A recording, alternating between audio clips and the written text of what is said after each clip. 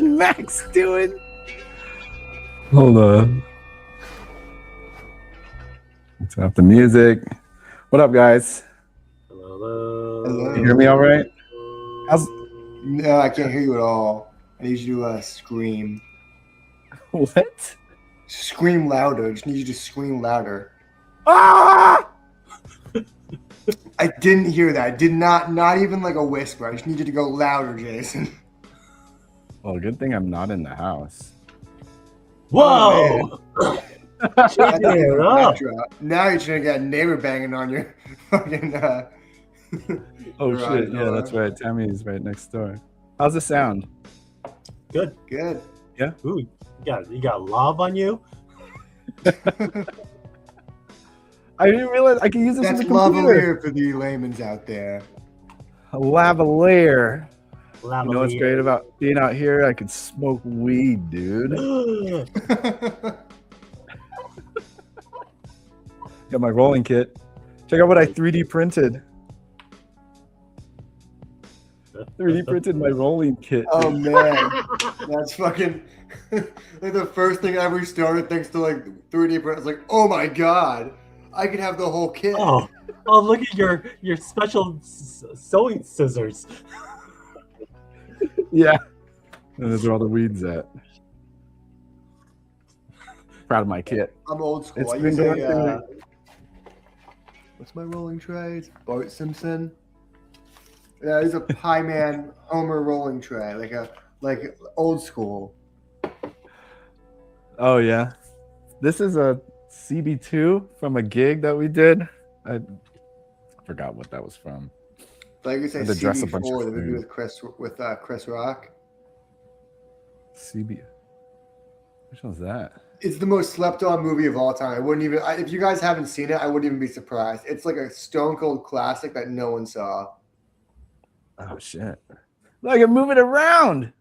Oh my You guys god. are on my laptop, so what's up, Anchorman? Watching Guardians of the Galaxy. Classic, dude. Movie's over 10 years old. What was a decade old when Guardians came out? 2004. Wonder Spider-Mans. Yeah. Richard Spider-Man. Spider-Man? Phil Spider-Man. That's the joke they used in Friends when Phoebe was like, "Is it Spider-Man or Spider-Man?" He's like, "No, it's not like a name like Phil Spider-Man." Yeah. Well, that's why Spider-Man always demands the hyphen. Yeah, always the hyphen there, just so people don't get mistaken. It's Spider-Man. What kind of name would that be? Spider-Man. Sounds Jewish. It definitely sounds Jewish. Yeah. Like Cy Spider-Man. Seth Spider-Man. What's the most Jewish name. first? What's the most Jewish first name? Is it Seth? That's my dad's name. That's damn. Dang, dude. I don't know. There's actual Jewish name, like Jewy names that would blow your mind, like Moisha, or like like a Moish. they're all It's like whatever Schmidl. the names that the diners have, you know. Like, No, oh, it's we're the going to names that the kids Moish's. okay, it's the names the kids in Van Nuys have. All those like Hasidic kids running around. That pretend to not speak English when they hit your car. Yeah, they're all their names are like Moisha or Shmoyle or something like that. Yeah, Ira. You keep saying names, Jason, that are What? that are too close to my family. Ira, you keep saying names that are too close to my family. Why you? Jason Goyle. never met Grant Trimble. Who's Grant Trimble? Superior Spider-Man. Spider-Man. Spider-Man was 10 years ago. People were just talking about that. That was people felt that's the moment where I felt old, where I was like, oh my god, I was like I was like I was an adult when that happened, and now I'm like looking back on like the 10-year anniversary. They did that in the comics a year ago. I was like, oh my god, it Yeah. hasn't been 10 years. It's impossible. That's what makes me feel old is when you talk about like 2014 or something like that, and being like, oh yeah, I was still in college. And it's like, Yep. oh man, I've been out of college for so long by then. Yeah. Spider-Man, I have no idea if I'll do a superior Spider-Man. Spider-Man. Ira.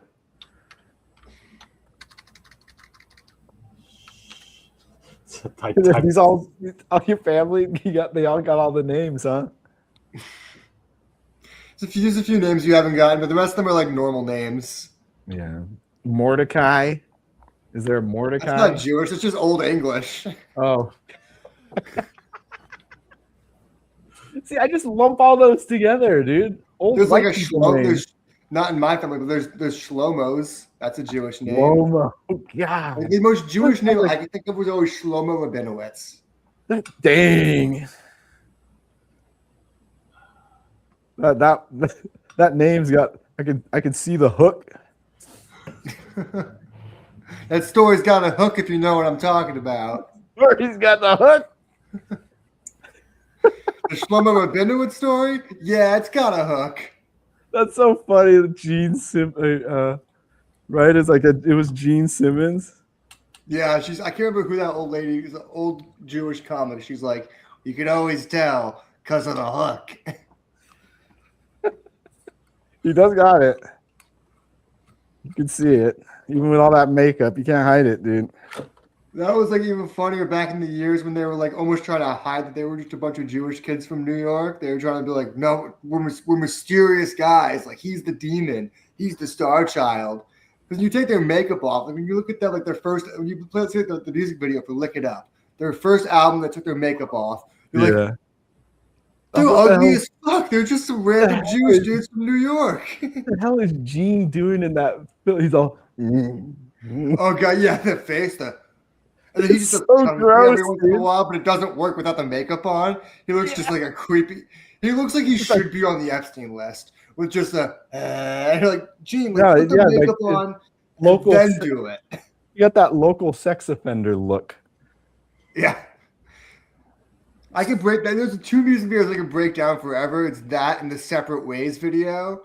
But it's like the Lick It Up video, they all look crazy. Like, look it up. Who was the guitarist at that time? What's his name? Vinnie Vincent. He looks like he's almost normal, but he's so awkward. He doesn't know how to act. So he's like kind of walking like this, trying to like match like Kiss.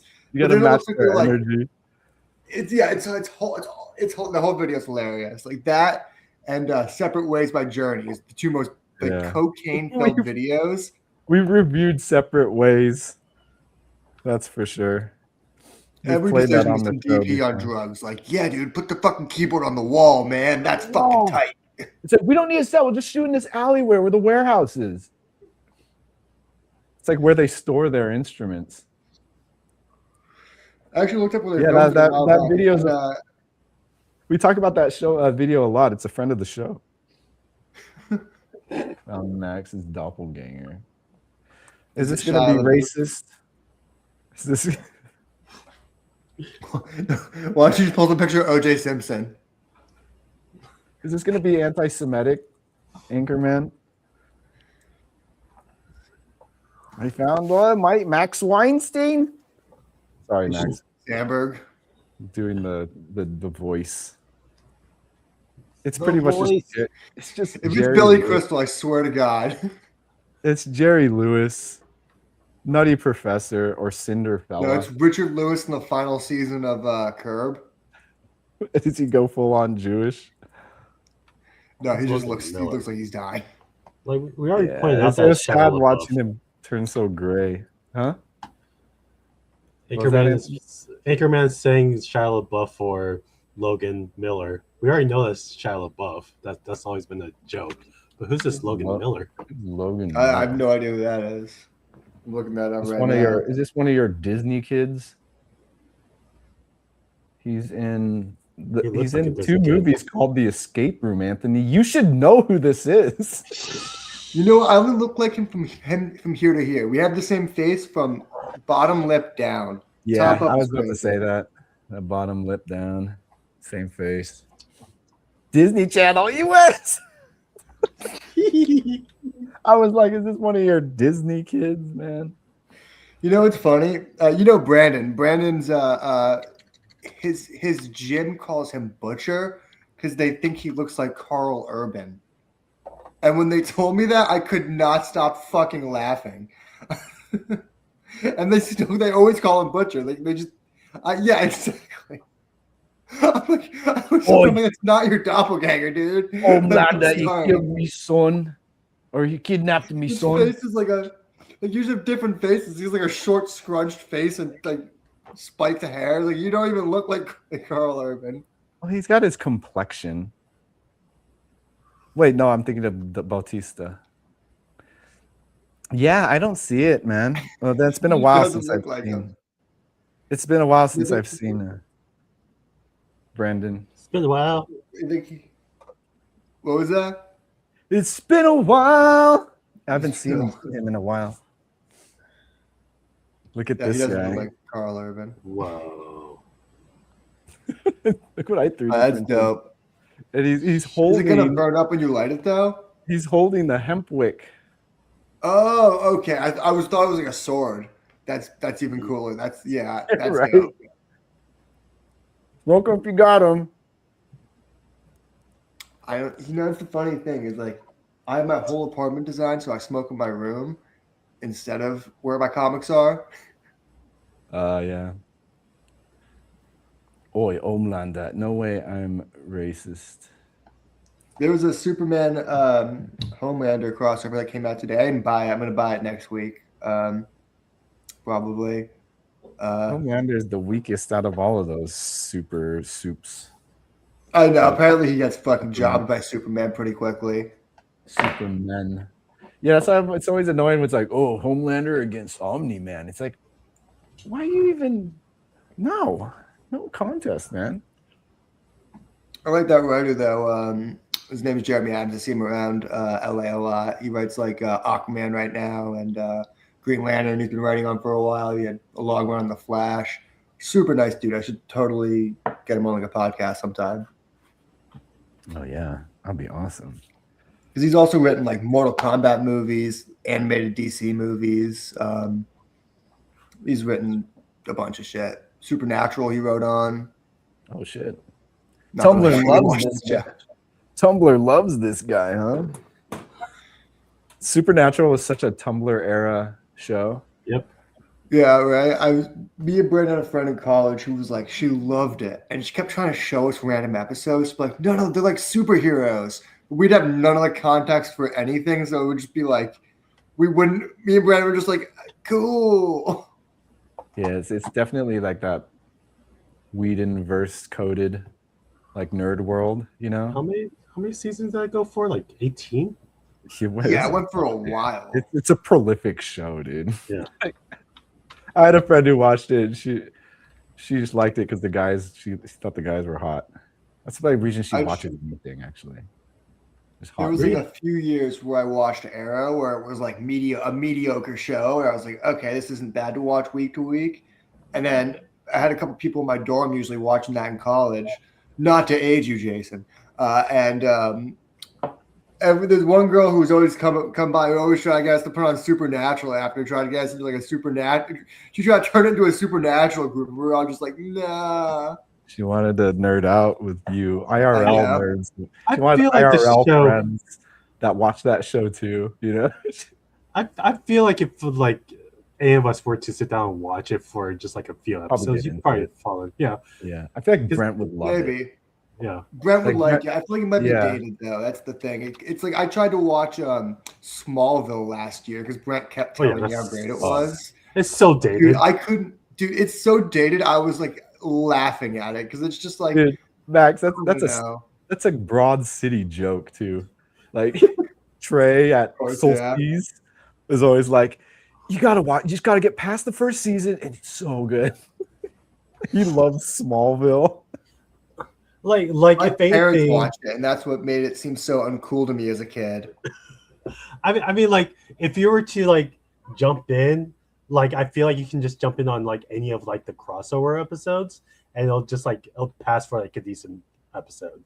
Because all like the Yeah, filler ones- it's not really any continuity. You could watch it like like there is like Monster of always the like Week a show, you know? yeah, there's always like Is it a really?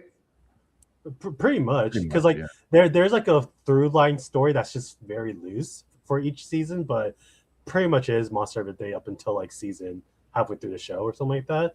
But you can jump in and watch that Justice League episode where with the 4 other guys. Everyone's just wearing hood vests. Yeah.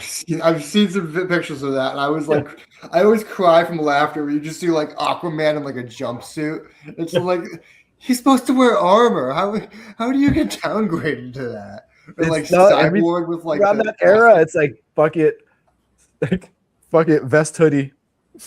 Let's do it. I mean, blue vest hoodie, green vest hoodie, red vest hoodie. It just made me laugh so hard as a kid because I would watch like the Justice League animated show, the Teen Titans animated show. My parents watched Smallville, and they acted like that was the mature show. And looking back on it now, it's like kind of like Batman the animated series. Like those shows were way more like mature and realized than Smallville were. But the difference is that Smallville is sexy. It's so that was sexy. that was the point of Smallville. Was like it was like, how could we do like a romantic show like Dawson's Creek, but then incorporate superheroes? Yeah, it's on the CW. CW is just so like that was the weird years of Superman when it was like Lois and Clark like made like that. I feel like around that time people started thinking of Superman as like, I think it actually came from earlier from the movies. Is people started thinking of it as like this more romantic thing, more than just like a superhero thing. And then for years, Superman was just like in different forms became like romance dramas, like Lois and Clark and stuff like that. Superman was for moms, dude. Yeah. That was always so funny. I was born a little after that. I was born in '95, so I was born just after that when Smallville was like the remnants of that. And it was always so funny to me how like a certain generation of people, like a generation above me, was like, "Nah, man, Superman's like it's for girls. It's like a lady show." It's like, what, Superman? Like it's just so funny how like I was being exposed to like hardcore '90s Superman, and people were like, for girls, it's a romance thing. The last 2 long running shows of Superman was Lois and Clark and Smallville. I know. It's the like same people who watched Dawson's Creek, and later on, what was that vampire? True Blood. God, remember that era? My parents watched True Blood too. They loved all those. Case in point, dude. It's the same genre kind of shit. The fantasy, adult fantasy, not adult fantasy, but young adult fantasy, I guess. You call there was like a few kind of shows going on at that time. There were like the sex pot shows. There were the mystery box shows like Lost, and then there were just like every show had a little bit of sex pot in it. Yeah. Well, I know, but that was like a genre at the time. Yeah, I know. Because you can't just make a straight up like superhero show because like only the nerds will watch it. So you gotta draw in like the moms and girls, so you gotta make it sexy. That's the thing with like a hot girl; it will attract men and women. Yeah. So what was so funny about Arrow is they tricked people and they didn't advertise that it was like a DC show forward. They didn't tell people it was like a superhero thing. They just called it Arrow. Yeah. And then like people like my dad watched the whole first season, and then he just like came and was like, "Dude, this is sick." I'm like, "Oh yeah, I'll get you some comics." He's like, "What?" Like it's a DC show, and he was like, "What?" And he never watched it again. Yeah. Immediately turned off. He just learned about the source material and didn't like it. There's a lot of people like that though that were like almost mad when they found out it was like actually a superhero show based on like an actual superhero, and You it won't be wasn't able to. something like the Cape or something like of that era. You wouldn't. You won't be able to tell from the pilot. No. I know my dad watched that whole first season, and he was like, "This is pretty dope." He's like, "I'm getting really into it," and I got him Mike Grell's The Huntsman's Arrow, and he was just like, "It's that is Green Arrow is most mature though too. He didn't even crack it open. It's like, the fuck is this? Like, it's a DC thing? Like, it's a comic book like Superman, like Batman?" I'm like, "Yeah, you know." He's like He knows Batman with them. the. He's friends with them, Dad. I know that was the hard sell. He hated that idea that this guy could know Batman. He was like, no, this is like the grounded corporate espionage superhero dude. He doesn't know Batman. It's not cool. He My gave dad revenge. couldn't buy it. It's a revenge story. I'm glad he got out early though. I don't think my dad could have lasted through after season 4. And when they started the crossovers, that's when I started to try to watch Arrow. I was getting into Arrow for a bit. It had some good okay seasons, where I was watching it week to week, and I was like, "This is serviceable for a week to week show." And I had a bunch of friends that were we were all in watching it together. The early stuff with Flash and Arrow were great. I remember. Yeah. They roped really me in. I think those writers' rooms, it's weird because I've talked to a lot of the writers, but it's weird saying it. I think they were a little high on their own supply with some of the ideas. Some of the ideas that were they were so sure it was fan favorites were mostly their favorite ideas, and that kind of sank the show. And it happened across the board. I think when you look at Arrow, everyone who likes Arrow is like, "Oh yeah, Green Arrow, Black Canary, classic romance." The show is like, "Are you fucking stupid?" No, he gets with Felicity Smoke, this very minor character that we basically made into our own self-insert character. And then everything, besides the fact that people hated that idea of the romance with Felicity Smoke, they turned her into she was Superman in that show. She could everything she could do was inhuman with technology. She was the best hacker. At one point she gets crippled, and then she gets the Barbara Gordon spinal surgery where she could walk again. They threw everything with this character. People hated this character, but then they also did that with Flash. And they just didn't know what to do with the Flash. And they kept running around in circles with Team Flash, not thinking that was the thing that people love about Flash is the weird team they built instead of anything great about the Flash. The funny thing I always thought with those shows is when they do the crossovers with Arrow and Flash, they get a writer that was not from the show or just purely from Arrow or something like that, and they write Barry Allen way more sillier than he usually is on the show, just because they want to make that contrast. And it's he's not that silly. He doesn't eat that much on the show. Yeah, they wanted the comic booky thing. Yeah, You changed him when he crossed over, which is why I wanted to happen in Boba Fett and Mandalorian when they crossed over, and wanted Mandalorian to be the silly character. It's hey guys, let's go find my buddy Grogu. No, he's just running around chasing Grogu while Grogu's causing havoc while Boba Fett's in a serious meeting. It's no. Just extra. It's all goofy. It's a different character. That's so funny that they did that with Flash. Yeah, or with Barry. Well, it makes sense. All right, crank it up a little bit because you're all. If you all act like you did in the show, it'd be too many of you like that. It makes sense for both their comic book dynamic and then the generic they were trying to go for the Arrowverse. They really wanted Arrow to be that Batman-like character where he's so serious all the time, which is just not really Green Arrow at all. It's ridiculous. The guy dresses up like Robin Hood. I don't know why they thought he was the serious He's one. A Errol Flynn in the city. Yeah. He's that's his whole thing. He's the charming, witty, funny guy who's his life was so bad that now he doesn't take things so serious to keep himself grounded. And the show just abandoned that, which worked for the first few seasons. But then he really became Batman.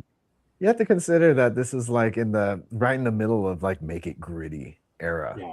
It worked for a while, but if you watch all of the show, there's a point in the show where it specifically jumps the boat, and fans will specifically tell you it's I think around season 5-ish, and it's they just lean into all the wrong dynamics. Arrow becomes all the worst things. Felicity becomes full-on Barbara Gordon meets everything else. He's got a watered-down Mr. Terrific. His Arrow team was kind of trash, but they tried to make it seem like they were awesome, but they were like the shittiest vigilantes.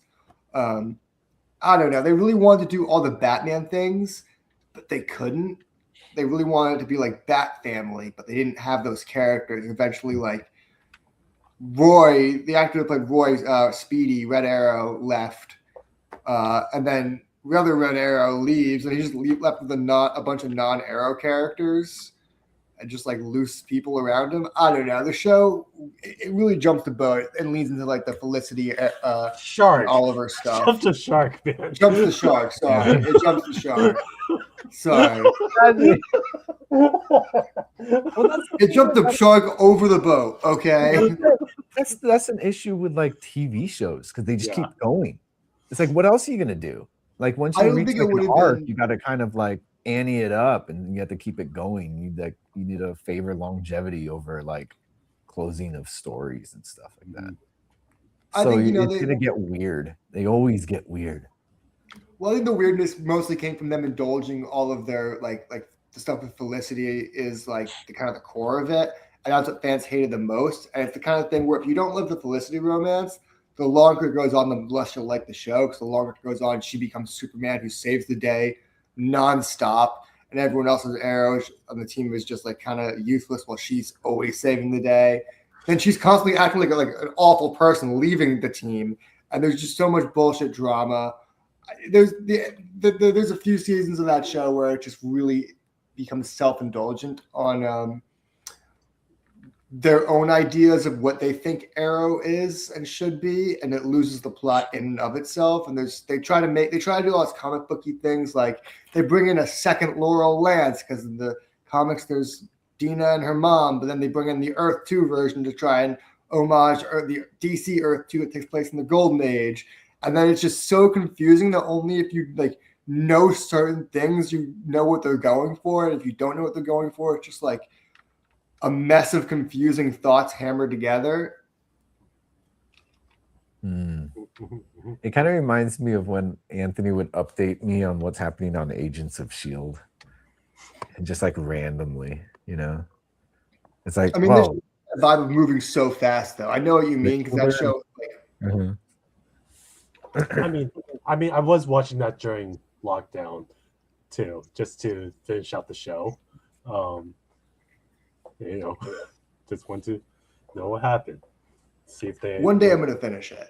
I'm like, I always get to like season 3 and I drop out. I find something else. I mean, as silly as the last season was, like at least it felt comic booky, where it's like, oh, this is enjoyable. It's silly, but whatever.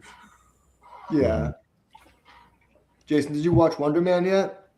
Yeah, I did. What are Wow. your thoughts? Me and Liz really like it.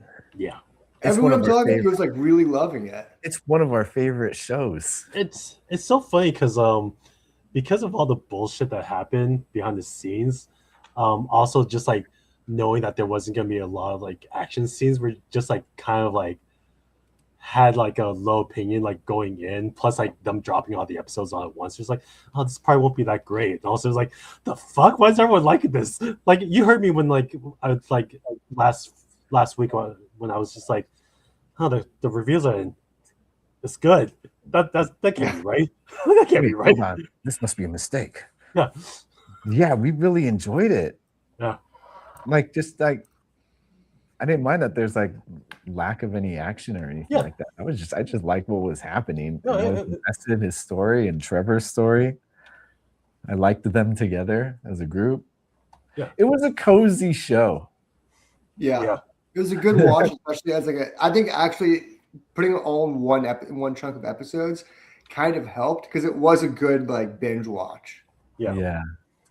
I Yeah. would have liked it to be probably like just to keep it going, like 2 episode chunks every week or 4 Yeah. more maybe. We took our time. We didn't binge it. We watched like 2 episodes a day, and then there was for the last 2, there was like a huge gap. We weren't watching it, and which was an appropriate amount of time between what happens from the 7th episode to the 8th episode, or whatever what was it, the 6th episode. And so like there was like a time jump, and so it felt appropriate for our little gap when watching it. But yeah, enjoyed it. I get to see him do the Mandarin. That was fun when he got to do the America. That's a good way to like a good send off for his character. It's like, yeah, let's bring it back, and then like for a good reason too. You know? I know they brought it back when you were like smiling because you're like, oh my god, he's doing like the Mandarin for the right reasons for once. Yeah, right.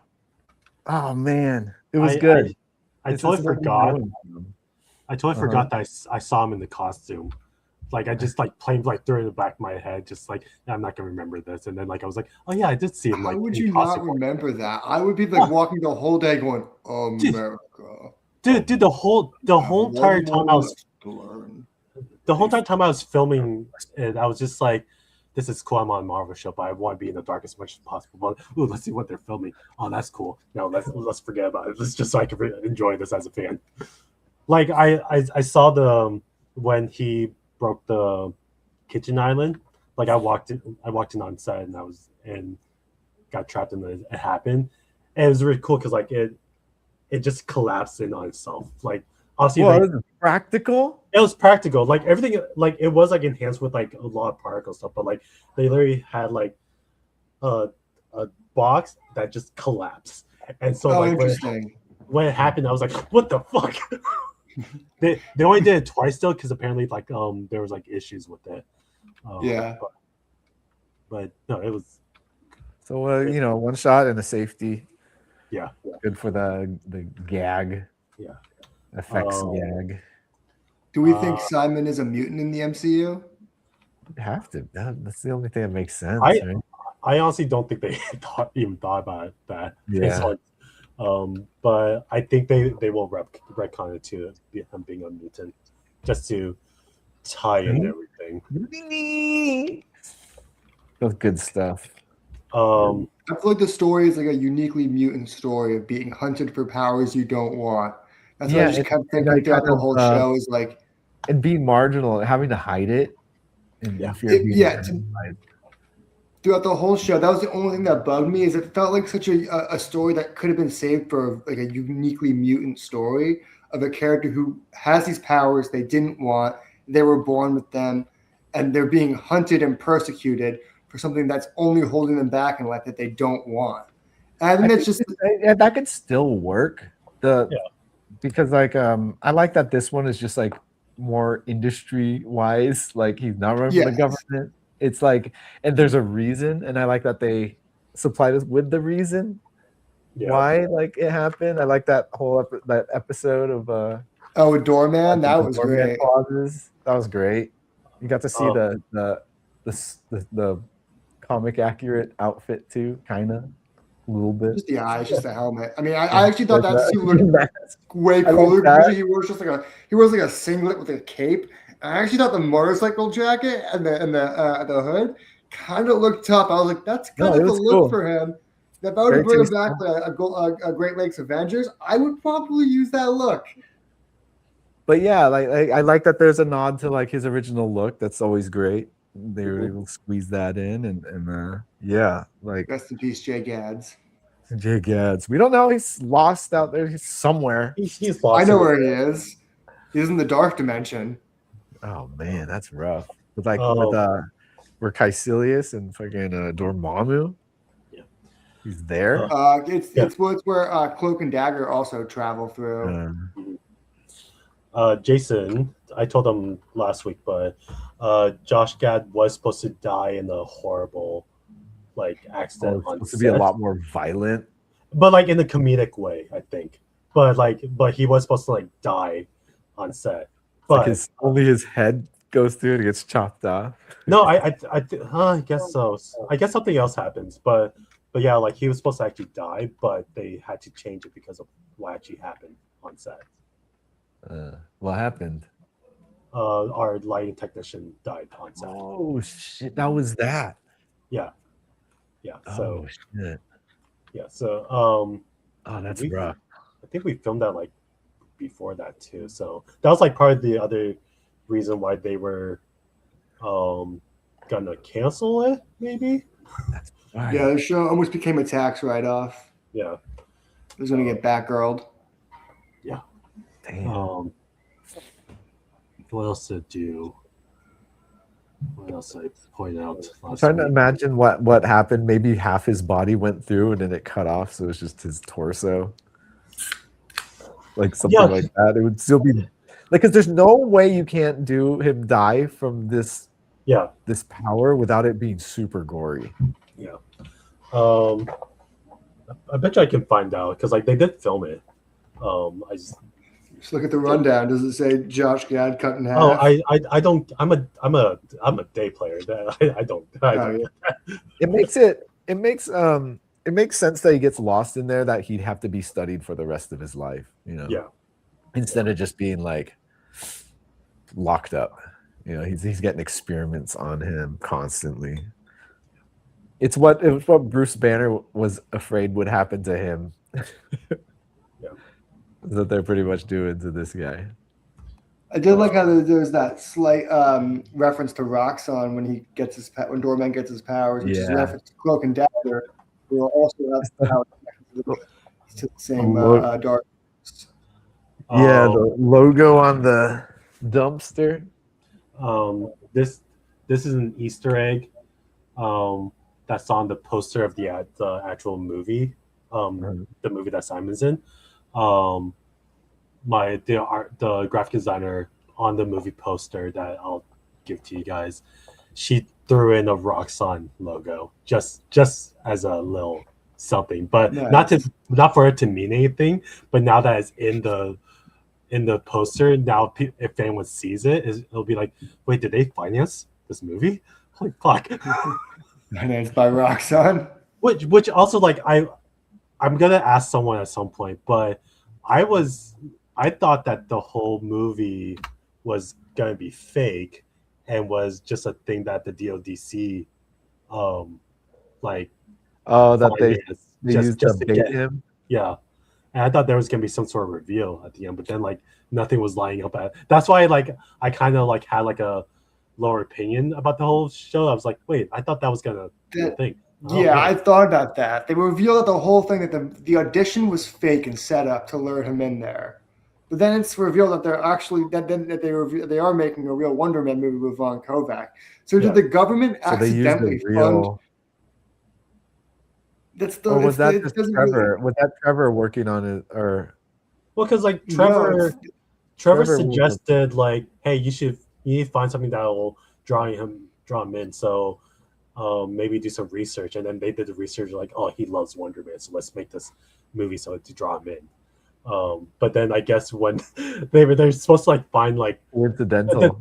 This is my headcanon. Like they were supposed to find like some schlubby director, but then like Von Kovac like found the script like, no, I want to make this.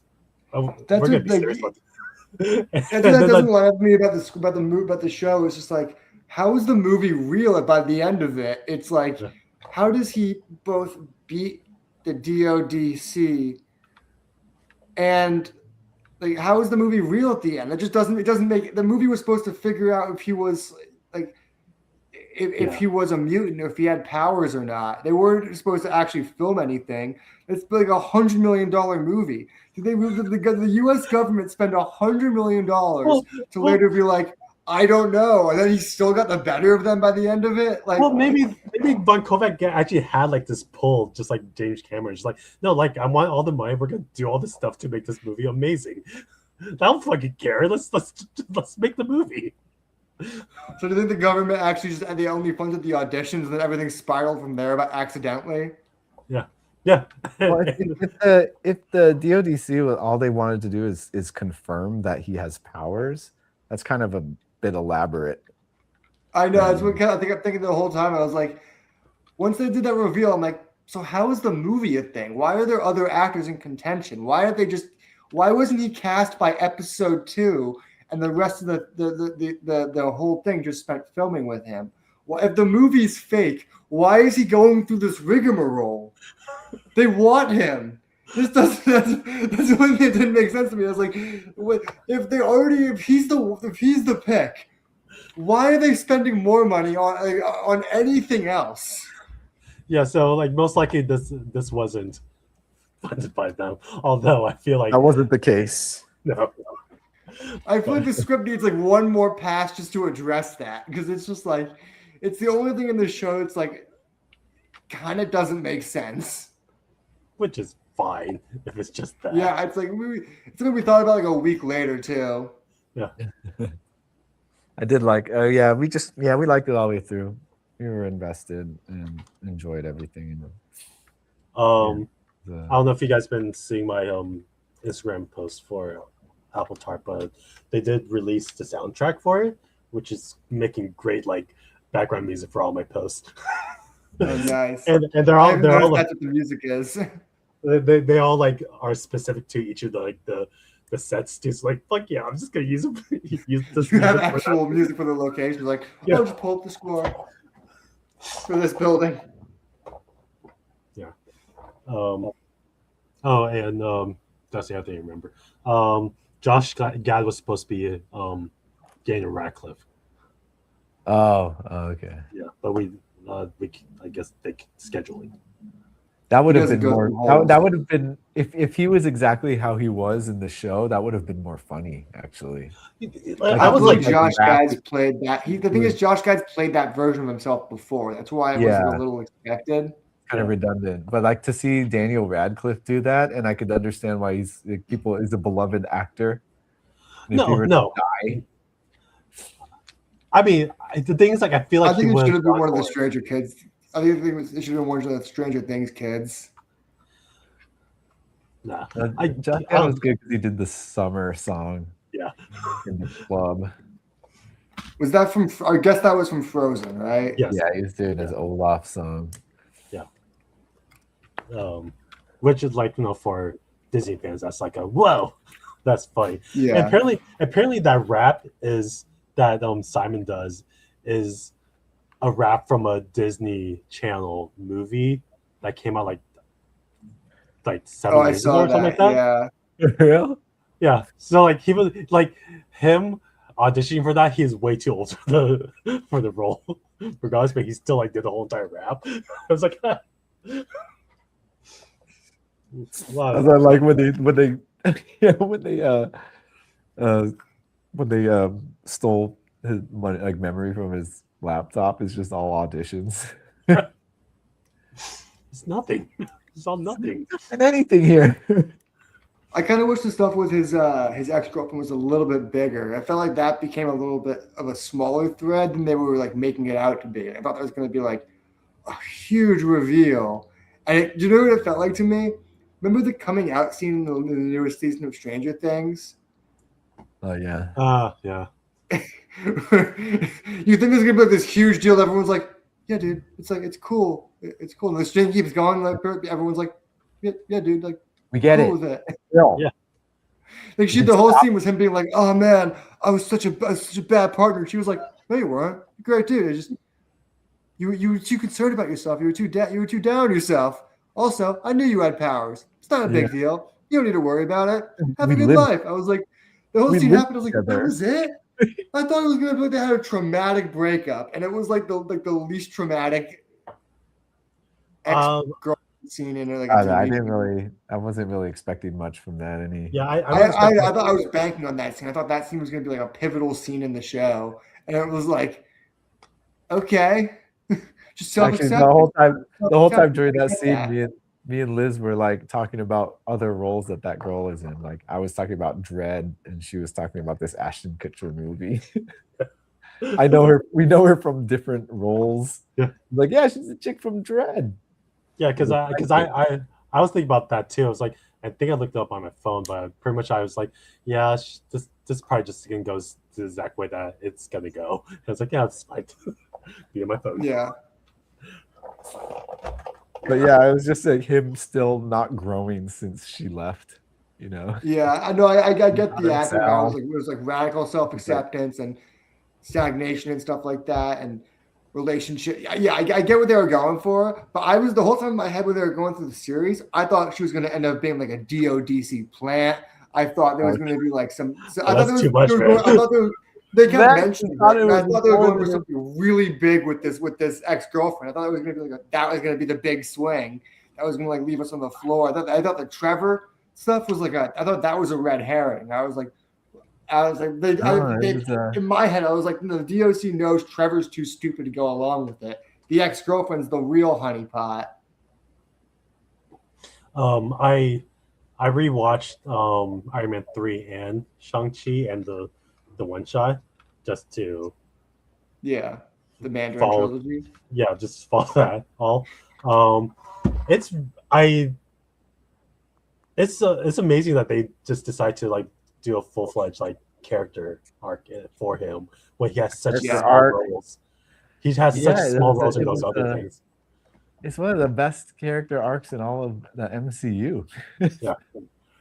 I think it's actually really complete though. Like, I flattery. was saying last week about how it's like the best you ever see of him, but it's also like, you know, that scene where he's the Mandarin again the last time, even though it's not the last time you see him, it's a good bookend to his character. Yeah, When you that's first see him why as a I like Mandarin, you know, obviously he's playing a part for his own self-gain, and he's just causing evil and havoc around the world for just financial gain.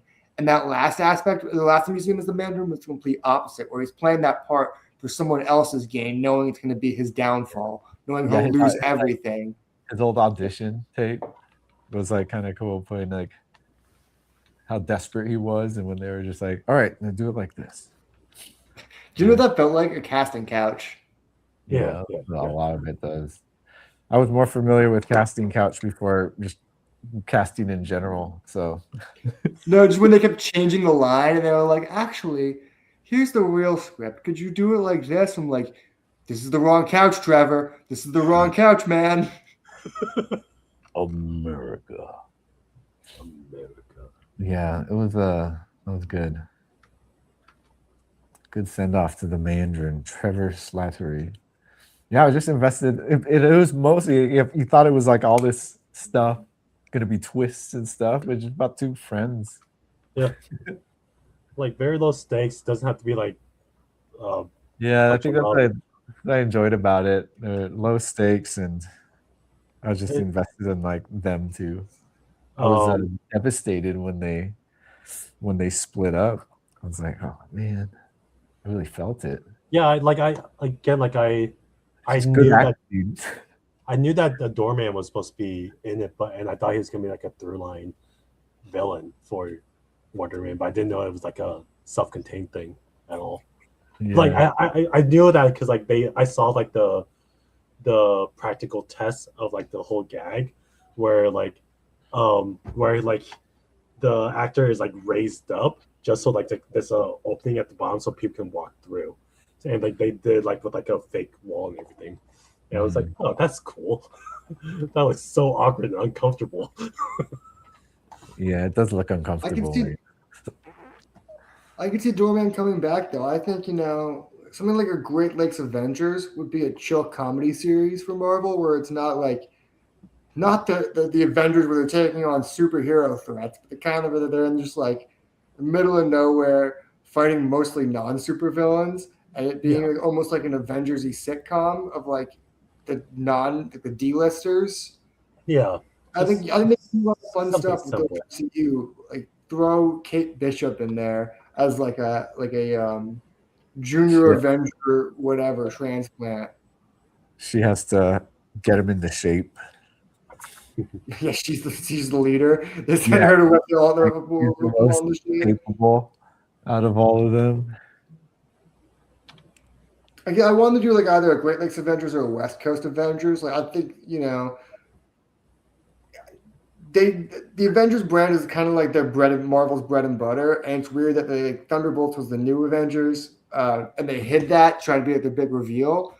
And it's weird that they've set up all these West Coast Avengers characters like Wonder Man, like Kate Bishop, like Moon Knight, and Hank Pym. Hank Pym and Iron Man and Rhodey, all these great West Coast Avengers. And I think that's a great low stakes thing that could have been great for Disney Plus is like not a super expensive Avengers project, but something a little bit more silly and fun and just like a Well, that's the thing. The most expensive thing in a lot of these are mostly the actors. Yeah. Like that's why you can't Yeah. get your Tom Holland and your Iron Man in a show. That's the whole budget right there. But that's what would be good about Great Lakes Avengers is I think you could get like um, a Wonder Man and a Kate Bishop and maybe a couple other people. I think you have Moon Knight making an appearance and stuff like that. I think you could get a couple people. Yeah.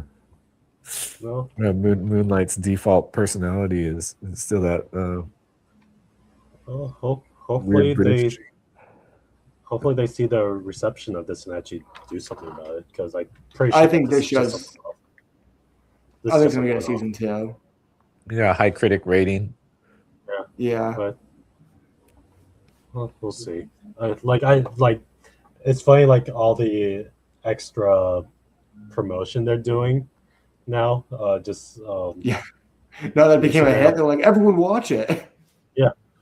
And like it's like on the front page of Disney Plus, like best show, blah blah, all that stuff. But yeah, watch it again just so we can get season 2. Maybe I will. Maybe I'll do that. I'm going to Vegas in a couple weeks. I might throw that on. Yeah. Yeah, Liz was like, I'm gonna watch it again. Yeah.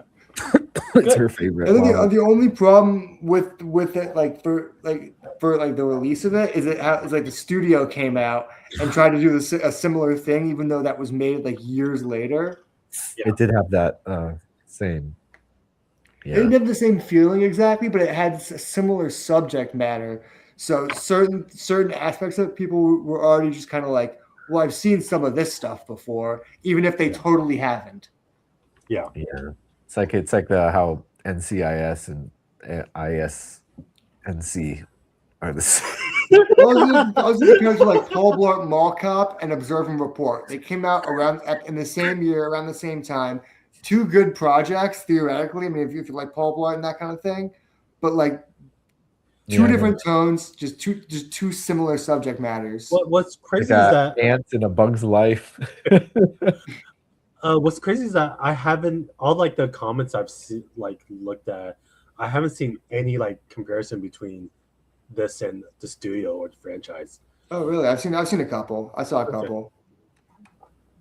I am following like pretty like positive sites, so. But it was like good. It was good comparisons. It was like it was people talking about how we're finally in the age of like where Hollywood can make fun of itself in a way that's self-actualized and not like being contrite. Because it used to just be Seth MacFarlane saying, "Look how dumb this actress looks," and now it's Hollywood saying, "Like, look how dumb the acting process can be for like the silliest projects." Mm-hmm. I think the other show that got canceled, the franchise, tried to do it too. It was like similar ideas of like, a character would be in like a dressing room going through their whole intense actor process just to get strapped to a bunch of wires and thrown around like a rag doll. Like those are fun. Well, I think it's the shift in how Hollywood's being portrayed in media now. It used to just be like Hollywood was just would make fun of all the wrong aspects of Hollywood instead of making fun of like the meta aspects of Hollywood. And especially like with what's going on now, they are like just addressing everything now. With the trend of all these studios buying each other and like these super rich people just like not knowing how to just running the studio a certain way. It's always been about numbers, though. It did give me an idea, though. I think I'm going to become an oligarch. I'm going to look into that. So I'm adding that to my list. Adding what? Become an oligarch. Become an oligarch? I'll put on your bucket list? No, it's my to-do list, not the bucket list. Just to do. Just to do. It's like, I'll get more sparkling water. Get to that. And some veggie dip. Fucking Tom King ruined veggie dip for me. I can't think about veggie dip without thinking. There's a panel in Mr. Miracle where Darkseid comes to visit Mr. Miracle, and because Mr. Miracle is like related to Darkseid in a lot of ways, and his child would be Darkseid's grandson in a lot of ways. Darkseid's coming to visit his grandson to talk about terms to collect his grandson, and Mr. Miracle obviously doesn't want that to happen, so he wants to have a reasonable chat with Darkseid. So he puts out veggie dip. He puts out a veggie platter, and the scene is Darkseid taking a carrot, and he swirls it in the ranch dressing, and he takes a bite, and he double dips it. I don't even comment on it. It's just the Darkseid is evil incarnate. Of course, he would double dip. Yeah, They're making a show of that. Yeah, that you asshole. Fucking asshole. You They're double making a show dip. of that comic. If they don't put the veggie scene in that, I will actually be pissed. Oh man. Who do you think of with veggie dip now? Just think of Darkseid. I'll send you that panel. It'll be burned into your brain.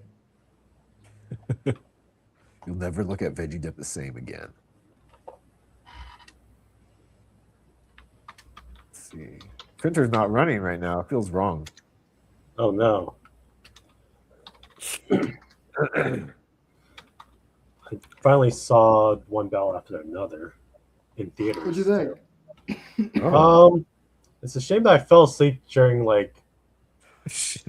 maybe no, I don't think it was. Maybe you fell asleep at all.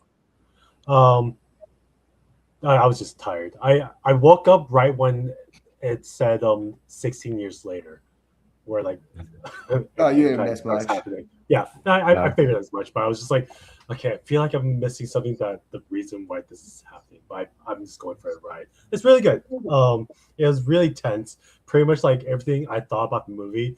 The old lady behind me was commenting like, "Oh God, this is intense." It's like, why is she doing this? And I was like, yeah, why is she doing this? Yeah, lady, I agree. Oh my. Like I was Just very send you the picture. I was very annoyed that she was talking about it. I was just like, yeah, these are really good points, but you're talking way too much for a movie theater. Yeah, I've been there. Yeah. Me and Brandon went to a screening of that movie, The Shallows. Like there was like a shark movie, and this lady was screaming. She's like, "Just get out of the water, you dumb bitch! Just get out of the fucking water!" And then eventually a cop came in and just arrested her, and she's like getting arrested, saying like, "I don't get how this dumb bitch is making it this far. She should have been eating 20 minutes." And she's just talking shit about the movie to the cop. The cop's like, "Come on, lady." But she's making a lot of good points. And me and Brandon were like, she's not wrong. She's just, it was like in the early days when they first were serving booze in movie theaters. And me and Brandon were like, this was a bad idea.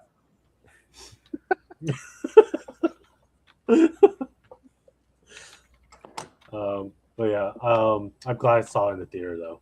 The It's good to see it. the last scene where like they were she's driving through the hill. I was like, God damn.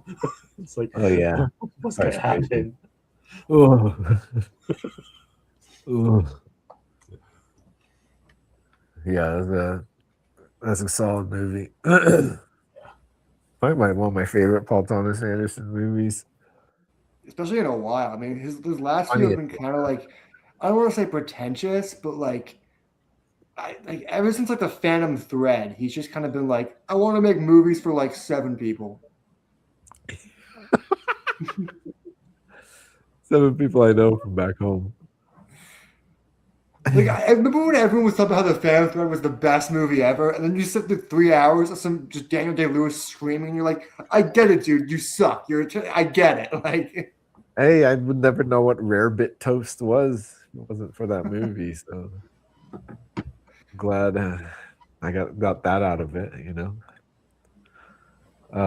What is it? Other one, Licorice Pizza. yeah, the one about like a 22-year-old dating a 15-year-old, and it's okay because of movies. It's okay because it was the 70s. Because it's movies. The whole movie's thesis statement is, look. Barbara Streisand's husband was way more of a piece of ex-husband was way more of a piece of shit. Dude, the meta-ness of that, of him being like in A Star Is Born is insane. That blows my mind when I think about it. Oh yeah.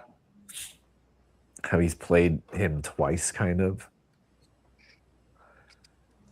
or it's kind of like the spiritual successor in a sense. Yeah. But yeah, that's the only thing I remember about the movie. It's kind of a nothing happens movie, right? I mean, yeah, Benny you live in the Safdie. valley. It's fun to watch, but like besides that, Benny Safdie. did you hear about the allegations with the Safdie with mostly Josh Safdie? No, what? I can't. It's one of my favorite movies too. I can't even fucking watch this shit anymore. With on Good Times. So you know how the Safdie brothers work, where they like to hire non-actors for more real performances. Well, one of the leads in Good Times was like a drug addict who just got out of prison, who was like kind of like playing a shitbag version of himself. The guy who was like had his Wait, face fucked up in the movie. Was this on Good Times or Marty Supreme? Good Times. Didn't you talk about this last week with Marty Supreme or something? No, there's another thing that came out. Different. Marty Supreme was like a funny story, like, oh, this felon threatened Timothy Chalamet, and he got worried. And then it leads to like a woman speaking out who was like, yeah, they hired me as like a almost background extra to basically play a prostitute with no lines. And the actor who was like a co-lead in the movie was like, who's not really an actor, was just like a guy who got out of prison who was playing a part in the movie. Was so fucked up during the scene. He was like, can I stick it in while trying to like actually have sex with this actress who was 17 at the time? Holy shit. And apparently this is what caused the rift between the Safdie brothers. Oh god, dude. That's bad. That's really bad. I know. She was playing a prostitute at 17, and the actor had like physically trying to have sex with her because he was too drugged up to know what he was doing. No. Like just Not immediately, now there's going to be known for, or at least Josh Safdie is going to be known for creating unsafe work environments. Yeah, that is not okay. She's 17, a minor. Was the teacher there? That's the fucked up thing. It's like, these are the kinds of people that are succeeding in indie film. It's like, I don't want to throw Sean Baker under the bus, but like a lot of these people who are succeeding in indie film are friends with a lot of very rich people and are just breaking all these industry rules. And they're the ones getting away with it and making awards and getting jerked off by the industry. They're the leaders of A24. It's a lot of people who are being really uncouth and like the rules.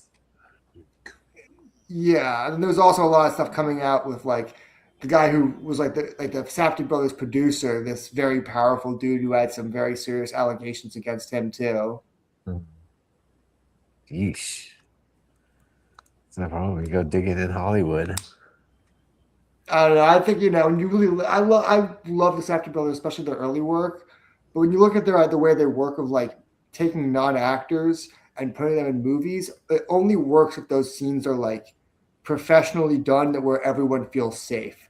And if we're hearing multiple stories of people not feeling safe, that's like not exactly a great way to make a film, even if the films come out good. Yeah.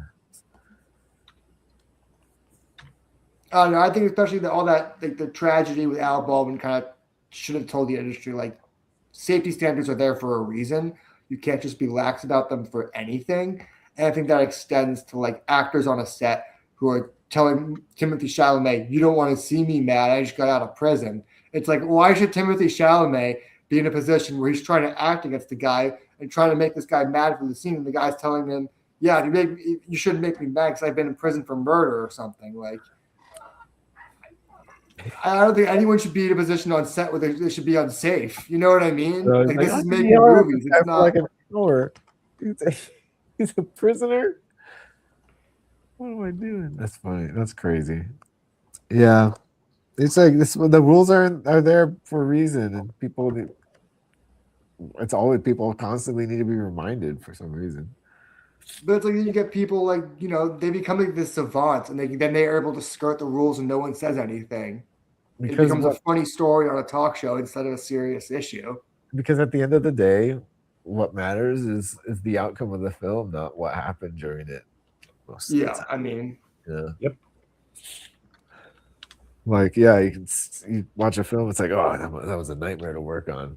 It's like a loved film, except for the people who worked on it.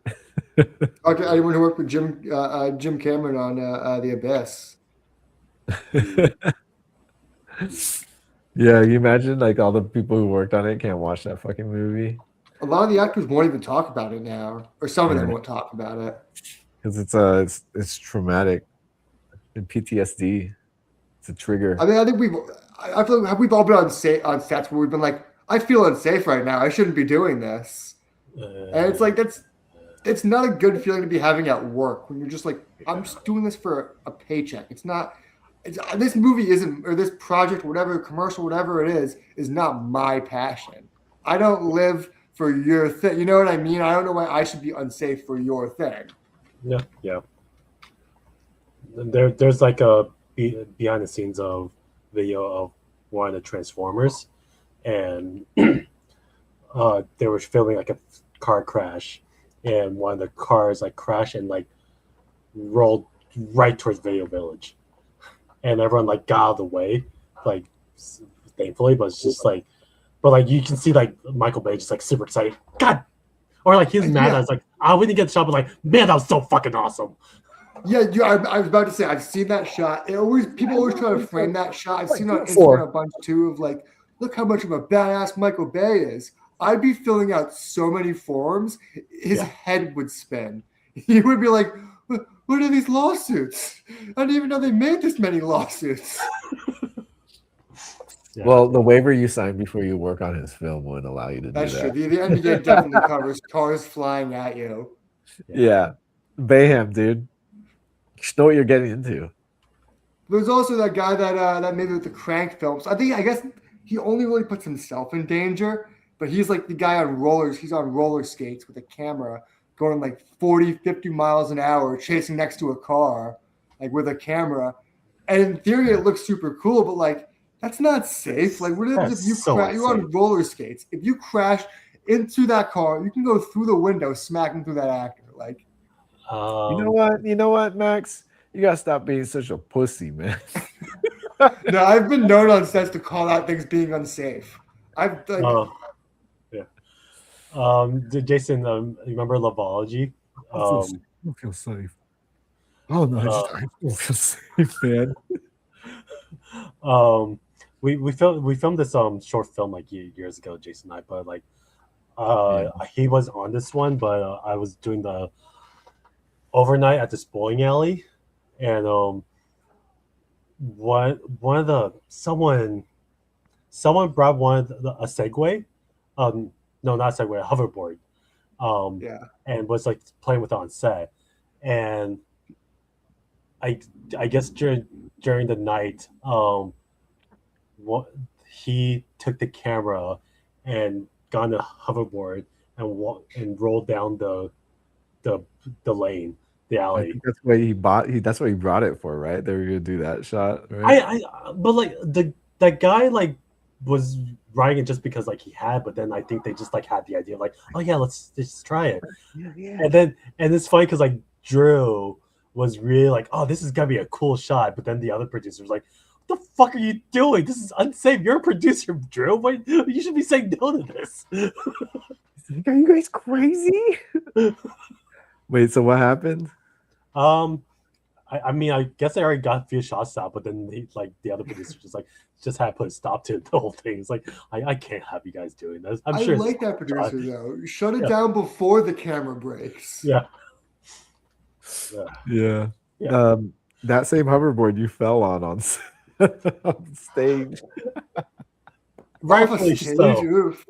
Rightfully so. I should have. I deserve cocky. He was riding that thing. He was letting Anthony ride that thing for how long?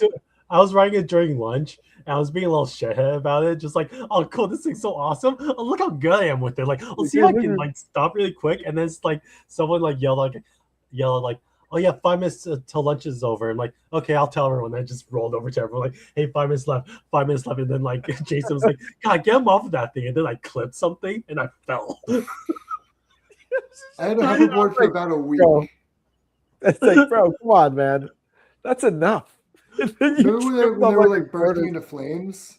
Remember like that whole thing of like the cheap made man. hoverboards were like bursting into flames? I had Yeah, one for about a week, and because they're, mine like, burst into flames on in my door. those could only exist with lithium batteries, dude. Yeah. Only power pack that's compact enough to power something like that. And so yeah, you're getting all these like cheap knockoffs. Yeah. My grandma called me because it was the funniest story. So I was tripping on acid, and I was like, oh shit, my grandma's calling. I shouldn't pick up because I was like peaking. It was like super strong acid. Oh, man, and then I was like, fuck it. I can talk right now. I picked up and I was like, hey, grandma. And she immediately starts with, so all the kids in my neighborhood have these hoverboards. I found one online for $100. I'm sending one to you. What's your college address? I just put the phone down. I'm like tripping on acid. I'm like, guys, I'm getting a hoverboard. I was just like, oh man, that's funny. It was like the funniest news to receive while tripping. The whole time I'm like tripping. I'm like, guys, I'm like a week. I'm gonna have a fucking hoverboard. It's gonna be fucking awesome, man. Oh man. And then they went away. I still see people with them. They people attach handles to them now. People attach seats to them. I see one wheelers. I see the one wheelers more these days. Yeah, Those are more expensive. I don't remember the last time I've seen a hoverboard. Proper. You got to go to like a suburban neighborhood in Florida. It's like all I see are like scooters and electric bikes are like what I see kids riding these days. Because we're in like an urban city. They're not made for actual long distance, but like going to your friend's house, like in like a very suburban place, like a gated community in Florida, that's what it's made for. It's like trying to take a Power Wheels to the store. It's like the Segway. Power wheel. You know, I had growing up. What? My dad had a go-kart his friend gave him in college that he was trying to rebuild for years, and he thought he had it going right. And when he gave it to me, he didn't give it to me when it was in our garage the whole time. But he finally let me ride it when I was like 10 or 11, and I gunned it down a massive hill. And that's when we realized the brakes didn't work. Oh shit! What happened? Did you crash? No, so it was a very steep hill. I gunned it down that, and then I was like, "Oh, the brakes don't work." But at the end of the hill, it was like a circle cul-de-sac that led into a street. So I just started going around the circle, and I was able to like get it in like a circle just long enough to just circle until it just stopped. Like, drift? Did you drift, dude? No, I just did like actual just circles. Oh, nice. So 11 years old. My brother, years later, we thought we fixed the brakes, and we did a bunch of tests. Sent my brother down the same hill, no brakes. He freaked out, crashed. There's no seatbelt. Flew right off of it. Was like, I'm done. Never riding this shit again. Dad, my dad mostly retired it. This thing's Jumanji, dude. I was able to. We ended up moving. We ended up bringing it to the new garage. I always just like lived in the garage. I just leaned up against the wall. And eventually in college, I would steal it, and I knew the brakes like they didn't really work. They worked well enough to where you can like go down the hill and then back up a different hill to like wear the speed out. And then because I was older, I would just take my foot and just skateboard stop it and just fucking wear the bottom of my shoes out for that last little bit of stop. You feel it, your shoe getting hot. I had a friend really crash when we were drunk once. He was like, because I live in Connecticut, quiet streets at night. How fast did it quiet go? Suburban, like 40. Damn, dude. You can really go. Yeah. Fuck, I had a friend really crash at the one night. It was the point make sure to tell them. You make sure you tell them that it has no brakes, right? Yeah, we knew it had no. It had. We ended up fixing where it had some brakes. It had some brakes. It had no brakes. There was 2 hills. So there were 3 hills. That you had to go down. There was the hill to my driveway, which wasn't that steep. Then there was another hill on my street that was steep. And then there was a third steeper hill, and you could only go down those 2 steep hills. Because if you go down that last steep hill, you're going down to the main street, and you do like There's nowhere to stop there. You're just on the street at that point, and you're lucky if you can turn around and make it home. But you get down to that second street, you can kind of bank a fucking skid Yui and go back up that first street and gonna go back down. My friend tried to go down one time and gunned it too hard while turning. I can tell you can't fucking turn too hard with your gas on the pedal because you have no brakes. Like you can't. Once you accelerate, you can't be like, I'm deciding I didn't want to go that fast. You're committed to that. And he didn't fucking realize that and gunned it right into a rock and just fucking belted himself out of the car. That thing still holds up, huh? I haven't used it in years. It's like basically a lawnmower engine on a bunch of fucking welded metal together. Probably works in some aspects. It'd be fun to make a go-kart. You have a 3D printer. I'm telling my dad. Yeah, no, I should tell my dad that I can get back into it. It's funny. My dad brought that to me and my brother as kids because he was trying to explain to us the games he played when he was a kid. And the only other game that like he could really think of that him and his brothers like played a lot was they had a BB gun they would shoot each other with. And he was like, I don't think you and your brother should do that one. Oh man! He did get me a Daisy Red Rider. It was like when I was a kid, my brother used to shoot each other with this, but don't do that. We had a pellet gun at my house for a bit. Daisy pellet gun. Yeah, we That was didn't have fun, dude. we didn't have any guns because my brother wasn't into that kind of stuff. The No. game that we did play that I thought was kind of cool. We had this landline phone that had like a handheld phone function where you can use it as an intercom to like the mounted phone. So when it was raining, we would take the handheld with like a headset with a microphone clipped to ourselves, and when it was raining, we cover ourselves with like rain gear, and one of us would go outside and just like explore the space outside, like it was a moon, like, and we're just like, okay, we're walking out. All right, I see some greeneries here. When you grew up with snow, did No, not down, not where we lived. No, we yeah. this is SoCal, man. Yeah, no, yeah. When I grew up, there we had like actual snowstorms every winter.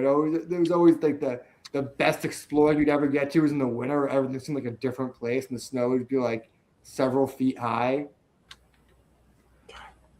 That sounds cool. Man, yeah, we didn't have that. You grew up like Calvin and Hobbes, dude. That's Well, why. that, Yeah, it's like a forest in the backyard, no fence. Yeah. Yeah. no, we legally had to have a fence. Oh yeah. Well, like it's like large properties, I imagine, because you're out in the boondocks, right? No, we have like 2 acres, like a standard Connecticut house, whatever that is, 2.5 acres, whatever that is. We have neighbors right next to us. I mean, I always we do have on one side. The other side's woods until you get to another cul-de-sac. But yeah, so totally Calvin and Hobbes kind of Yeah. life. That's awesome. Oh, it's weird that Enzo's growing up. He's gonna be a city kid.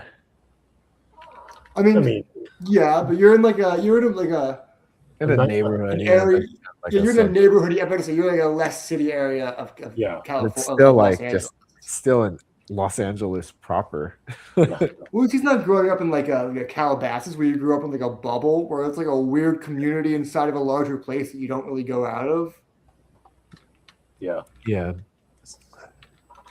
Well, it's safe. It's, after having a kid, I reevaluate those type of places. I'm like, oh, this would I mean, be yeah, nice. it'd be cool to live there. I always think it'd be like if you had the money, it's like that or Brentwood would be an amazing we place. we were talking about that. You were like kind of It's like, wrapping your head yeah. around being able to afford living there.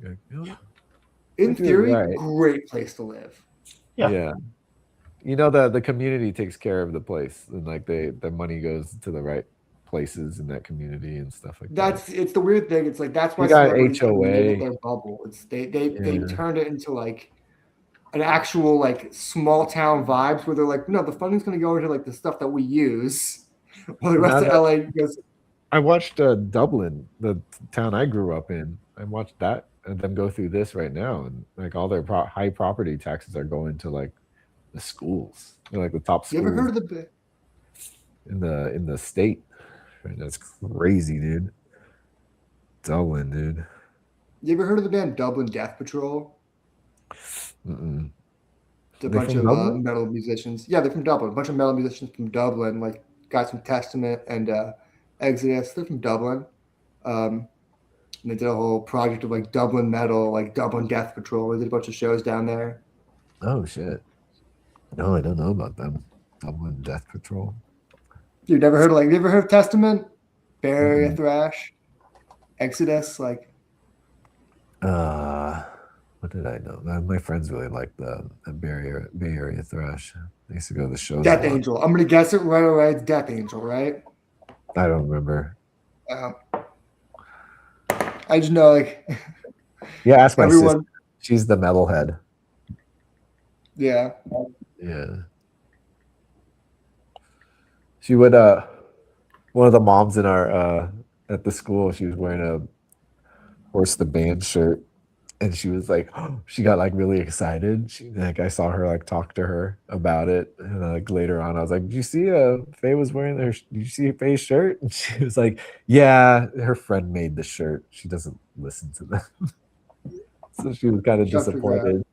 She was like, "Yeah, it's like stolen valor, man. You can't be pretending."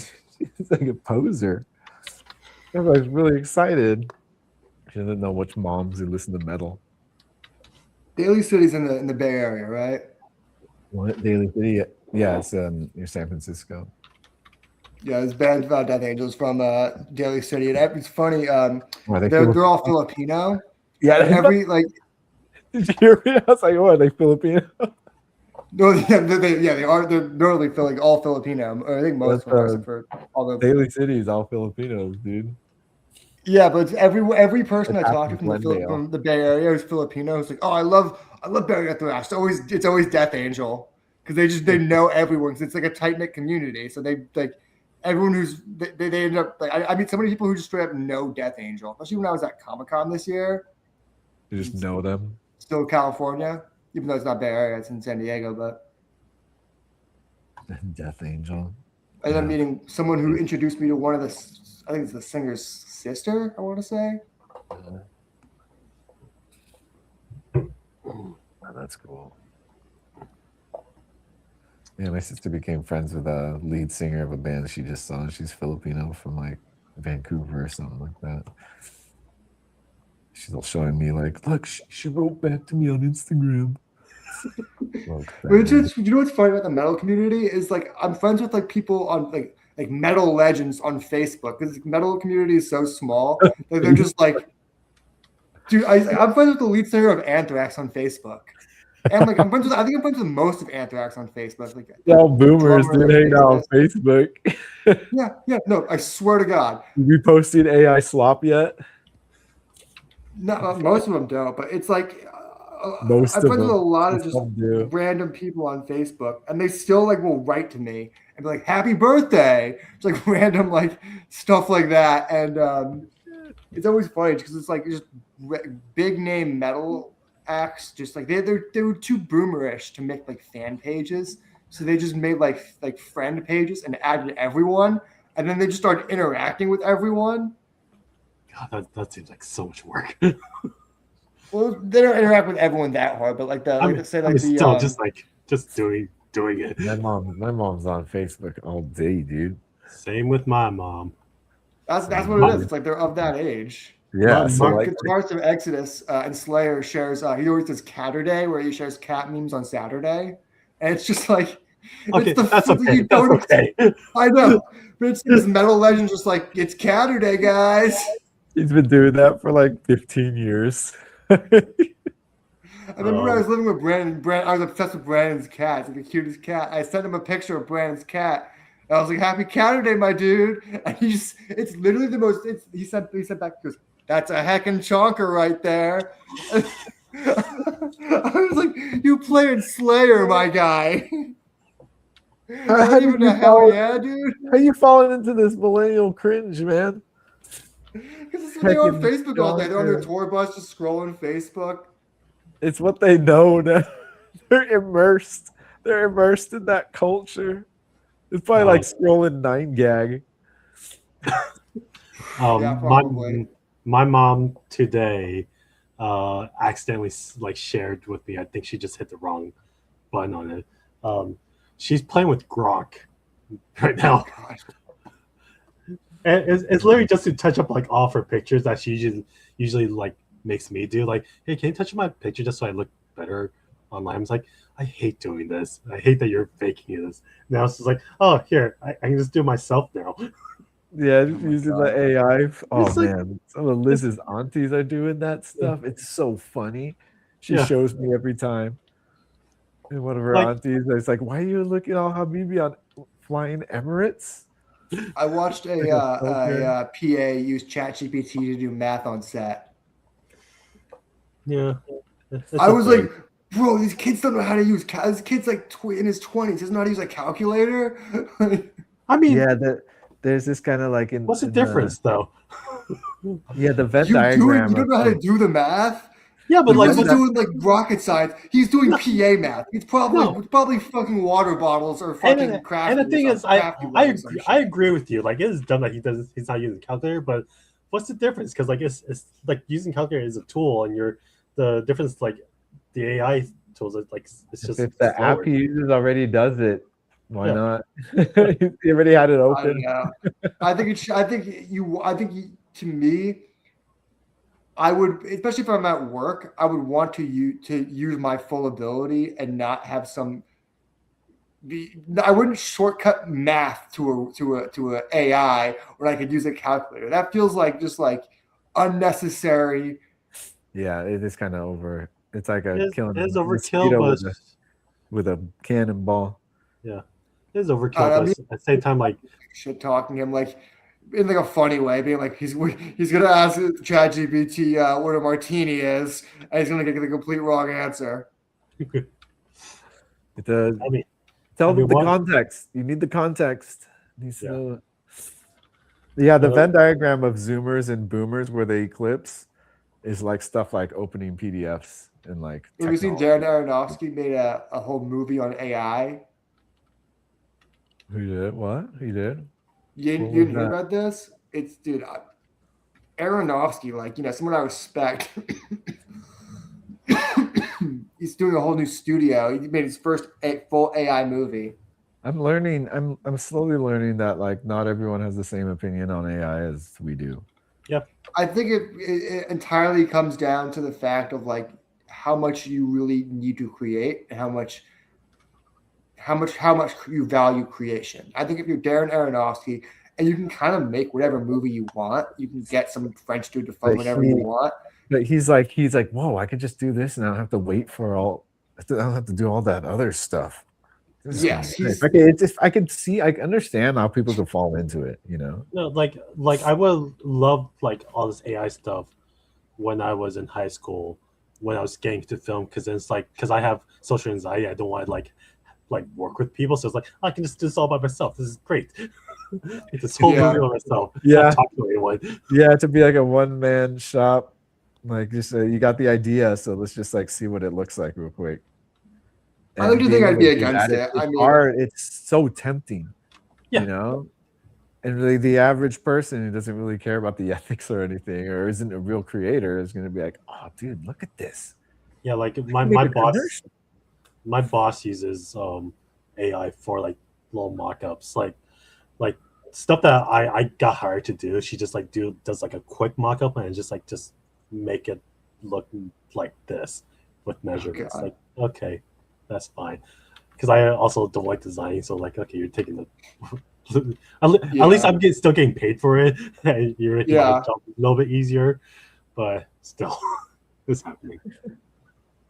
No, I like to think. I mean, I like to think I'm still relatively youngish, but I like to think, if I was in college, I'd still be against it. I've always like to think I valued creation and collaboration more than end result and speed. I think it's never been. Well, you went to if you're studying writing, that you'd focus on that. Like I think a lot of people are just doing it to get past their GE a lot of the time. But then if it's your major, dude, what the fuck are you doing if you're using AI? Like My cousin's in college right now. At least a little bit People use it past for that to everything. even try. What was that? My cousin's in college right now. She says people use it for everything. Yeah. Jeez. No, It's there's like me when the internet came out when I was in high school. But the It's internet, like you're that still was- doing the research. You're still learning. I know, but still, like it was new, and it's just like instead of like reading books, you just like typing it in, and it was like how we respond now to AI. A lot of the times, that was the vibe when I was in high school. Internet was still new, and I'd like just Wikipedia. I was like, oh, everything's here. Yeah. Look at I mean, anything else. It's all right here. And then just like copy and pasting. It was never. I never got away with it. No. I got docked because I put my sources and then just like verbatim. Like, what the fuck are you doing, man? No, I was always bad at writing. I think I think I still have the same opinion. I feel like the only AI usage that I agree with in terms of film is if they were to dub a movie in another language and they used it to make the mouth movement matches up. I think. Oh Yeah, yeah. I that's think fine. there's uses like that work, You know, and yeah, cleaning you're- up certain aspects. I think makes Mhm. sense. But I don't think it should be used as a generative tool to create new content. And it shouldn't take away any creative jobs, really. yeah, I was say I shouldn't steal other people's work. Yeah. Like, Yeah, I think there's something to be Although said that about using. The lip moving is someone's job to do, but the VFX are already stretched thin enough. Yeah. Yeah. Yeah. To do the better stuff. You're still not paying them enough anyway, so Focus on the movie now, and then the movie's done. If we have money, we'll kick some back just so we can do that. But let's just not spend the money. I was gonna scold my mom over the phone. I was like, you know what? Like, go ahead and play with it, but don't share this with me because it's taking away jobs. And then my dad was like, "Sorry, we hit the wrong button." I'm like, okay, fine, just keep oh, playing. man, you had that soapbox ready.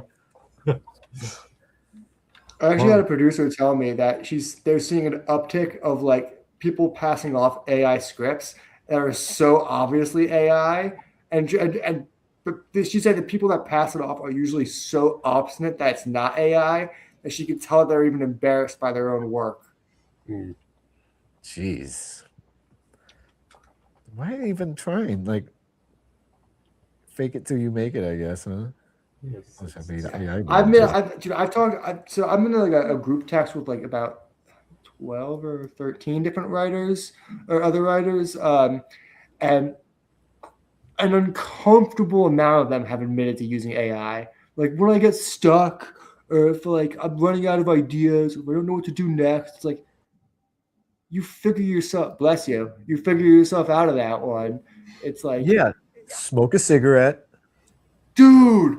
I've literally said, "Wow!" I usually go smoke a joint, have a drink. Like there's ways to get out of writer's block other than asking AI, "Where do I go next?" Traditionally, you stop, smoke a cigarette, get drunk. Yeah. You know what's funny? Anyone who tells me they use AI for that, I stop sending them my scripts because I'm like, "What?" They're just gonna send my script through Chat GPT and say, "What do you think about this script?" Because if they're too lazy to do the work themselves, Don't add me into the algorithm, dude. Keep my shit away from that. Right. I just told my dad to stop AI making AI photos of me because he knew AI bothered me and he thought it was like a haha joke thing. So he kept making AI photos of me and sending it to me. I'm like, Dad, it's really not that funny. What would he send you? I think that's hilarious. I mean, yeah, just to the fact that he's doing that to you, I think is hilarious, dude. Yeah. Because he knew it bothers me. That's my dad likes to. It's his he dad likes to joke. poke the bear. Goes, "What?" Yeah. Yeah, that's funny, dude. We got him back. We got him an AI birthday present. Yeah. My mom paid someone to make an AI photo of him. And I laughed so fucking hard at that. She paid $60 for it. I'm like, you got fucking taken advantage of. It took you for a ride, and then took you for another ride. It was one of those what was like the Studio Ghibli ones. I'm telling you, She fucking paid someone for this. Someone in her town dude, was no. like, "Yeah, man, I'm an AI artist. I could do this shit." And Dude, she fucking that's- took a photo that they already had and put it through the fucking filter. And I was like, "Are you like? We can't think of could've- something better than this. This is where we're at." We could have done that. Yeah, I wasn't gonna, but still, we could have done that. I know artists you could have made for $60 that would have done that. Yeah. Oh man, that's so funny. Hey, some guy made $60. Yeah, Sure, he right? needed more than she did.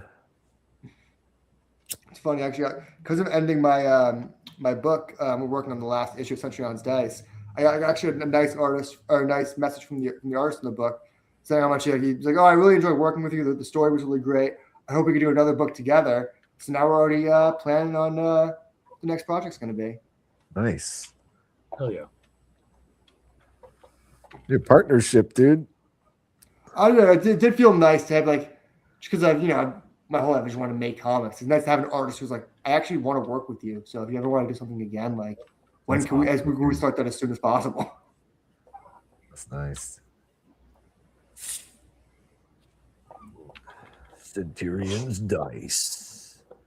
Next thing's he wanted. I asked him if he had any genres he wanted. He said horror. It's funny. I don't usually write a lot of horror because I'm such a bitch that I don't usually watch a lot of horror. But I have some ideas. But it's funny because I'm such a horror bitch. I'm like, is this scary or am I just a pussy? You get scared. I mean, yeah, they're made that way. It's just this. I wrote a joke. I wrote a sketch about that with Brandon in college about like a guy who writes horror just keeps screaming at the page and slamming his laptop shut. I mean that's what happened. I mean, he was doing it as a joke, but Chris Partita, he was working with us, and he was listening to chapter 2 of It or something on audiobook. It's like, and then like every so often he'll just be like, It's a good bit. But me and Brandon, I was like, shut the computer and go, oh, too many spiders. Just get scared of what you're reading. No, the joke was I was writing it, like I was typing, I go, and I close it, I go, wrote too many spiders. So it's such a good bit. I've always loved that bit. I've always thought it was funny. That's really good.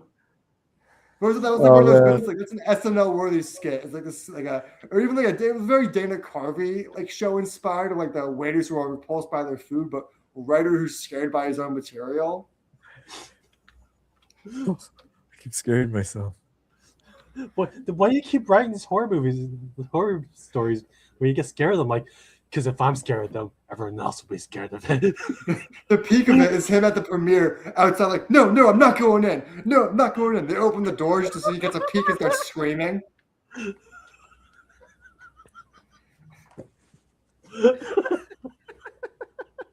No. I'm telling you, it's a good bit. It's a good bit. Yeah, I can see them like kids in the hall or the state or something like Yeah, that. it's very. I always thought it's very like Dana Carvey show esque. It's Where an it's just alt. like It's very alt comedy.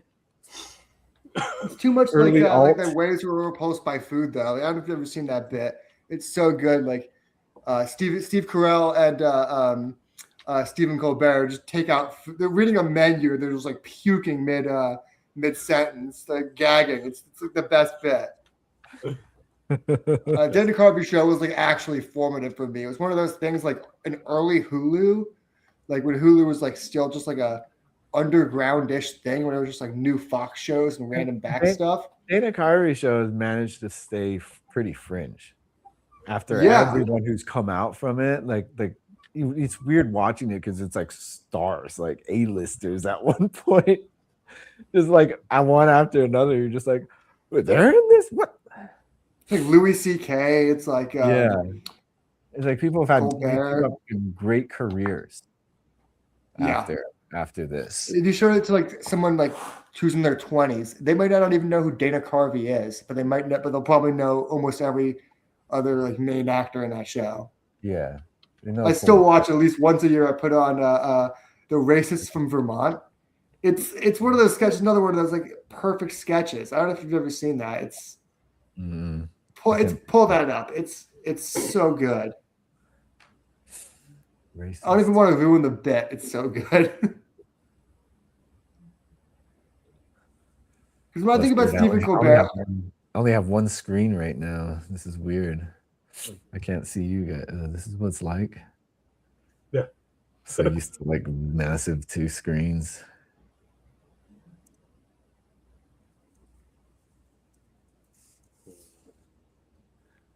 you watching it? We can't see it. I'm looking it up. I'm just getting actual racists from Vermont when I type it in YouTube. Maybe it was New Hampshire. I mean, look at it was like I thought it was Vermont.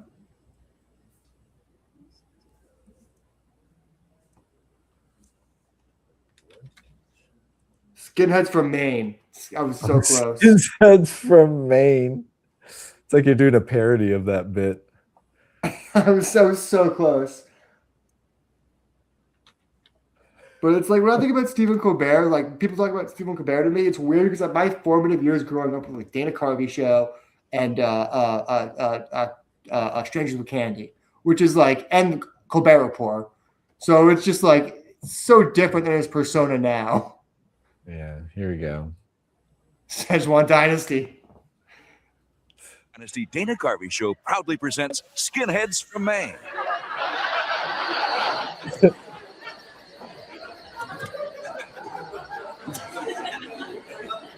Nice breeze tonight. Yeah. Never cared much for the Negroes. Yeah, me neither. Are you going to the synagogue tomorrow? Yeah. Picked out a nice rock, then I throw it out a window. Yeah. Nice sunset we're having. Yeah. Yeah, the weather's the only thing the Jews don't control. Wait. It looks it's so much fine. like Sam Rockwell. And It does.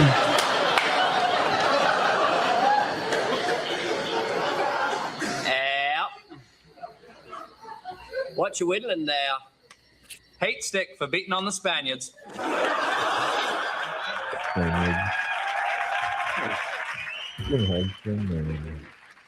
Lilacs blooming early this year. Oh, lovely. Giant cross, life size. Holocaust didn't happen, you know. Yeah. Yeah. Soon it'll be time to turn in. Yeah. First, I figure I'll take a walk, Yeah. get a whiff of fresh air, and suck a punch of queer.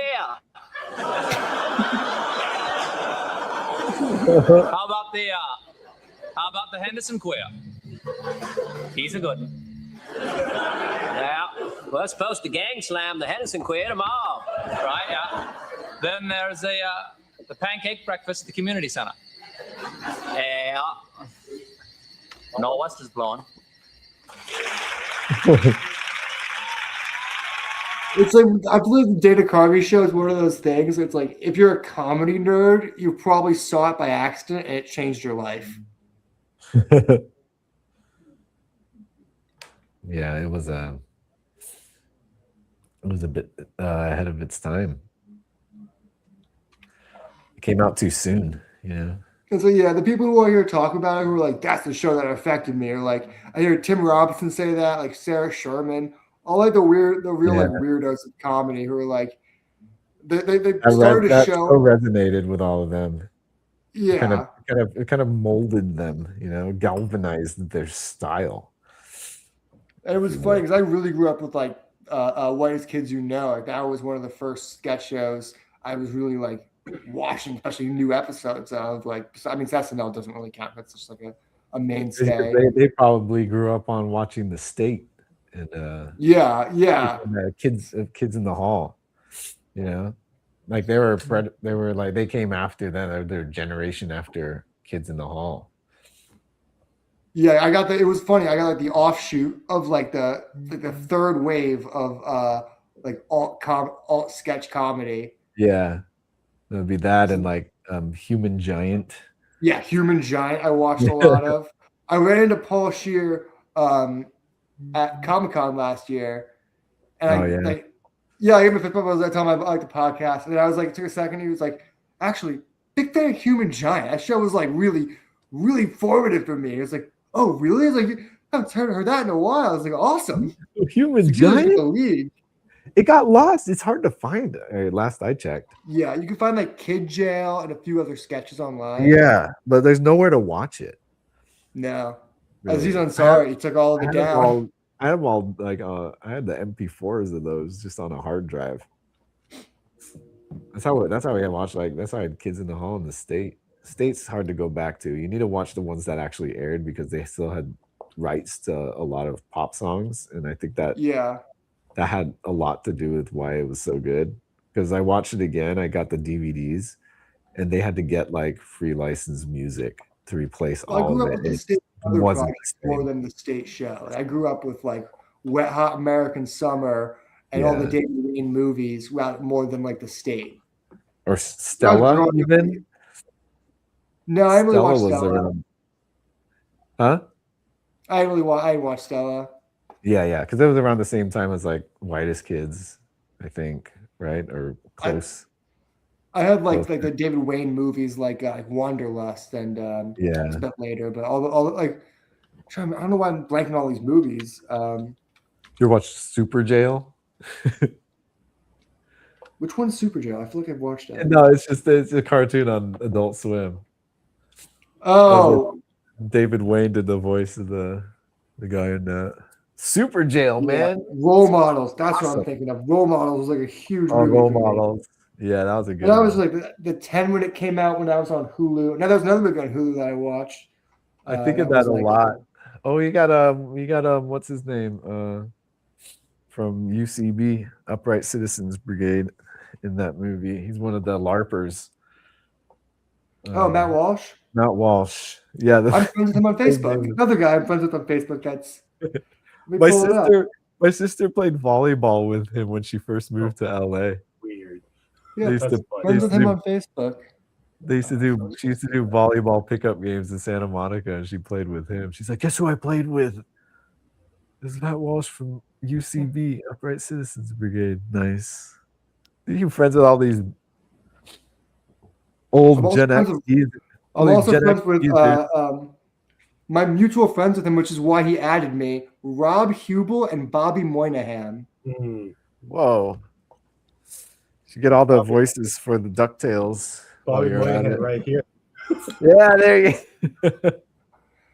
Bobby Moynihan I met years ago. I was like 14, something like that. I was in the city going to a show. And I stopped him. I was talking about, maybe I was older than 14. I was when Mystery Team came out. And I was like, oh yeah, big fan. I love Mystery Team. Can't believe someone would fuck your bread like that, which is a line from the movie. And he was like, dude, holy shit, I don't think anyone saw that movie. And we were talking about just like comedy for a while. Talking about Derek comedy. Yeah. And he was just like, hey, this might sound weird because you're a child, but add me on Facebook.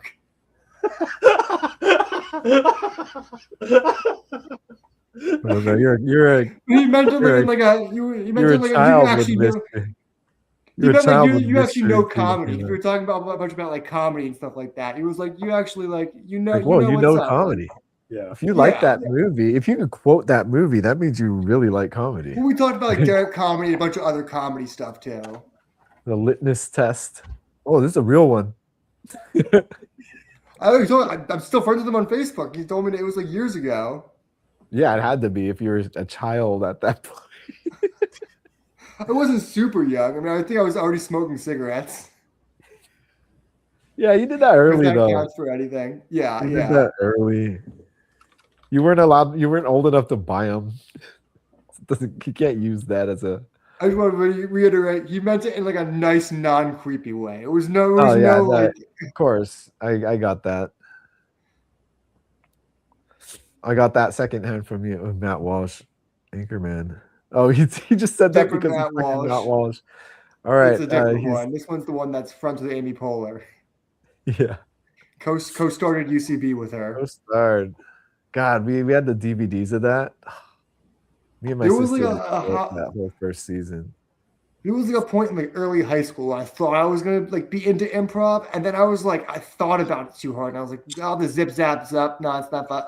I'm more of a writer. I don't want to. That's nonsense. Yeah, that's Oh shit! You know what time it is? Get down, get down.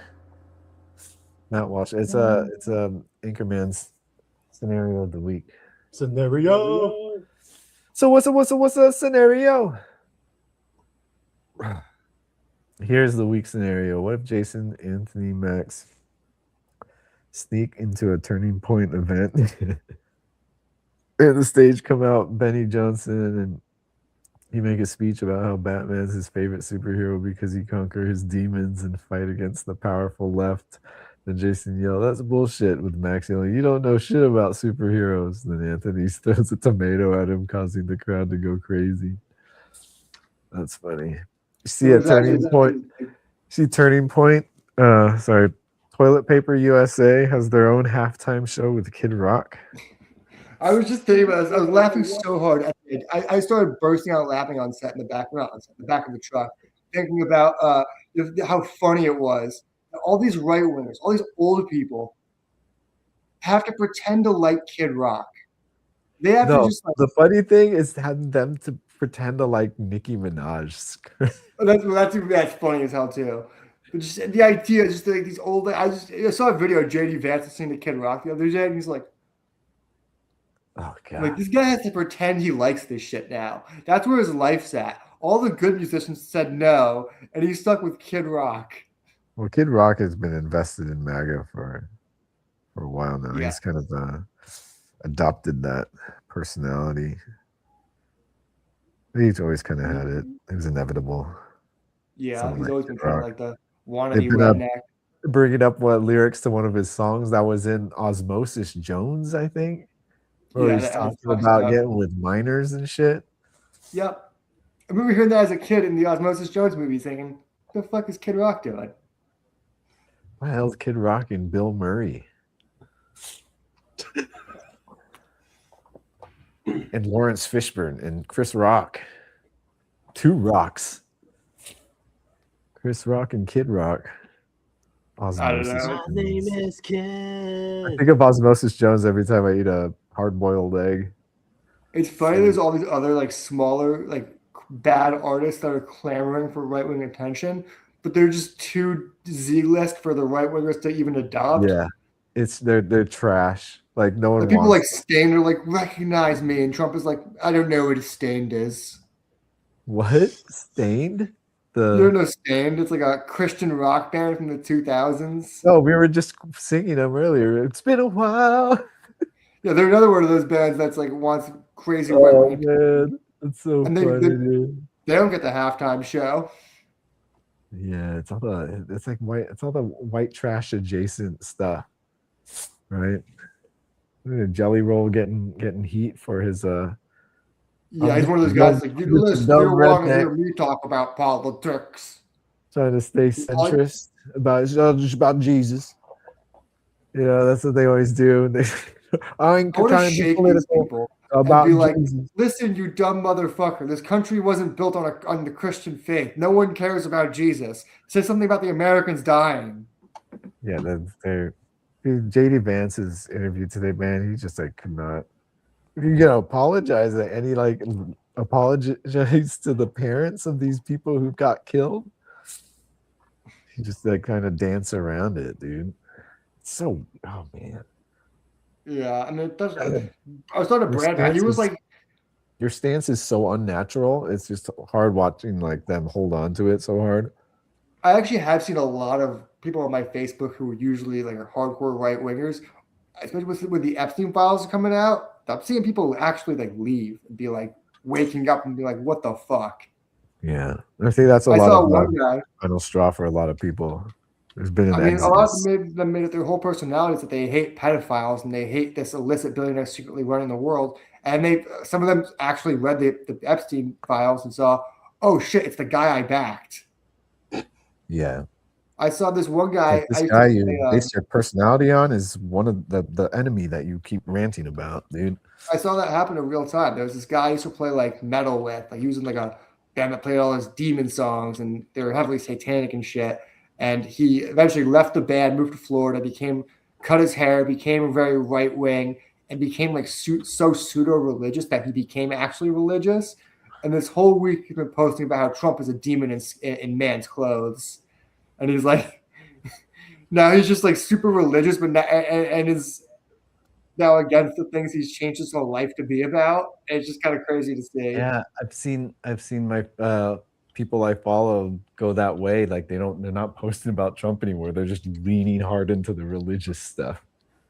That's what Like happened. after all of this, it's their safety net of like, well, despite that, I'm still with Jesus. Jesus is the Yeah. So just remember Jesus. Because I pointed out to someone who actually, like, I don't know if I changed their mind, but he definitely had an oh shit moment.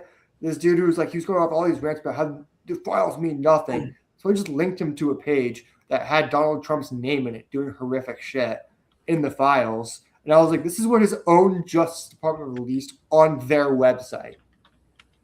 This is what his government said happened. So no, I was like, don't give me the deep state nonsense. This is what they're saying happened. It's like, this is what the kind of person you voted for. He's like, well, how do we know if this is true? He's going on the rationalization. Then he's like, this would be really bad if this is true. Like, but like, true or not, like it's weird that he's mentioned this many times. Well, he got to the point where he's like, well, he's like, well, why don't we have law? He's like, why aren't there lawsuits about this? And I said, I don't know. Why don't you ask the president? And he's like, he wouldn't block that, would he? I said, I don't know. Why do you think he ran for president? You could hear the veil being lifted. He didn't even respond to that last one. I just imagine him just sitting back at his computer going, oh. It's like the Mr.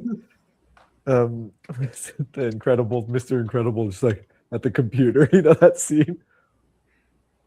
This realization when he finds out what Kronos is. It's that. But that gif.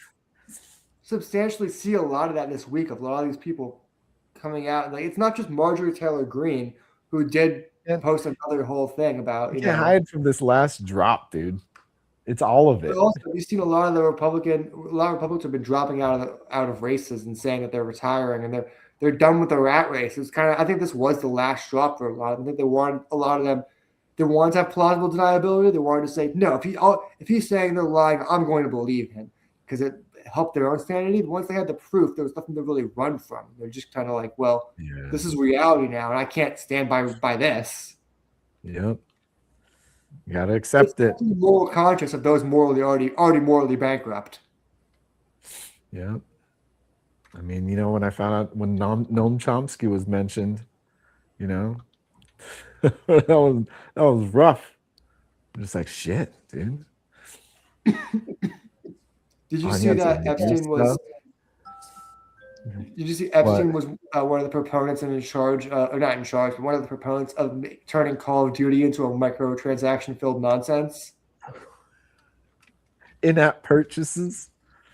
Yeah, he's one of the ones who was like, "Hey, they're starting these new things with in-app purchases, and they're launching this new thing in Black Ops 4 called Battle Royale. This is really promising and it's shown to increase in-app purchases. I say we start with investing with $1 million." Yeah. Like actual supervillain shit. And he said, I think his investment was contingent on them increasing in-app purchases. See, Jeffrey Epstein would double dip the carrot. He's just like actual supervillain in every way. Yeah. Double dipping. Did you see that thing? I sent you the Yeah. I like how it's framed. Yeah, it's Tom King's classic 9-panel frames. Him and Mitch Drads. He does that with a lot of his artists, but it's like it's like a high frame rate. Yeah, I always love his 9-panel grids. It's funny. I've written them a few times, and I always feel bad when I change it. I'm like, it's so much to draw. 9 panels sucks. I feel it looks so cool on a page, but I feel bad making an artist do it. It's you shouldn't feel bad if it serves the story first, you know, like it works changed when it to, like- it's used, you know. I changed it to like a 4-panel grid. I bitched out. I'm like, it's a 4-panel grid now.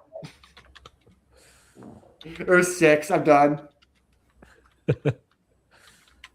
See, this is a result of you being a grunt a lot of the time because you know when he's like, I don't want to make it harder for anyone. Yeah.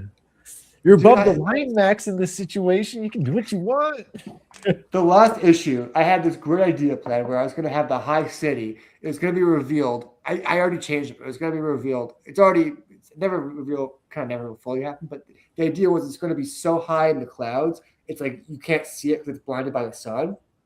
And the last issue, I was going to have it crash into the ground, like this massive city, crashing into the bottom land. And I was like, that's so much to draw.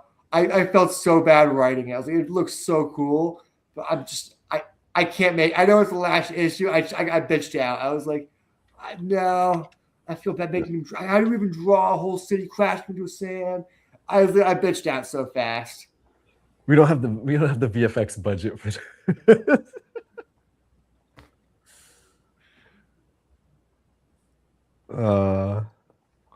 Thinking of your illustrator. I mean, yeah, it's like I'm not. I feel like okay, if it was a Marvel book and there was people in between me, like an editor, I can maybe be like, I can maybe justify it. But if it's just me and him working on it, I feel bad like being like draw this massive, unnecessarily complicated shot just because I think it looks cool and adds drama, and it does not serve the story whatsoever. Besides heighten a little bit of metaphorical drama. Yeah. But it doesn't do it. Dropping a city doesn't. It just makes everything go ooh. It's one of those bullshit third act moves that, like, in theory, sounds cool and might look cool. It might be a cool splash page, but it doesn't actually push the story forward. Well, good for you for thinking that out. Like, just like getting out of your head for not running with something that just purely, oh, that would be so cool. You know, that happens a lot. Though, where I think of something people need to do that more. You know. Well, I think this is an artist. It's a medium where it's like when you're a writer, you're just like asking someone, "Hey, man, I need you to draw this thing," and then you are in control of how complicated does that thing need to be. And yeah, it's like that's the rule of cool. You know, like yeah, well, just do more. You know, there was something in this last restraint does so much. I wish people would understand the power of restraint on things. I wish Star Wars did that a lot more. you know, it doesn't always have to be rule of cool, man. Just hold back a little bit. There's this thing in the 11th issue that's coming up, the first of the 2-part finale, where it's like a big train in the sand, but it's not on tracks. It's like a human powered train running through the desert. Like slaves are just like moving the wheels. Yeah. And I basically just said, yeah, it's like a big train without tracks moving through the desert. And he was like, he just me back. He's like, all right, logistics on the train. He's like, well, you want this, and this. And I was not thinking that far at all. My dumb head, I'm like, no, it's a prison train in the desert. Slaves move the train. And he was just like asking the logistics about how they move the train. I'm like, I didn't think that far. Come on, Max. It needs to be visualized too, man. That's a lot of work. Well, I thought something. I was like, the idea of like they're rowing, like it's obviously like they're chained. All the slaves are chained and rowing, like it's a moving mobile prison camp. How did he draw it? I'll show you. I'll show you the exterior and the interior.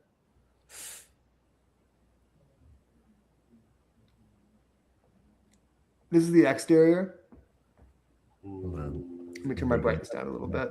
Embiggen Max. Oh, I can't.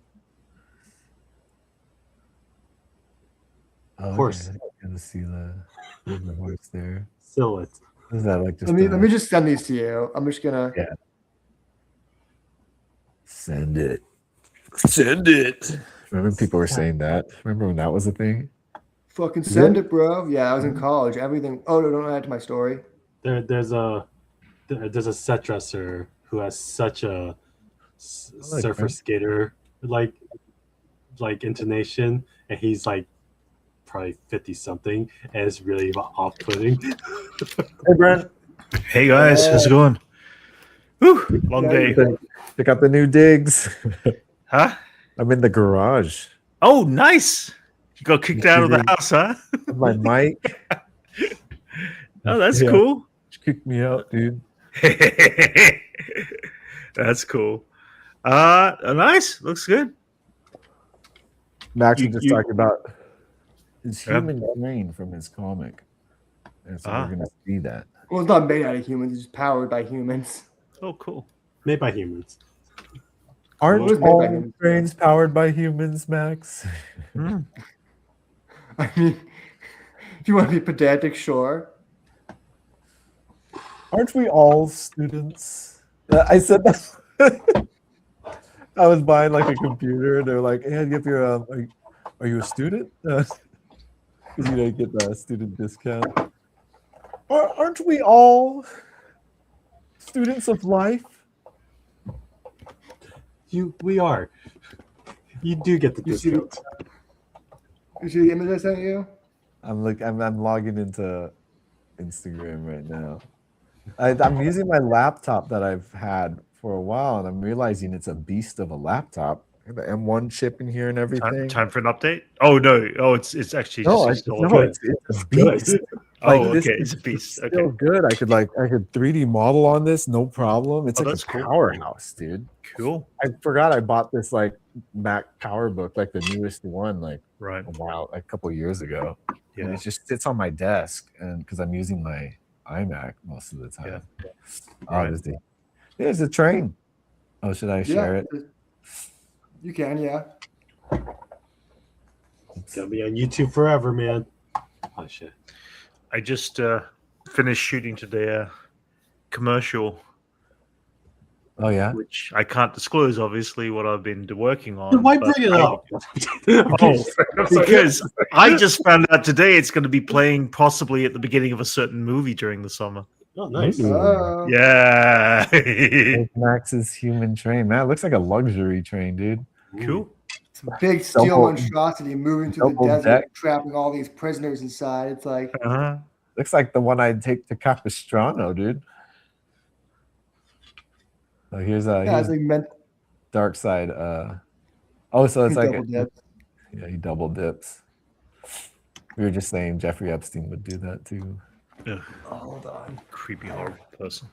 And everybody associated with him. Oh, that's a lot of people too, Yeah, I know it is. Yeah, yeah.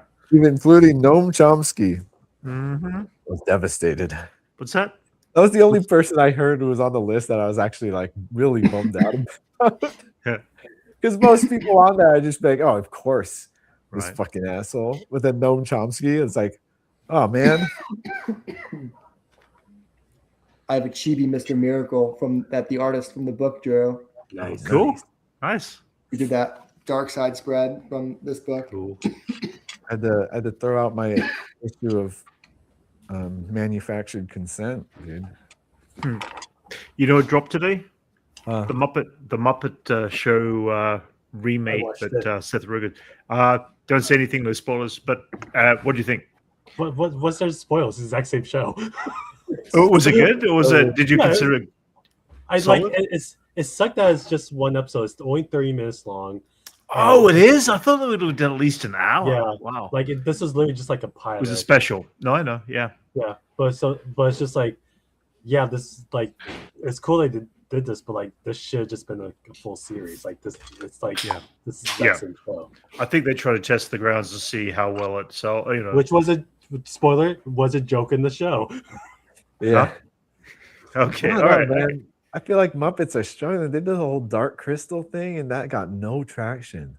Yeah, I got no traction, but I don't know. I mean, there's something about the Some Muppet people are Show working on it. which works for those characters being in a Yeah. theater where all chaos breaks loose, and you can't get that from a movie studio like they did, from one of the sounds, from the TV studio setting they did several years ago and all that. And there was stuff that just didn't work, and it's like for me, if it's going to work, it's got to work back in the craziness of what a theater is all about. Yeah, they Where- gotta bring I it think in back this to modern day, live theater where things can go wrong, and Back it to always form. does.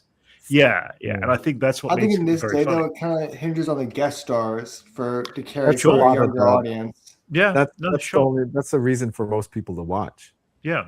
Yeah, because there's no Sabrina Carpenter's. But in you there. want just one guest star. I think they had 3 or 4 or 5 or something like that in this I one. don't mind multiple. I mean, Okay. at 30 minutes is kind of a short time for multiple guests. Sure, But yeah.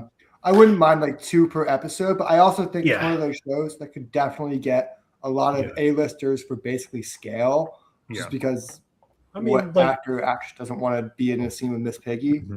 when Yeah. they did the Muppets series on ABC like a few years ago, Yeah, they got like a good amount of like traction. like with it. a lot of stars, like just because like Okay. it was a Yeah. Muppet. Yeah. And it's definitely it wasn't the same show as the original, but like I Yeah. thought it was a solid show for Okay, like, a all right. reboot thing. Okay. But this one like is just the exact same show as like back then. That's good. That's good to hear. I mean, I've been working all day, so I'll either check it out tonight or probably the first thing in the morning. Good God, the Night of the Seven Kingdoms. Who's been watching? Oh my God, that's been good. Oh Every my episode, God. I'm like, this is just like the exact show I want. This week was freaking just nuts. That last 12 seconds, the piece of music and everything I went with it was just like I knew brilliant. the ending going into my it, and I was still surprised. I see. Yeah. It was. I knew nothing, and it knocked me flawless for a minute at least. I was sitting there just going, "What the fuck?" It was just crazy. Yeah, it was good. It has those kinds of the moments that are so that make Game of Thrones so watchable. That House of the Dragon never had. It did in season 1. Season 1 was very good of House of the Dragon. I mean, it has the element of like the characters were way more watchable. I think in House of the Dragon, those characters kind of always sucked. Like they're all it's everyone's Joffrey. Everyone's a Joffrey in that show.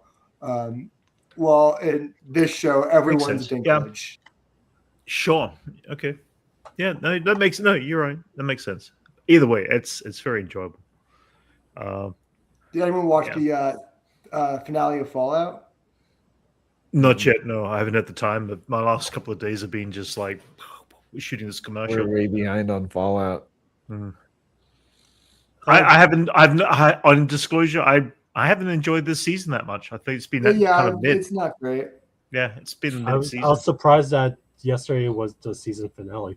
Yeah, it's episode 8 no already. one has been very quiet, hasn't been talked about. I think this season they tried to do too much with too little, and they ended up doing nothing at all. Really, there was all this big theoretical plot happening, but not a lot actually happening.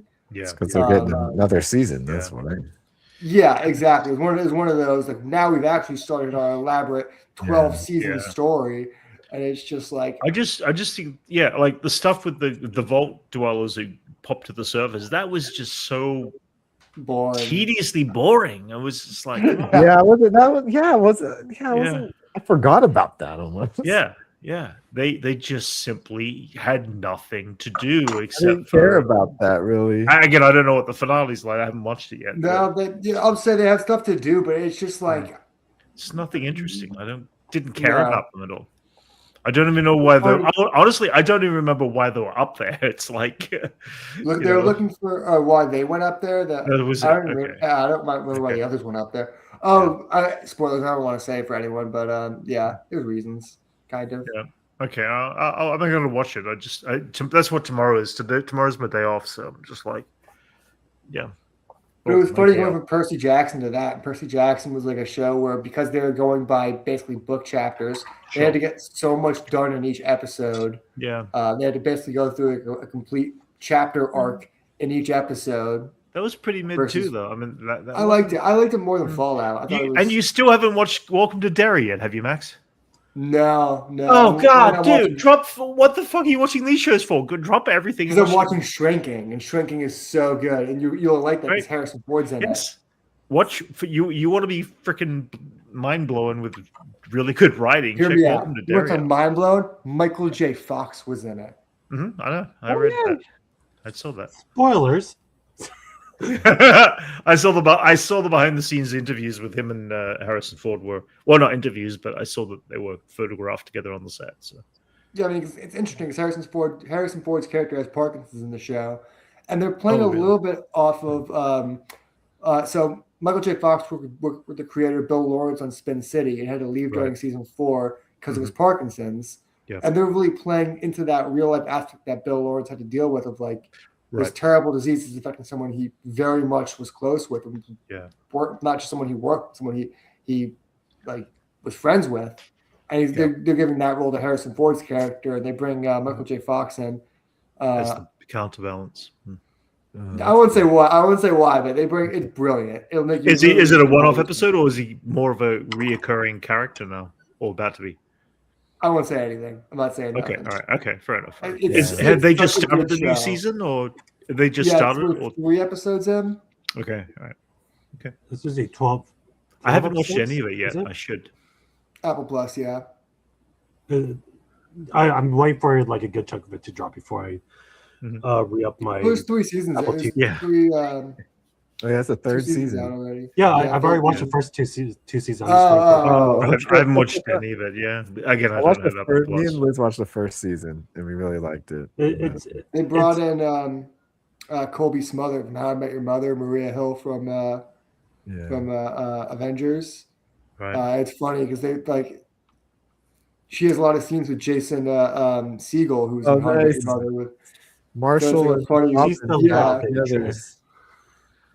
She's what? You know, She's the love interest. She's a potential love interest for Jason Segel. And it's funny seeing them have chemistry when you're like, God damn it, Shubatsky, get your act together. Nah, she's way better than Lily. Yeah, what's been Lily really sucks. surprising me is the last episode, the episode 3 of Starfleet Academy, the Star Trek series. Blown me away again. They've done 3 for 3 so far. They've been really 3 solid episodes of storytelling. It's been I don't have Paramount, actually enjoying it. Yeah, I kind of been doing all on the side, touring. It's the only one I'm doing it for because I don't.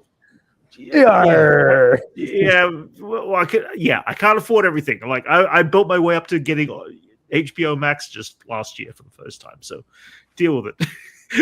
I actually had to go to Brandon's place and watch. We wanted to watch The Running Man, and he subscribed to Paramount. Oh yeah. Okay. For a UFC fight, and I was like, "Oh, we watched The Running Man now." Okay. Mediocre. It didn't feel like. Oh yeah, how was it? Yeah. It just didn't. It didn't have the Edgar Wright charm. It didn't have his pacing. His movies are usually paced very quickly, and this movie felt like everything was taking forever. And just kind of bouncing from one thing to another. I think that's because of studio interference for the franchise. Probably. It was definitely, it was his most expensive film, so I think it was his most controlled film. But it also didn't have the things the editing that make an Edgar Wright movie, where it's very beaty, it's very punchy, very punchy editing in his movies that really kind of make the scenes pop and make them feel very fresh, and would make the characters kind of off kilter stuff they say and kind of feel like jokes. Actually, is what makes this movie works. The editing, and this movie didn't really have that to go with it. It just kind of felt like anyone could have made this movie. Right. It wasn't horrible, but it just didn't feel like an Edgar Wright movie at all. Yeah. It felt like if he walked away from Ant-Man, I don't know why he didn't walk away from this. Yeah. Damn. That sucks. I like him. I like everything he does. I'll try to check it out. Eventually, it'll drop on Netflix. I didn't love his last one either. The one with Anya Taylor-Joy, and I love Anya Taylor-Joy, but I couldn't even finish that movie. Right. Last Night in Soho. Last Dance in Soho. Oh yeah. Last Night. So I didn't even watch that. I thought it was good. It just did that thing where all the shit happened at the end, and at the end of the movie, everyone pretended that it didn't happen. I didn't get that far. I got like halfway through, and I was like, I'm so over this. I just did that with the Smashing Machine too. It's a 2.5 hour movie almost. I had a half hour left, and I was like, clearly this movie is just 2 people yelling at each other for 2 hours. I think I've seen enough. It looks like. Hey, it's Dwayne Johnson doing some acting. Yeah, he was definitely acting, just mad and sad and all the emotions, but the plot wasn't there. There was like Right. it was such a thing. Like, this guy's on drugs. His life sucks. All he knows how to do is fight, and his wife kind of supports him, but she also doesn't support his drug habits, which is not conducive to his fighting. And that's 2 hours of them arguing about that.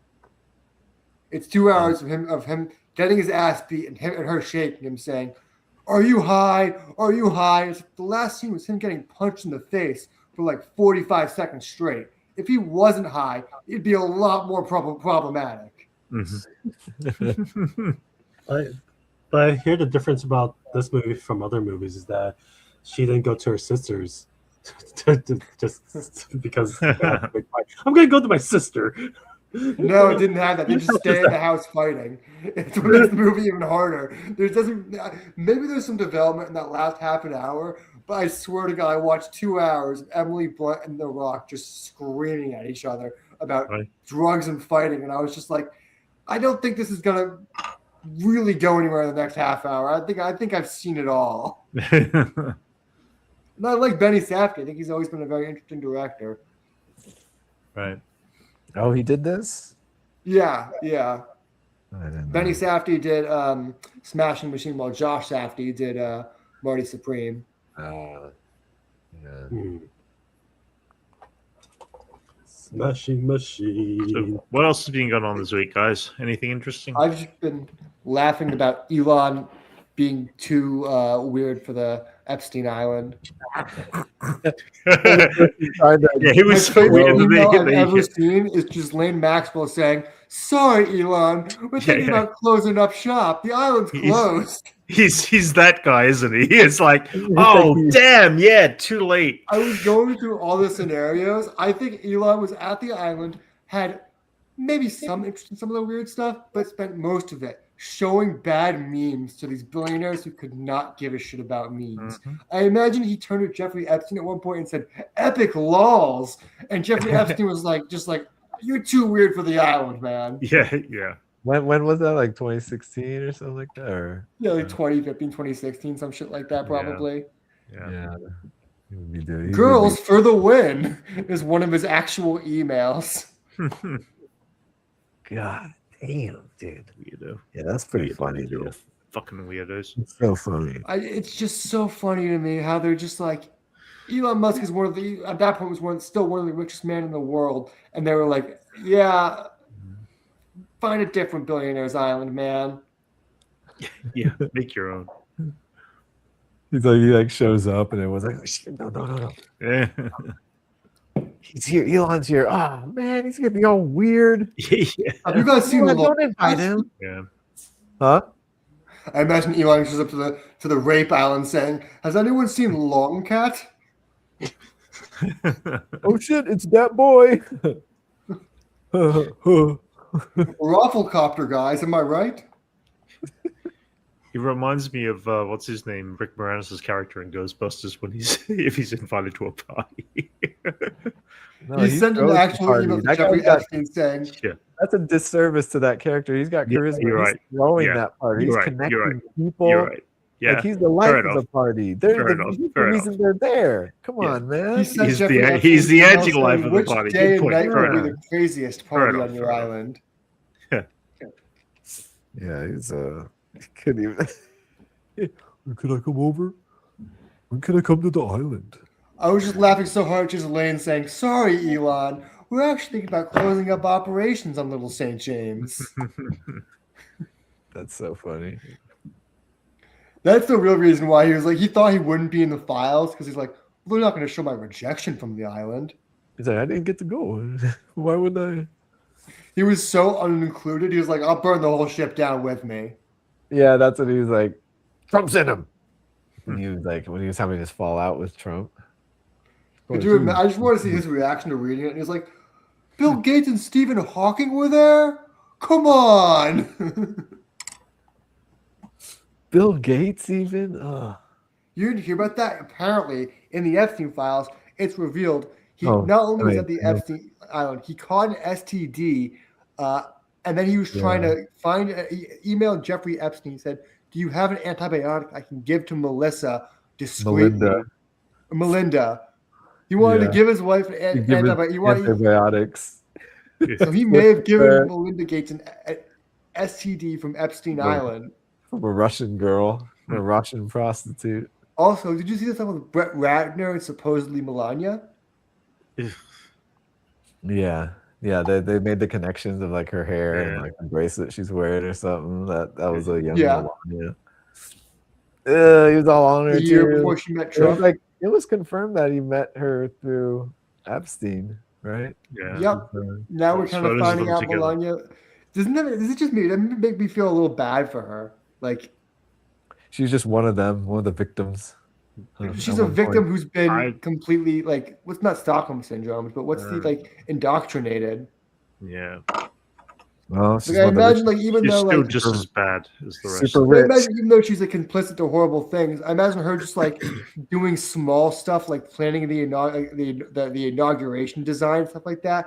I imagine some part of her is like, well, at least I feel safe now. You know what I mean? Like that makes me feel a little sad. And still hating every second of it. Hasn't she been caught yeah, behind she the probably scenes of the hates every Christmas? second Not of it. another fucking Christmas party. There's a But lot, you know, if you put it in the context of she a was brat. like a rape victim Yeah. who was trafficked to this country. You know it what? puts She, it in she probably a- has it way more better than she would have had anywhere else. yeah, whatever. Yeah. Give But two then, like shits now, to her she's either. just like, yeah. What's her movie? Her movie just dropped. It's failing so badly. Yeah, I heard them talking about on NPR. Yeah. They're paying people to go see it. I was just paying people to see it. Just like how they How much pay. would they? okay. Would you do it for? How much would you sit through the Melania movie for? I wouldn't give it the credit.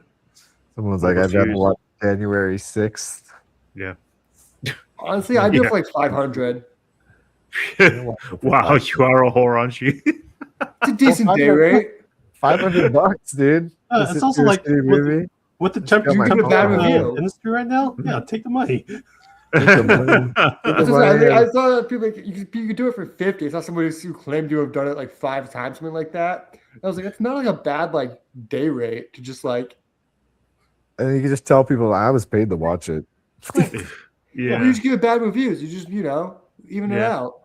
Fair enough. Like- Did you see one of there was a theater that their poster for where you could buy it on Fandango was like a vandalized one. It's like Trump's a pedo or something like There's a that. poster in NoHo, and on the Melania poster, someone just wrote, "My husband fucks kids." Yeah, it's that poster. Yeah, I saw that. Yeah, like they had it as the Yeah. poster in the app to buy the tickets. They use Wow. that one in the app. That's crazy. Oh, really? But this one theater did it.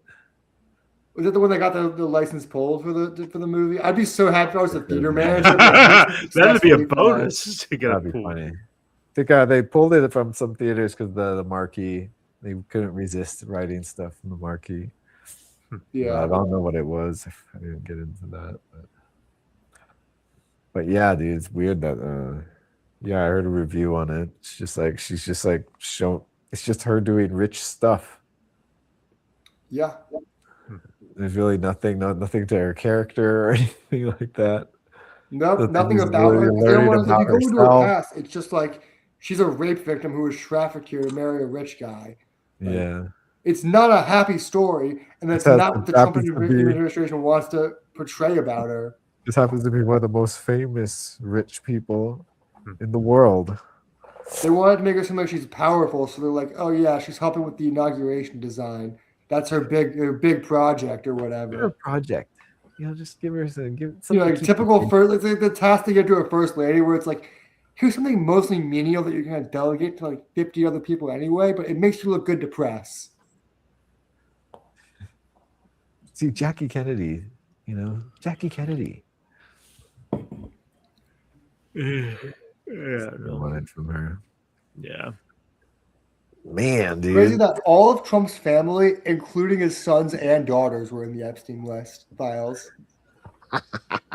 His daughter is in the files, The attending whole events to family, like. dude. Mm, They would do those like events of like you purchase young women, like bidding on young women's time and stuff like that. His daughter attended and purchased and contributed. Jeez, dude. I always knew she was like evil, but I always kind of like wanted to be like, well, she's probably background evil. Nope, she's fully complicit. Yeah, that's Yeah. she totally is. It's crazy. They're the cabal that all these conspiracists were obsessed about. Yeah. Yeah. Could you imagine Barron Trump's reaction to this? He's like, "You guys got to go to an island and fuck women? Come on, I was born 10 years too late." Yeah, that Oh, one's going to be man. even more dangerous than Trump. I think Barron's just gonna turn out like a social recluse. I really do. Yeah. He's got that Patrick Bateman vibe. Patrick Bateman? Who's that? American Well, Psycho. by the time he's like Oh, a fully grown okay, yeah. adult, his dad's gonna be dead, and I feel like there's gonna be a power struggle with his other brothers. He's not gonna want anything to do with it. I think he's gonna become just reclusive. I think out of all the Trumps, we're not after the Trump presidency, we're not gonna hear from Barron. Yeah, he can't live a normal life. Yeah. Republicans put so much weird shit on him. They're like, they treat him like he's like the next hope or whatever, even though he has all these other dumb sons. Oh, yeah. The rest of them are dumb as mud. I don't know. Yeah. Bad genes. Oh, dude. Yeah, What do you expect? It's the worst, dude. Yep. They're the worst. Yep. And you know what I couldn't believe? Woody Allen is in the Epstein files. Woody Allen. I mean, Oh man, is that was anyone safe these days? a shocker, dude. Holy crap. I mean, Last person I'd expect on the there. thing is that Nothing lasts John so Stewart hard. is in the Epstein files too. Did and you see the Jon it relates Stewart to bit? Yeah. Really? And it relates to They wanted Jon Stewart. They wanted to make a documentary. someone about, like Jon Stewart to do the voice the documentary or do the documentary. They wanted to do a And that's why he was documentary in the about Woody Epstein. Allen. That's why he was in the funnier. Epstein files. They wanted to do a documentary very slash funny. recreation of Woody Allen's life. Like, they wanted to include like staged recreations of his comedy career. Yeah. And they're like, we'll get someone like a Jon Stewart to Like narrate it. Then Jon Stewart just turns. Jon Stewart. Wait a minute. Like a Jon Stewart? They weren't even like, yeah. He wasn't even offer only. Yeah. It was actually pretty funny. Oh, that's funny. I didn't see that yet. Yeah, that was a good one this week. That's the thing. It's like a lot of people are talking about like who's in the Epstein files without people providing like context about why they're in it. Yeah. Yeah. Yeah. There was something about like Timothy Chalamet being in the files, and then it's just about like some rich dude who financed a movie Timothy Chalamet was in early in his career. Sometimes it's just as small as something like that, but the real big ones are the culprits of the rich and the famous ones. That I think I really do is speaking of rich and the famous, Robin Leach fucking strangled a prostitute to Who's death. that? Robin Leach? Robin Leach is this old guy. He had a show called Lifestyles of the Rich and Rich and Famous. Famous. Oh yes. And You see, he's guys- famous. And The only accountability has been former Prince Andrew has moved out of the royal palace because they were there. They're like, no, this is England. This isn't America. We're taking the smallest amount of responsibility over here.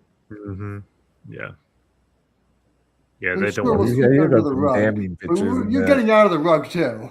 Yeah. Yeah, that's funny. Yeah, he's the only one who really got his comeuppance. Yeah. He's all up in it though, man.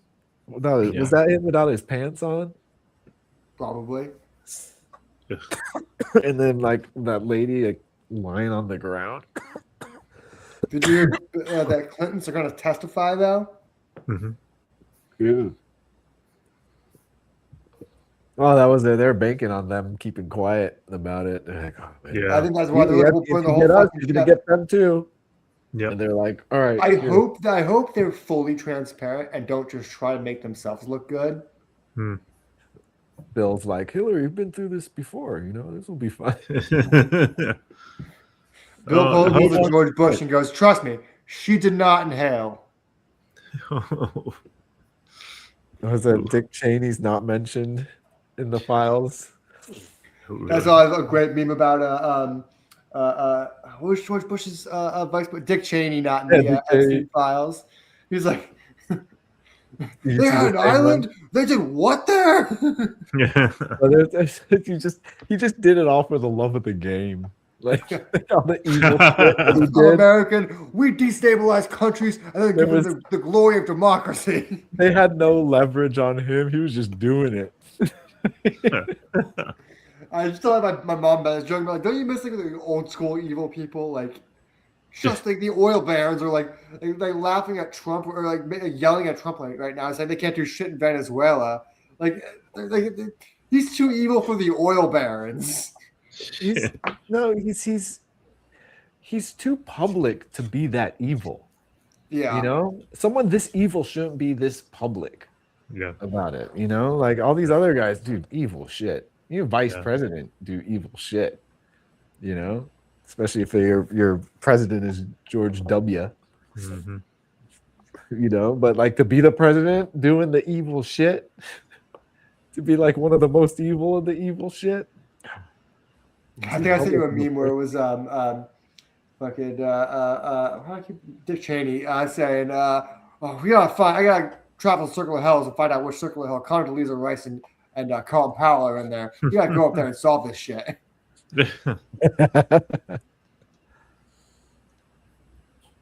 Wait, Condoleezza Rice? Did she die? I don't think so. I don't think I so. know Colin Powell did. And, Yeah. She's just Rumsfeld, gone, too. went into hiding. Yeah, he's retired. But, yeah. Like I don't know what David A Axelrod. little is concerning right how now. like a lot of the voices who like should have been the loudest voices, the most powerful voices, aren't saying anything right now. Mhm. And not to throw Obama under the bus, but we had like a message from like about, I think it was about like Alex Preddy's death, but that's like kind of it. Yeah, I think it's too much. They're overloading the feed. You know, you Yeah. can't really do anything. It cripples a lot of people because they can't. They're still processing. It's too much to process. Yeah. Did you see the Minnesota public defender was asking to be put in contempt just so he can get 24 hours of sleep? Sleep.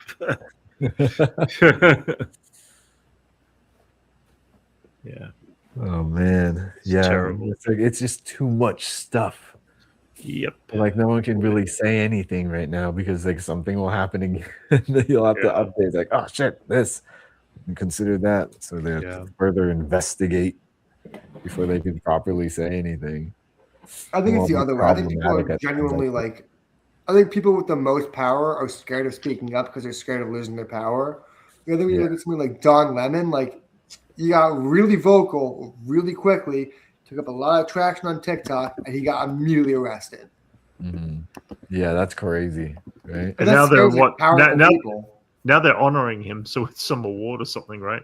Well, yes. I mean, now Just- you become a little bit of a martyr. Yeah. Yeah, he went to jail. Yeah. He martyred him from going to jail. It was supposed to be. I imagine it was supposed. They were trying to scare.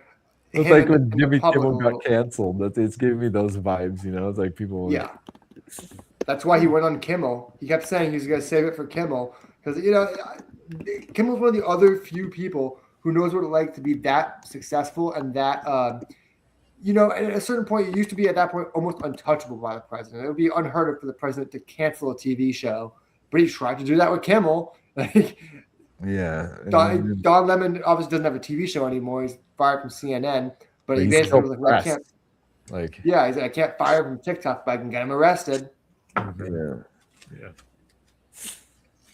And him getting him arrested actually limits what he could talk about because, there's certain things within an active court case you just can't discuss with the public. Right. So it puts him in a position where he is the news, but he can't report all of his news. Yeah. Legally. Yeah, it's crazy. It's fucking nuts, dude. Lemon.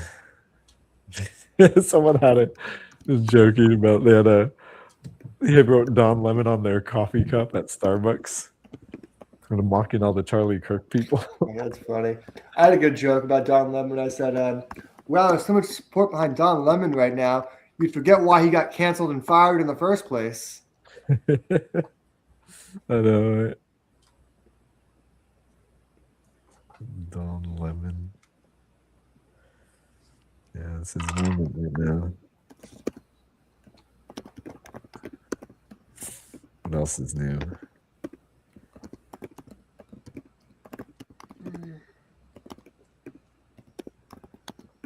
Dead air. I was Sorry, I'm I'm just doing a quick text. Yeah. I saw Yeah. about the script I wrote, and I was laughing. I keep sounding like Baby Billy when I pitch this thing. You know, like that line that Baby Billy has, where he's like, "I just need $2 million and a bunch of cocaine." I was hoping it was that. Yeah, this movie was like, I think I can make it for like Really? $5 million. But when you say that, you sound like Baby Billy. $2 million and an 8-ball. Oh man. This is like I've been talking this movie about some producers, but like you can't just like it's like the brass tacks of making a movie. It's going to cost a lot of money, so it's like you need to say you need $5 million. You're sounding like a goddamn crazy person. Yeah. Give me the cocaine so I got the energy and the delusions for Yeah. thinking this is worth working on. I was telling the brand, just like every time I pitch this movie, I feel like Baby Billy. Like I just need $5 million and a bunch of cocaine. One of his best lines in the show. Right? I love that line. Changes. I've been meaning to go back and rewatch Vice Principals. I think that was like their peak of their collaboration. Yeah. That's how he's ended up as Uncle Baby Billy. Yeah. He's I like, mean, "Yeah, I you be think on my Eastbound show. and Down.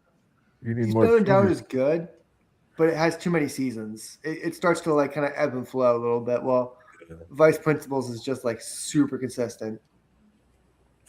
How many seasons is that? Is it the one? 3. Or 3? Yeah, I don't think I've ever watched. I never watched Vice Principals. Oh man, perfect! It's near perfect show. It's so good. It's one of those shows where it's like it seems so mundane. It's about the power struggle of a principal leaves or dies, something like that, and the two co-vice principals are vying for the position. But they put in the first season. They put in a woman who's like the interim principal, and that pisses these two vice principals off. And their power struggle turns into like them trying to get this woman fired. The team up. Yeah, and it just keeps escalating and escalating and escalating, and it's so batshit crazy. It's like honestly one of the funniest shows I think ever on TV. Nice. Cool. Yeah, I gotta check that one out. You guys want to see the printing room? Yeah. Oh yeah. Garage. Oh nice. Check out my sticker bombed cabinet. Nice. Pan up. Wait, go back. Pan up. Pan up. Oh yeah. What's up? Like, Wait. oh, Avatar. Oh, Avatar. Nice.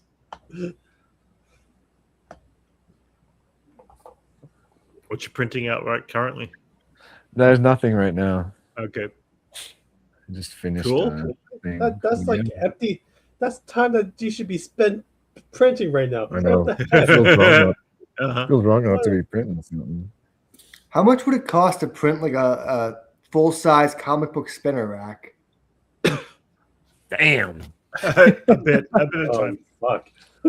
How much would it cost though? Like theoretically. Oh no! I need a. Wait, what's a spinner? When you're saying a spinner rack, what do you mean by that? You do Like it like a display case at the a store. display case? A flip Like at from the the- floor. What would you to do? the-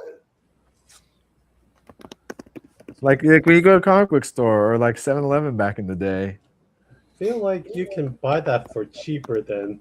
They're way more expensive than you think. You can get like a They're really expensive, cheap yeah. wire one for like $150, but those are like the really flimsy ones. But like an actual comic book spinner rack is gonna cost you a couple $100. Could cost that much in the filament, dude. That's what I was thinking. I Like, made would it be? this. I was trying to figure out would it be cheaper to print one or buy it? This I turns any bag into a screw-on cap dispenser. Oh, sweet. Yeah. So you That's pinch dope. this around the bag, and then you have this like little opening right here with a twist cap. So it snaps shut like a bag clip, and then you could just pour the contents out. Good for coffee or rice. Oh yeah. I printed this for Liz one for her cousin. So her cousin's getting this.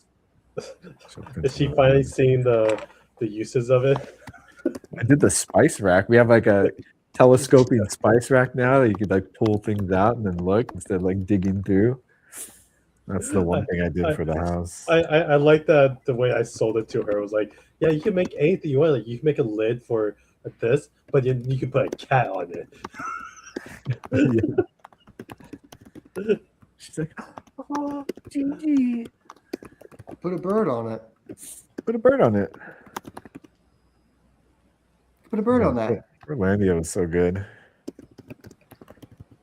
It's funny. I'll like Carrie Brownstone's band Sleater-Kinney will come up on my Spotify a lot. And it's like I feel like Portlandia has ruined Sleater-Kinney for me. You just think of her in Portlandia. Oh yeah.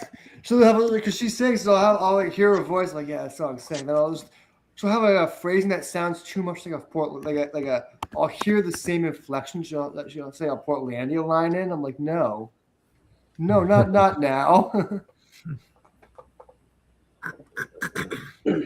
Oh, that's cool. Dang. I need hardware for that. I'm saving this. Been looking at just looking at that shit. Knickknacks. Oh, Hey. Brent, I gotta show Brent my I customized my He's not paying weed attention roll. right now. Wait. He's not Oh, paying he's not attention right paying now. attention. Oh, yes, I'll wait for him. Sorry. Yep. Yeah, I'm here. Yeah, I 3D printed my weed rolling kit. you Nice and what? organized. Okay. Cool. That's where that's where I roll my spliffs. Now you gotta 3D print the weed. I got 3D weed. Oh shit! That might be a bit hazardous. That might be a bit hazardous. Oh, I could 3D print weed, dude. Fuck yeah. Dude, you just got 3D print money, and then you can have unlimited stuff. Then there you go. Bro. Whoa. 3D print some diamonds. Might be onto something there, 3D print Max. some diamonds, dude. My friend Pete was like he's been in AD in the industry for like 30, almost 35 plus years. Told me a story in the 90s, in the late 90s. A PA who was working on a shoot he was on stole a bunch of prop money and then went and tried to buy a bunch of shit. How far did he get? Yeah. I don't know. I just heard he tried to buy a bunch of shit, got rejected. Well, that went nowhere, Max. Well, I know. I heard he tried to buy a bunch of shit. I don't think he got that. I think he got like something. I don't think he got a lot. But I think he got in a lot of trouble for stealing the prop money and denying that he stole the prop money. It was It's like anyone. There's no one who's handling money all day is gonna grab prop money and think that's real. Yeah. yeah. Like, it's so fake. And they're handling money like all day, so it's like you're not getting anywhere with that, dude. And it's all like hundreds and stuff. They look obviously fake. Not a lot of small They're the bills. fakest looking shits, dude. Yeah. Those small bills. You're trying to buy someone with a bill that they'd check anyways, even if it was real. Yeah. That's so funny. A knucklehead, dude. Yo, prop money, dude. Check out bills, dude. Racks. Just doing an arm spread. I read a story on Reddit about someone who was like traveling state to state, and they were trying to buy weed, and they used prop money to buy weed, and then just left the state. They just met a guy like I don't know, a gas station or somewhere random, bought weed with prop money, and just drove off into the sunset, never to see this guy again. I mean, there's I was like, damn, like it's one way to travel a country, like just. It catches up to Doing you at a people random dirty. truck stop. Yeah, right. I can only imagine the amount of hookers that have been paid in prop money. Oh man. Well, you know they just handle wonder- enough money too. If you could get tricked by prop money, dude, you deserve to get tricked by prop money. Well, I know someone who used to throw prop money at strip clubs. Ah, He was a comedian, and he was just like kind of a shitbag, and he was like, "Well, by the Kinda. time they pick it up and look at it, it won't be my problem anymore." Wow. Just one of the, oh god. Because it's They like just, it's already, they just have to sift through all of it. You just it's already ruin gonna be their awkward night. for them dude. because That's because horrible. like the worst part, like the That's stripper, like at the is the end when they're just like sweeping up everything and they're not really Yeah, paying attention. It's all like in the pile. That's exactly. shitty. They're not going to know who threw what, so he's just like throwing it all night. He's acknowledged that he knows it's a problem. Yeah. Yeah. I'm pretty sure he just did it because he wanted to say it in his comedy bit and wanted it to be true. Oh, yeah, if it's He was also famous. He once threw a fistful of quarters and said he was making it hail. No, bullshit. That's shitty. if he's just doing bits, there's a good chance Yeah. he didn't do it. No, he did. I watched him do the hail Oh thing. god damn it. He Never didn't mind. throw it hard. He threw it like up in the air. That's pretty funny.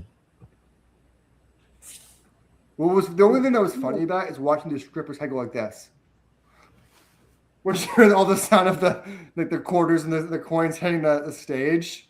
Like so it's will my jewelry fall out? Yeah, it's just like whiplash. What the fuck was that? Yeah, they started dropping Super Bowl commercials already since they usually Yeah. drop early. There's that Jurassic Park. Oh, the one. Jurassic Park one you said. Yeah, that was The Tim kind Robinson of one too. stupid, actually. I've Oh, actually yeah. heard companies are pulling out of Super Bowl stuff though. I've heard Yeah, they're spending not a less lot- money on it. It's Yeah. too much to pay for something that has less return. Yeah, Yeah, that's It not is pretty getting the ridiculous. views it used to get, huh? yeah, It's like what, like 1.5 million per 30 seconds? yeah. It's so stupid. Yeah. And that's on Especially top when of they- making your ad the most expensive ad you've ever made. Yeah, Are the numbers on who watches the Super Bowl going down? Is that why? Yeah. Yeah. No one's watching on cable anymore. It's like, so I heard Sony is they don't usually do Super Bowl commercials, but there's no Marvel commercial this year because Marvel's like, what's the point? Because they get like big numbers just releasing it online, so it doesn't really matter to them. Yeah, I think that's where all the views are, but it's just tradition. Like It, well, it this used is to be, time it for used to be trailers because and everyone stuff. too was watching the same station. Yeah, Then we it know became- why, but now it's just kind of like a ritual. Now it just became one of those days, like around Christmas. Yeah, it became the trailer drop day. It became the day where everyone was paying attention to social media and stuff like that. But then it became another day of just like, well, why are we giving it when you plan it like that? You're actually giving more advertising for the Super Bowl than you are your own product. Because you spend a week hyping up the Super Bowl drop and watch the Super Bowl to watch this trailer, and then you're paying advertising money to advertise something else ultimately. So Yeah. why wouldn't you just do it independently and save your money? Yeah, that makes sense. It doesn't. It's not as lucrative anymore, man.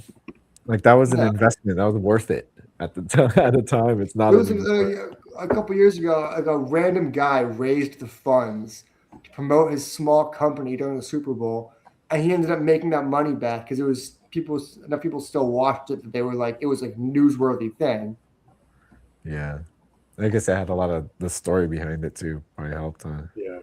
I think if an OnlyFans person was smart enough, there'd be an OnlyFans model advertising their OnlyFans during the Super Bowl.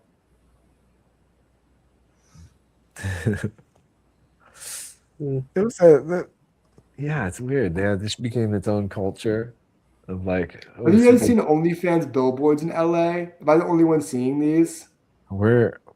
I'm never in NoHo, dude. I don't No, know what all that over is. Hollywood, it's all over downtown. It would be it would look like almost a movie poster. It's just some like lady in like lingerie, and it'll be like Alexis Buns, and it'll just be like at Alexis Buns on OnlyFans or whatever it is. But it's like a poster for an OnlyFans. But like Is that the only like stops? social media that's advertised on it? Just her OnlyFans? Yeah. Sometimes it doesn't even say OnlyFans. Sometimes it just has the person. It's like, well, you'll look it up because you know where it is.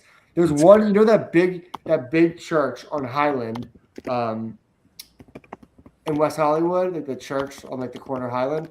There was a bus stop kind of near it that had like an OnlyFans girl like just on the bus stop. Like on a bus stop is crazy work.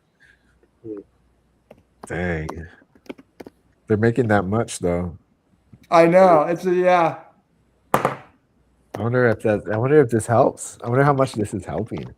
I've always Yeah. wondered how much added revenue does A the bus lot of traffic bring? eyes. If you're watching, Yeah, you're you're in seeing a Los billboard Angeles. in LA, dude. That's tons Look of at the eyes. billboards dude. they're all near like Working. near the Chinese theater. Whoa. A lot of tourist All eyes. Yeah, a lot of areas, tourists. Yeah. All in Hollywood Boulevard too. Some kid's gonna see that and then like download OnlyFans. And... I think the Super Bowl is going to be ruined by like another. Everything recently has been ruined by like Kalshi and Palibet, whatever it is. Yeah. It's a gambling culture now. Yeah, It's become the monoculture. I don't usually gamble, but I'm going to Vegas in a couple of weeks to see the Eagles and Wizard of Oz, Eagle. and really the two days at the Sphere. And That's Oh cool. shit. What you That'd need be to cool. do, $20 on 24. It usually hits. Just never when I bet.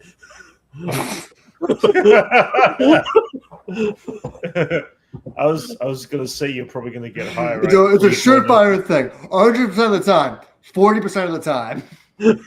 40% of the time. How high are you gonna get, Max, when you go into watch? That's what I Wizard keep of saying. Oz? I'm gonna be with my parents, but I'm like, this is what drugs. You're were gonna get invented high for. anyway. It doesn't matter. Yeah, It's gonna look amazing though. Yeah. Yeah, it's Yeah. fair play. Yeah. His I mom heard it's- his mom buys him edibles. I know. Yeah, she does. So we're already talking about it. I think I gotta have some edibles for the. It might be sensory overload, dude. Yeah. Yeah, no, dude, raw dog it, dude. I get the it's gonna be that horrible thing where I'm just gonna end up being so drunk. I'm just gonna be like not appreciating anything because I'm gonna be so drunk. That's you raw dogging it. So I can't smoke, I'll drink. Yeah, unfortunately, No, dude, dry and raw dog. that's what my brother's gonna do. I'm gonna experience. I'm gonna Wait, ask did my you- brother his experience. He doesn't drink or smoke or anything. He's like straight edge sober. So I want to see He- what he thinks of he- the Sphere. When did he move out? He moved out, right? He's in Pasadena Yeah, I remember. Yeah, how long ago was that? That was. a couple months ago. I think it was Okay. funny. Yeah, I ran over cool. there. Yeah. I was the savior of the family. He thought he smelled a gas leak, and I Right. drove over there. I was like, "No gas leak," Uh-huh. and he thought from North Hollywood to Pasadena was a 5 to 10 minute drive. Oops. I mean, in a normal town, Oops. it probably would be. You Yeah, should have called SoCal Gas, dude. They'll come out. He did. He called SoCal Gas, and he did have a bunch of gas leaks. But then he thought there was more. He was like paranoid. He had 7 gas leaks in his apartment. Oh, I mean, shit. Well, Guys, they got we that's had crazy. one when we moved in. It was a fireplace. We really? had pulled it up. Yeah. Oh, you Called remember? my Yeah, guy. and his all of his Yeah. furnace pipe was just busted. Yeah. And he called me over. He's like, "I think there's still another leak, but I don't Yeah. think there was." Let's hope there is. Well, you better call SoCal Gas again, because they have machines that check that shit. I know. Yeah. Like, you have No, to there's- work on smell, dude. You gotta There's an depend on easier way to smell. do it. There's an easier way to check for leaks. What a match. Match. Yeah. Yeah. Oh, look, it is a leak. Like I was saying, I'm going to Vegas. I don't usually gamble, but I think when my parents go to bed, I'm just gonna because I think we're probably staying somewhere in the Strip. I think I'm gonna start hitting the casinos at like super late at night, like 2-3 o'clock in the morning. That's Just the get best time super to do drunk and hit the casino solo. Best time to do it. When I was like probably 5 up until like middle school, actually, even into high school, actually college. Actually, every year like my parents would take me to Vegas as like a summer trip, just a weekend there. And it's always like a normal thing for me. But like obviously like I never like got to do like the adult stuff, but man, you talking about it makes me miss it just because like they changed out all the slot machines to like digital, so you don't Yeah. get like the dropping of the coins anymore. just hearing someone scream and just like. But Yeah, it's all digital now. yeah. You know what's funny? My flight out there is $60. Whoa. Yeah. Spirit. Yeah. I mean, Damn. yeah. Do you know that Yeah. if you listen Ew. carefully enough, If if you listen carefully enough to a slot machine as it goes through the change, there's once in a very rare. I mean, I heard the change happen, and I won $250 one time. Oh man, you guys are affecting me with all these things I'm going to be looking out for. No. But you, I'm going to come back broke. No, my hearing is very high pitched. Within about like, I jumped on a machine, and within about 25 coins going through it, I heard the click, click, click, click, click, click, click, click, click change. And about 3 or 4 things later, I actually won a jackpot from it. It jumps. It's a system in the machine that is a cog that is normal, especially after they've just made a jackpot. And then once in a while, if you're long enough on one, it clicks into a different system, and you can hear the clicking change. I mean, if you can hear the sound. That's also how everyone who wins a jackpot wins. If they just stay on a machine long enough. No. I physically heard. I heard the click change in between a set. Digital now, though. I think because it's all now they're all super digital. A lot of those are. Yeah, but this was like 15 years ago, so it was like. Yeah, I mean, if you want those machines, you're probably the reason why they changed it out to digital too. I heard the sound. They're like, we got to find a way to unring this thing. No, but there was actually a sound. It was like cogs on a machine. If the cog was a different machine that clicked in, that went after a period of time, you could hear. I physically literally could hear the change of a click inside the machine. Like, those coin machines. I'm thinking of like roulette and blackjack. Games where it's like, I know I have no control, but I feel like I do. Really? I mean, there is a loose strategy to blackjack, just based on statistics. That's how terrible cards. I mean, as long as you get like that, like if you get, there's a little card that you can get that tells you how to bet, and even like the dealers will like tell you like how you should play too. Yeah, I mean, well, there's certain things like you don't hit on 17, stuff like that. Like there's a lot of rules for blackjack that are theoretically good for playing. You can play fast and loose with those depending on how the cards you get playing, But I like roulette now because it's digital. It's so low stress. You just sit at a table, no one sees anything you do. You click a bunch of buttons, and you either win or lose. Multiple times I would sit down with $60 to bet, and within an hour I would leave with $400 to $500 just because. I would just. My problem is I win one day at a casino. I'm like, I'm going to do this every day. I come back the next week and lose it all. I mean, I also know when to stop. Yeah. Because like that, I did that like one time when I went with my parents, and it's like, yep, this was a bad weekend. I'm just gonna leave. I low key want to learn how to play craps and walk into the craps table with like $200 and try and make something happen. We shot at a bicycle casino, the one off the 710, and we were like just like dressing the hotel rooms over there, and we're kind of really bummed that they didn't have roulette because we just want to go and really quick like bet on like this really quick and like go back to work. Yeah, roulette's quick. That's like the best game to like. Yeah. No, they definitely did not have that at the bicycle casino. I don't know what hotel I'm staying at. I gotta find out if I'm staying at a casino. And I really want to figure out. I know once my parents go to bed, I'm gonna do Vegas my way.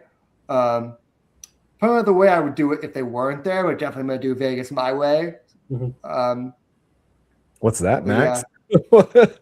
My way? Oh, I'm gonna get fucked up. I'm gonna prowl the streets. I'm gonna have a great time. Do I'm gonna go to the underground. I'm gonna go to the tunnels. I'll get in there. do a side game for me, which is like a game I do. Just walk the strip for like 1 or 2 hotels, especially next to Bellagio, and just see all the sleazy guys just like give you a stripper card or like a something card. Like they're just like they're so slick with them, and just see how many you can collect from them. It's like, yeah, I'll take That's this. the problem. Is I grew up in like around New York, so no one can give me nothing. You can't put a CD in my hands. You can't put a flyer in my hands. You get near my hands, Wait, I you smash that shit down. Dude, reverse that, Max, and just grab them all.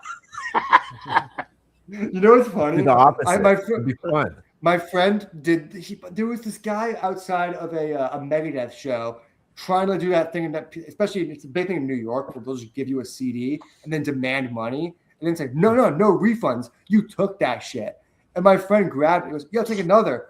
And he just started walking off. And the guy starts like, he's like, you gotta fucking pay for that shit. And my friend just really squares up and says, fucking make me. You gave me those CDs. And the guy was like, oh, I'm not fighting this guy right now. That happened to me once when I visited Hollywood, like with family and stuff. And this guy just like handed me a CD. I'm like, yeah, it's only $20. Okay. I know. Just go away. At a young age, that was happening to me. I would not. People try to do that to me when I was too young. My dad taught me that trick when I was like 5 years old. He's like, "Don't take shit from no one in the city." I'm like, probably. He's like, no one's trying to actually help you. They're trying to help themselves. I'm like, you know what? That's definitely true. No one in the city is going to be like, here, man, I'm going to change your life with this. That's valuable. The one exception we always made was there's a couple of comedy places in New York where there's a lot of barkers that will give out free tickets if there's like not enough booked. And then we've seen like Dave Attell and just random big name comics because there's like, yeah, man, it's Thursday night. They didn't sell a lot of tickets tonight. We need to fill the room. Comedy barkers you can kind of trust, but like you still got to pay a 2-drink minimum. But that's like, standard. Pretty standard. Yeah. But especially like outside of a concert, never take a CD from anyone. Like that's like basic shit. All right, guys. Well, I'm gonna get to bed. I'm exhausted. I had a long day, and I'm just tired. Of course, I'm tired. All right, guys. Thanks for coming on, Brian. Have a good one. I'll catch you soon. All right. See ya. See ya. I didn't tell you guys. I'm thinking about I might be making a short this summer. Oh shit! Like it's funny because like, well, I'm going to be writing and directing it. Nice. It's super low budge, but the thing is, it's like I don't believe in the short economy. I think it's kind of bullshit. So I haven't really made a short since college because I just genuinely don't believe in that, the way the short economy works. But because I'm trying to make this feature, everyone's like, yeah, let's see some of your shorts that you've made. And I'm like, oh, fuck. You need the shorts, man. I know. I need something I can present. Gotta be making something, and it's like I know the one thing you could showcase any skill at. That's the thing. They're it's really like, important. I understand the need to have that. You know what I mean? You're just like, man, you gotta make stuff to make stuff. Well, no, the reason why I don't believe in the short economy is because the reason people treat shorts now, they send it to a festival and think that's going to get them somewhere. And you spend so much money making the shorts, submitting it to festivals. You're not going to net anything. And the best you can get these days is like 1 out of every million shorts gets adapted into a feature now. That's the best you could hope for. Mm-hmm. It used to be you'd get a holding deal, you'd get contracts, you'd get offers for agencies and stuff like that. That kind of aspect is mostly dead. It's very rare to get representation or a contract or a job through a short now. It's like when that happens, it becomes like newsworthy. Like he's directing this film now because of a short he made, when that used to just be kind of part of the process. So I just think that the short economy is just kind of messed up right now. It's so subjective anyway to make a short and pay $150 to submit to a feature for them to go, nah, not my thing. No, like it just feels kind of like a racket these days. Yeah. Did you guys read into what's it called, the Iron Lung? Oh, the Markiplier's Yeah, yeah. I film. heard it wasn't great. I heard it's like I thought it got like 90% plus on Oh, Rotten. really? I was reading the reviews from his Reddit page, like his subreddit popped up for me. All of his Reddit fans were like, "Well, it was about as good as I could have expected." I mean, yeah, because it's a $3 million movie, yeah, but he made he's grossing tons of money from it, Yeah. right? yeah, but Yeah, like he's a big name. I'm sure like it's all like his fans, but like I am curious, and I also, even though you said all that stuff about shorts, but I do like the idea that he is going against the was it corporate money and just making Well, his that's own. another thing I think about shorts is like, you spend so much money making like a say 10-minute short, you might as well spend 6 times that and make a feature. Even though it's not actually 6 times that, probably be 12, 15 times that. Yeah. I think features have a lot more watchability and livability than a short. Like a short, something you have, it stays on Vimeo, and you spend your whole life sending it to people saying, "Hey, man, check out this link." And I think a feature is something a little bit. Well, I mean, again, like shorts are just really just to get your foot in the door. Yes. Because like I obviously all those shorts that I worked on, like I've never revisited them, even though let's see. Yeah, but I think that's the problem with shorts is you're making something for like one person. You're making something to try and get a job, and at the end of the day, Well, sometimes I mean, like, Yeah, a but lot of that's people the are goal, making stuff though. to make the stuff, right? Yeah. Like, isn't it just It- making like- it? Like they want they want like their shorts like live on forever, but like they know that it's not because yeah, they need to make the job. So, But like, yeah, but just to the need to make something, and that's the most plausible way to get it out like of your system. no, even. I understand and appreciate that aspect of it. I don't like the aspect of the people making shorts to try. Relying I on think it. it's become such a thing of people saying, "I need to make a short," and that's going to be the thing that breaks my career, especially Yeah. nowadays.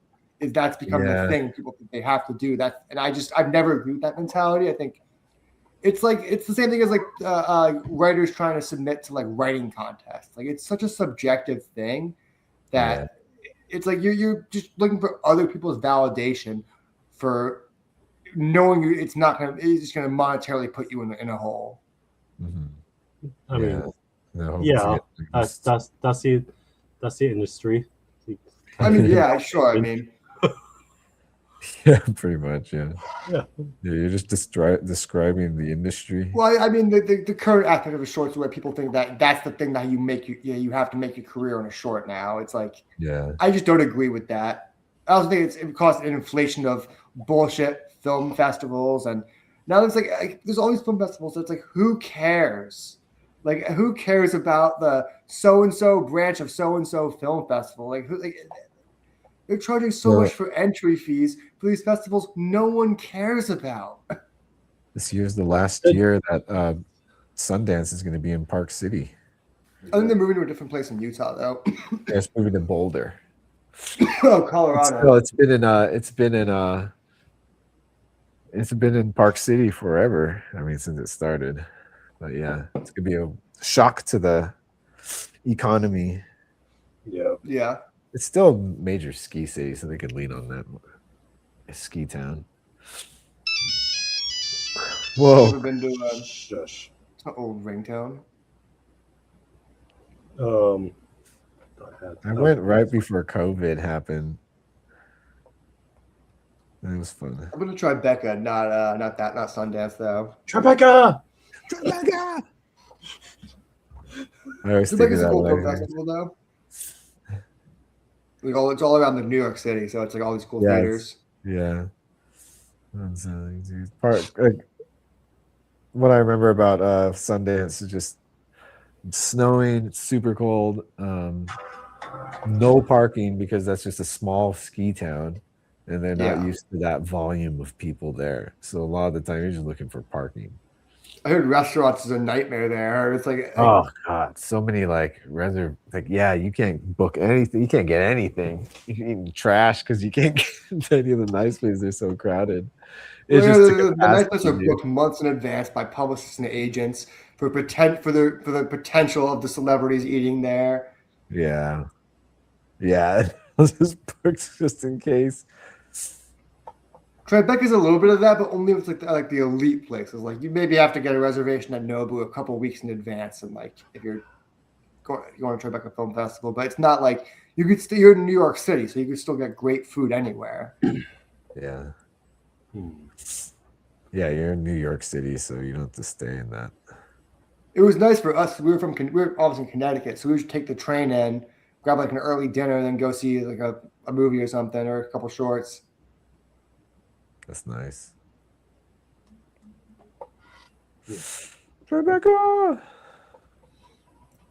One movie that was really memorable that I saw there was the Bang Bang Club, which was like a great movie. It was like those photographers in like South Africa and like Africa in the late 90s that were taking all those pictures of like the wars going on, and like there's that famous picture of the kid that was like super malnourished with the what's The that angry vulture. bird called? The vulture. Yeah, it's about like that guy and the photographers in the group he was in that was taking photos all around Africa at that time.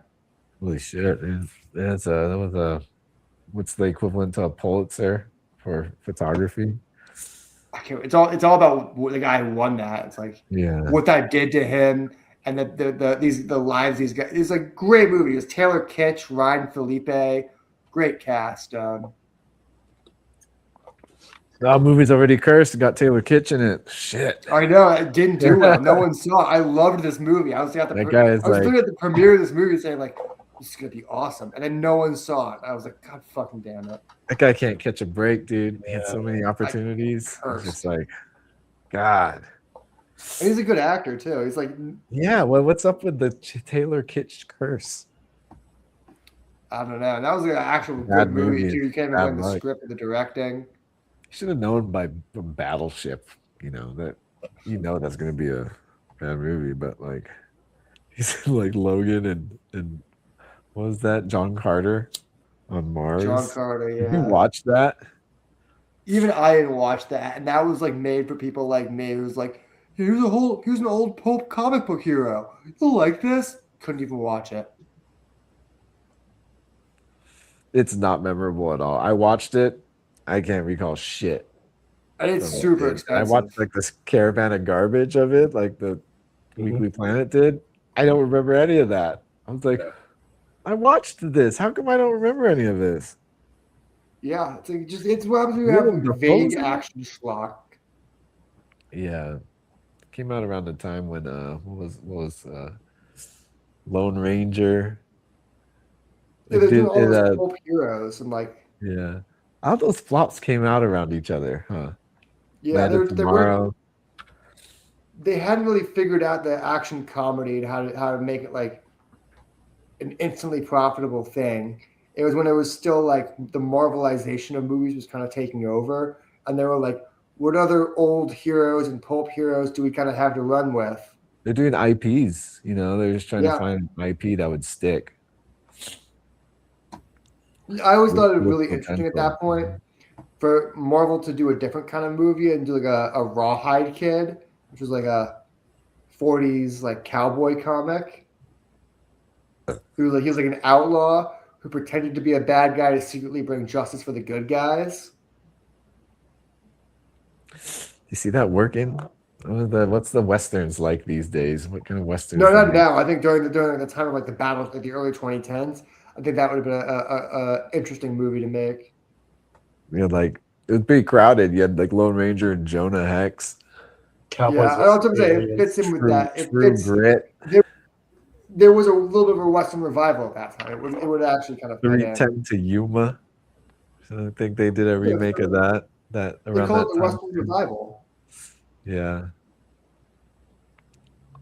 Now we're in the neo-Western revival of like that didn't last long. Would that die with Cowboy and Aliens? Kind of. And Lone Ranger.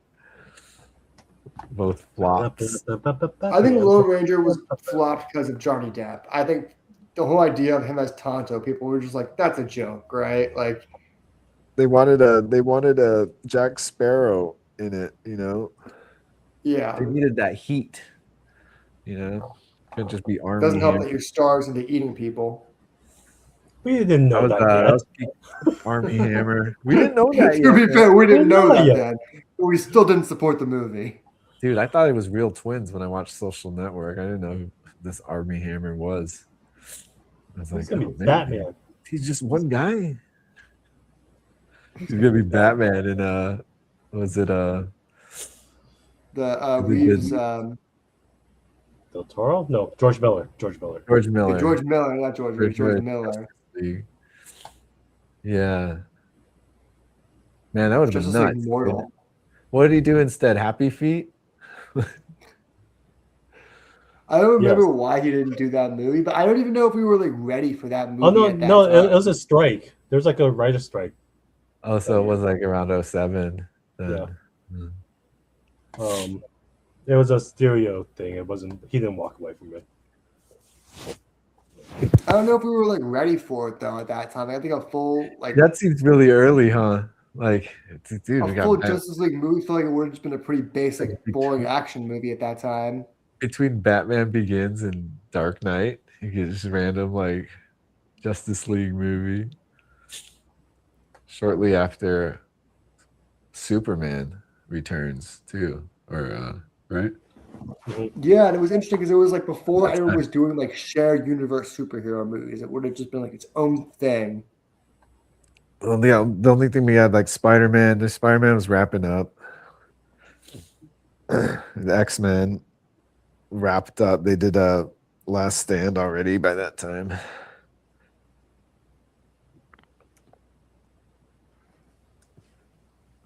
What else were they doing? And what were the movies coming out at that time? It was like I Am Legend. I Am Legend. I remember watching that, going to watch that in IMAX, and then got to see the Dark Knight first like intro, and I was just like bummed out that I wasn't watching Dark Knight. It's like I want to watch that right now. Shit, fuck this movie.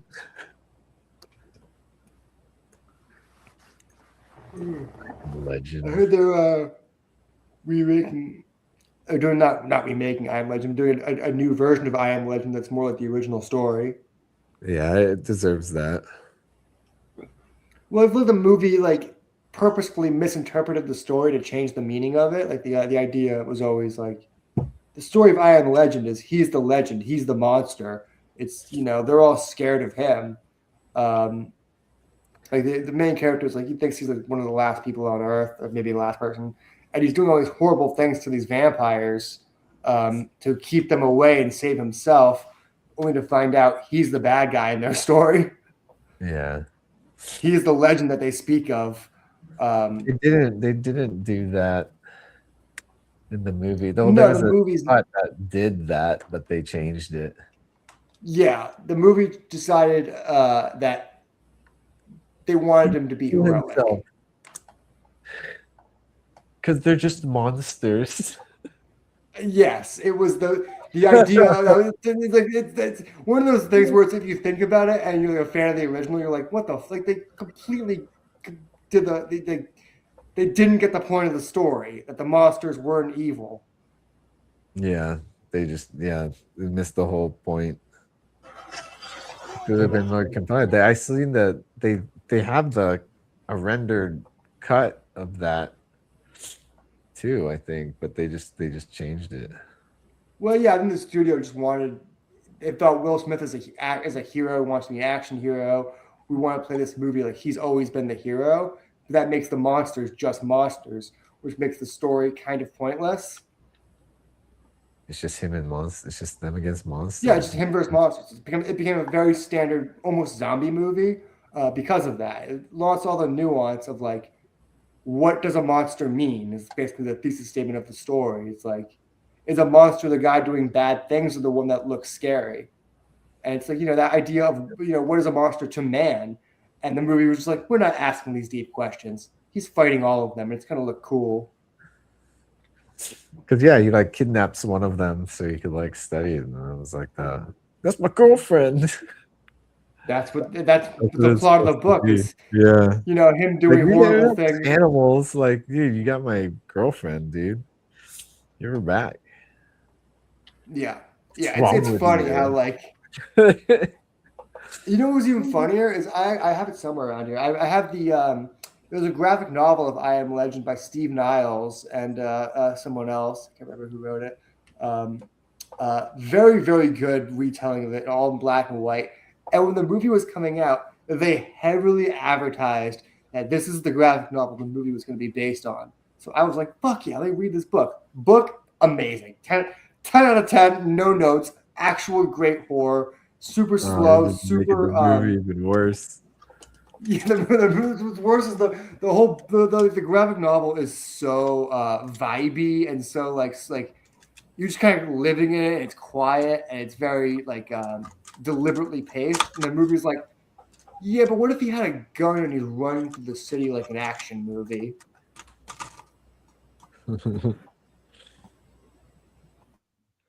Yeah, it was around when Walking Dead started too, right? A little bit later, A little after it started. The Walking Dead came out later. I think it came out like 2010. Yeah.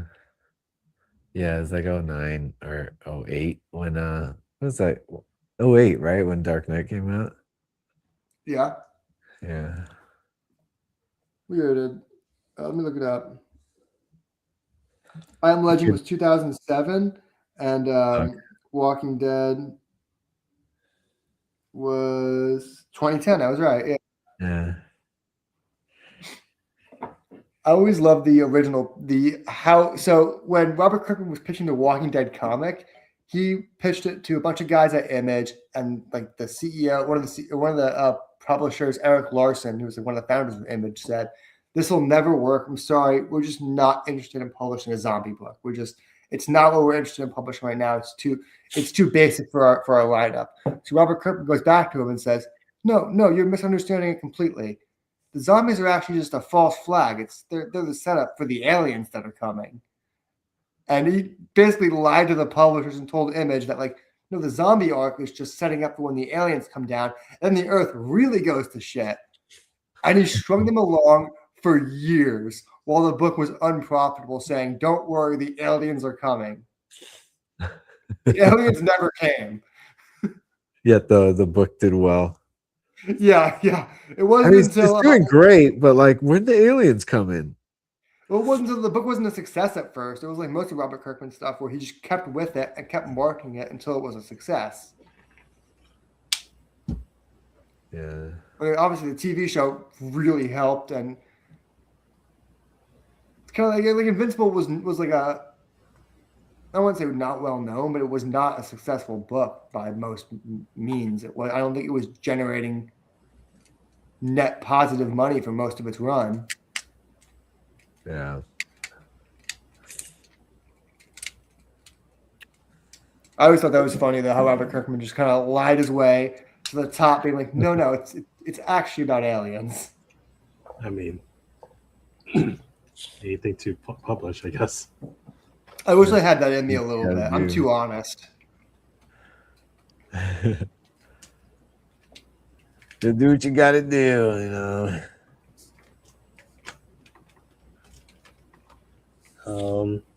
Reality check. Ooh, reality check. Oh no! If we're doing that, I gotta go to bed. I'm gonna lose my mind doing that right now. All right, Max. Thanks for coming on, man. Later, y'all. Later. Reality check.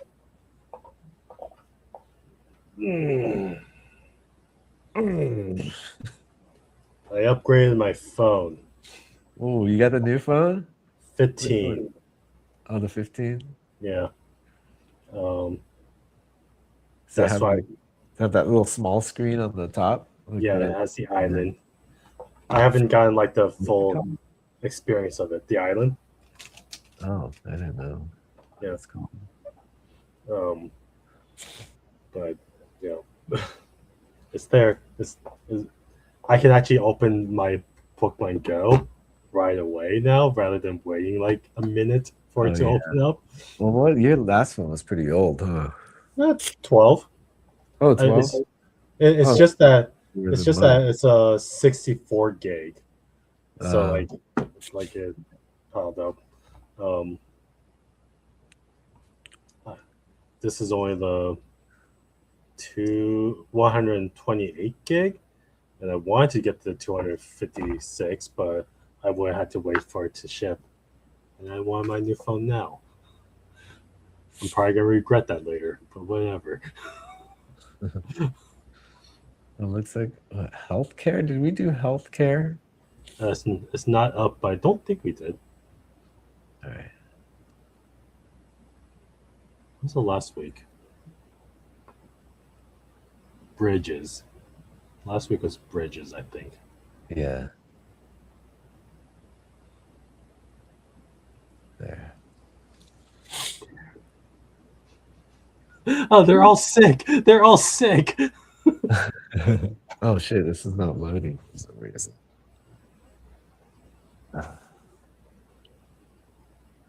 Wait, which one did we not do? Tattoos? Archaeology? There's so many. Messes?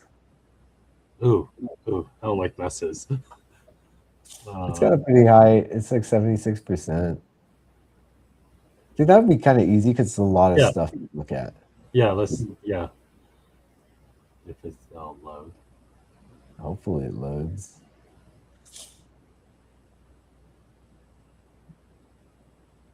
Oh. 40 Wait, rounds. Whoa. one image at a time, though. It's like it shows you one image and you have to decide. Oh, got it. Heck no. All right, here we go. Like my laptop, so. All right. Which one's real? The right one's fake.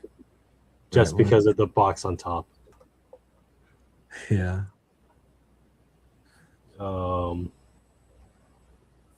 I mean, I guess I have seen boxes be gingerly placed on top of something, and I'm looking at like a wrinkle around the box. But Yeah, it looks like placed that like there's no, it doesn't look like it's affecting the blanket at all. You're right there. Oh, actually, right? Wait, go back. There's that stripe right there on the left side, going towards the box. That vertical one. Right there, right in that area.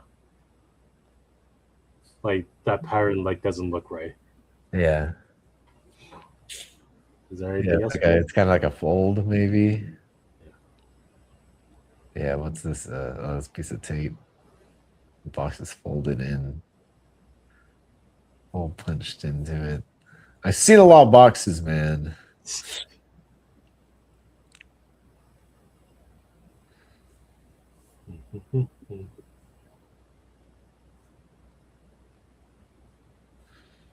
Yeah, should we look at the other one? Yeah. There's a cat toy over here. I've seen that. Yeah, this one looks a lot more real. A kid's sock. Yeah. Right? Yeah. Everything looks pretty consistent here. So we'll say this one. Yeah. Good show. Dang. How'd that happen?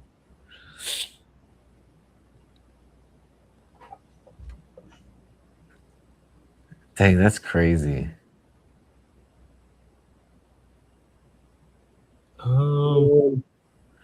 Let's look at this. This looks really consistently blue. Yeah. The hell? It got like someone got a stick through this. I mean, this looks like aftermath of a hurricane. Yeah. Same as like both pictures. Oh, that's a weird. I guess no. That round cut for the tire. On the metal. Yeah. But yeah, even that looks weird.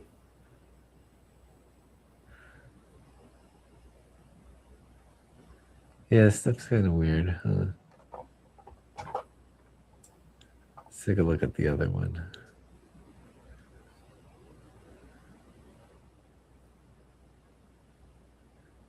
Oh, graffiti.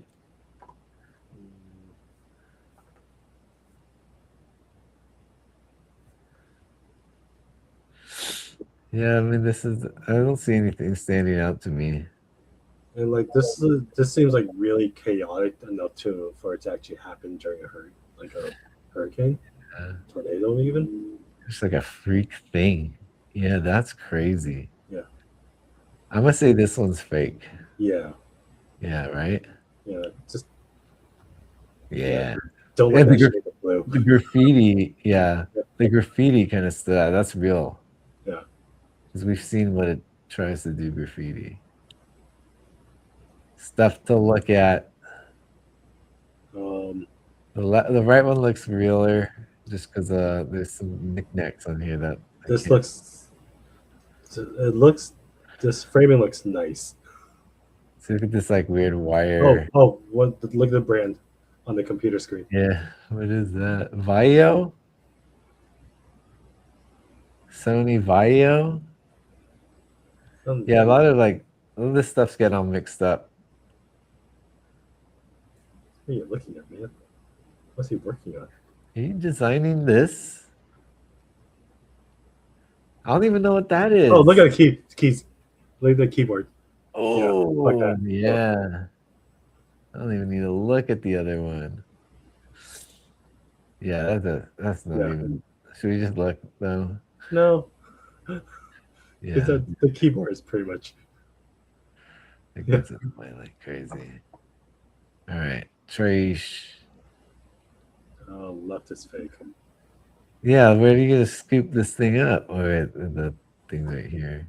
Still, it's yeah. It's really wide though. Look at that. It's a really wide trash can. There's no no facets in this metal. Yeah. But yeah, this one. Yeah.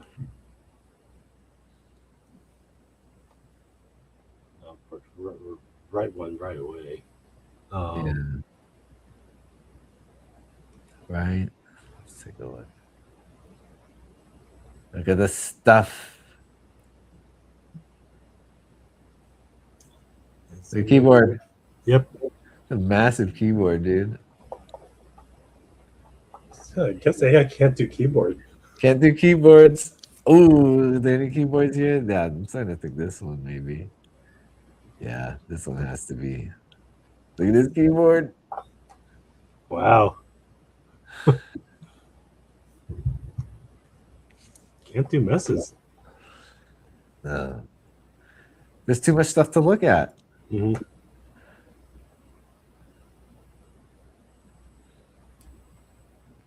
Keyboards. Writing on the wall. Oh, that looks like a real keyboard. That looks real. That looks like a crystal geyser. Yep, the real crystal geyser. I don't even need it. It's weird. Okay. Look at this stuff. Look at that. Whatever that's supposed to be. Calculator? Yeah, calculator. Can't even do calculator keys. Yeah. Yeah. Yeah.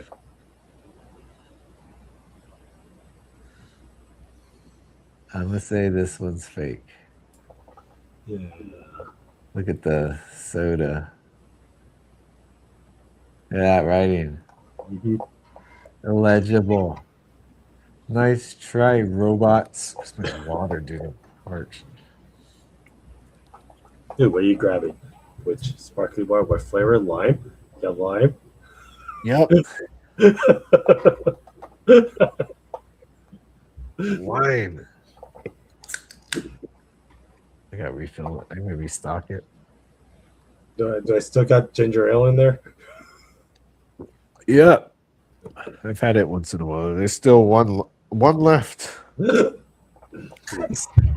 go back. Let's see. Might have some free time next week. All right, let's look at this stuff. Isn't it neat? Here's some AI writing. Where is it? Yeah. That Taiwanese. Let's look at this real quick. There's some, yeah. No weird AI writing here. It just seems very, very like organized or like very placed. Yeah. Like set dress placed. This is kind of weird. There's stuff on top, you know? It's closed and they just like But the sprinkle. thing is, I've seen that before too. Yeah. All right. But this one's obviously fake, right? Wait, I want to see what this is right here. It's the mosquito trap thing.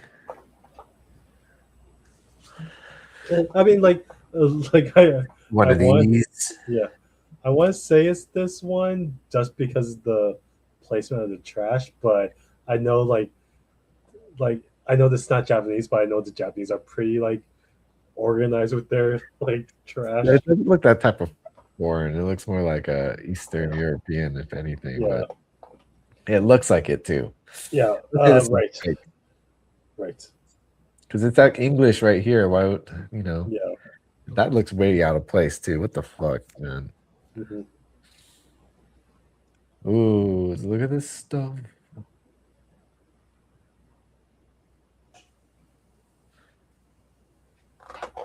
That looks like nothing's weird, you know. It's stuff. It's a lot of things, you know. But I could see what's piled on each other, you know. Yeah. That's I've seen yeah, this like, before. yeah. Come on, what is that? Look at that. Can't even tell what's what. It's like the beginning of something, but then it's not something when you look more. Yep. Nice try. Nice try. Oh, that was weird. Good stuff. Baby, if you keep drinking, we'll have to go outside. Stop drinking. This looks kind of AI to me. Like I can't tell what's going on. Yeah. With these they're kind of meshing with each other. Mm-hmm. Yeah. That's That's yeah. Look at that. Yeah. Some apple cider vinegar. Big old thing of honey that's starting to crystallize. Remember that? Bacos. Left one. Get that expensive olive oil. Olive. 2 expensive olive oils. You crazy? Low sodium soy sauce. Is that Lowry's? Just kidding. They see the stuff, noticeable things. You know. Yeah. I can actually like point them out. What the hell is that? Some fermented Boba. beans. Boba. Is that Asian house? Oh, avocado oil. Oh, Magnolia ice cream. So they're gonna they could be they shop at Ranch. That's a Ranch 99. That's a Ranch ice cream, dude. They're Asian.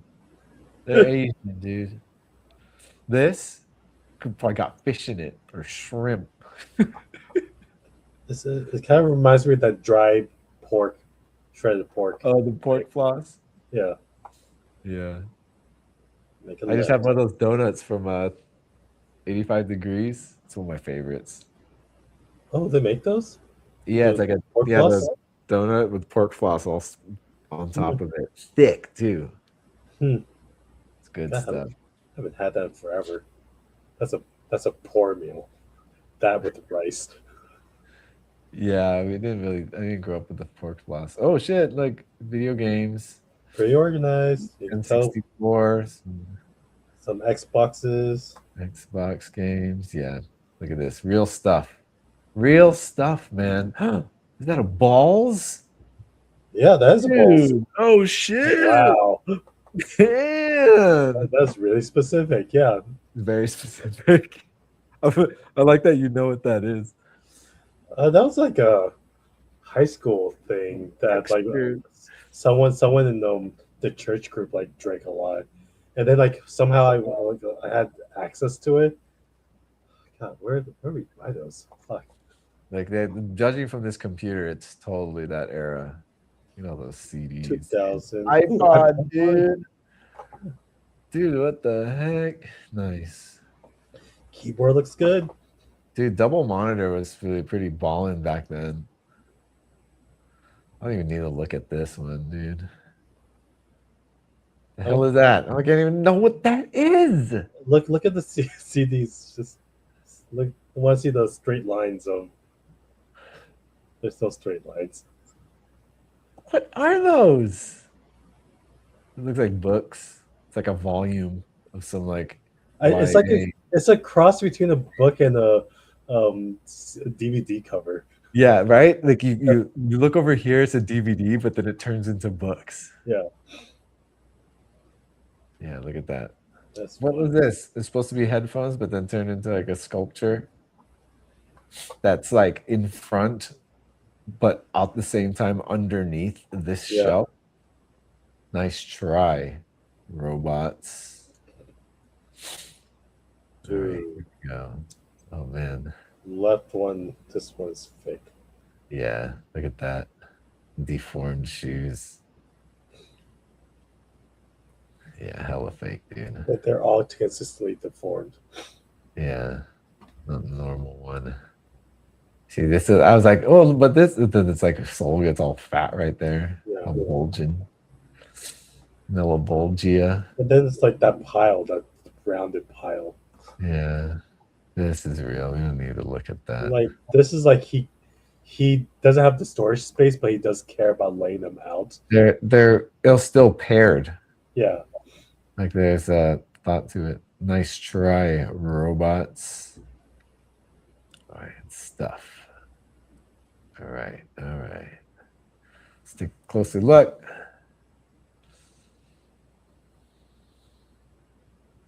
Some weird stuff here. I can't know what that is. What the hell? Yikes. It's like plastic wrapped too at the same time. Weird stuff. Good touch. It's a nice touch. Kind of scary. Gives me the EBGBs. Yeah, this one's leaning on that one being AI. Look at this. Bananas. Yeah. Yeah, real stuff. Dove something. Ice cream? Oh, what is that? It's a Chinese. It's Asian brand. Yeah, it's an Asian tin for some type of. It looks like a chocolate. Chocolate pouches. Yeah. Treats. Basket. Yeah, this is the real as fuck, dude. Nice try, Rubbits. Look at this stuff. Isn't it real? Wouldn't you think? Yeah, this is a feeling AI to me. I can't complete. Not one's a complete object, really. No consistency on what like these recurring things, objects. Yeah,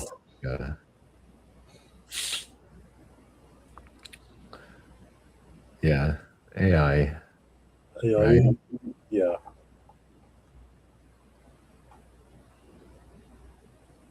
Yeah. This whole chair. See all the legs. See all the legs of this chair. You can see it in its space that it takes up, and how it's wedged in between other things that also take up space, and them interacting with each other. Nice try, robots. Nice try, robots. Here we go. Got a Pennywise sticker there. A Staples label. Kingdom Hearts. Kingdom Hearts 2. Staples. A DVD of. Ooh, an Outback Steakhouse. Is this Pixar's Cars? It's a coupon for a Bloomin' Onion. A Bloomin' Onion. It's signed too. Look, it's like legit. It's Yeah. like a little signature initial. Index card box. Remember that? Phone numbers.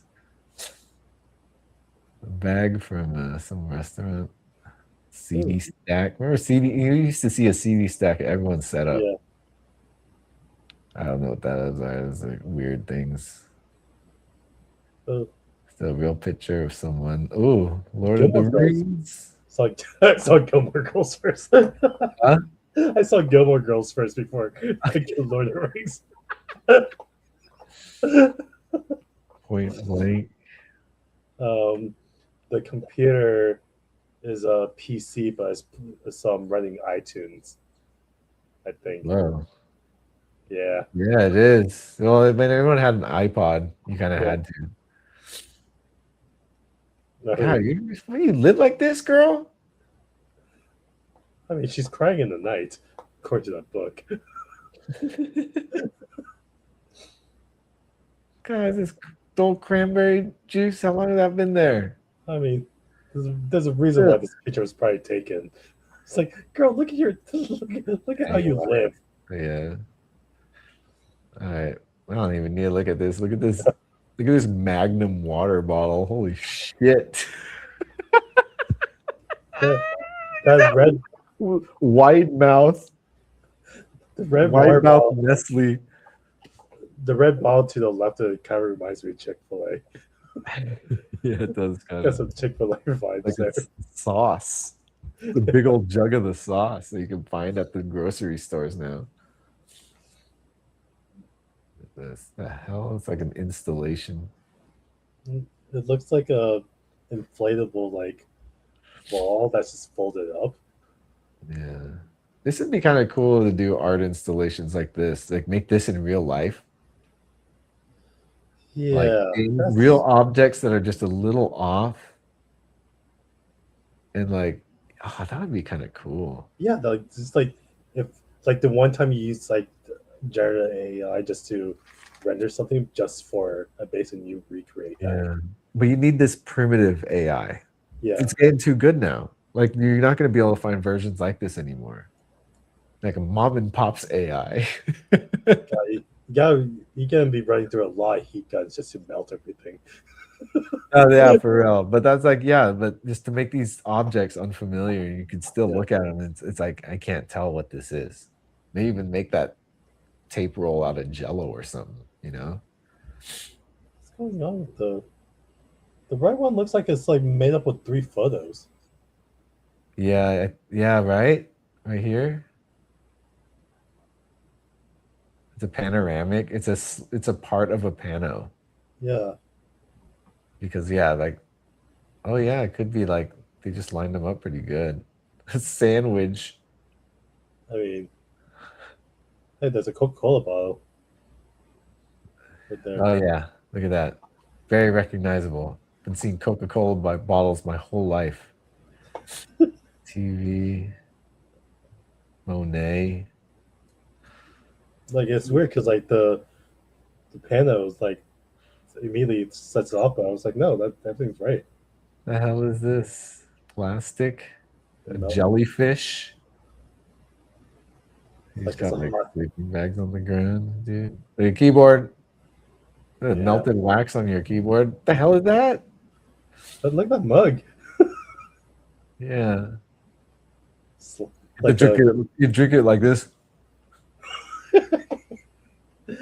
just took the skew tool and just skewed it. Nice try, robots. Oh man, come on. You can't look already. Yeah. You're talking Legos, man. What Jeez. happened? God. Are these misprints?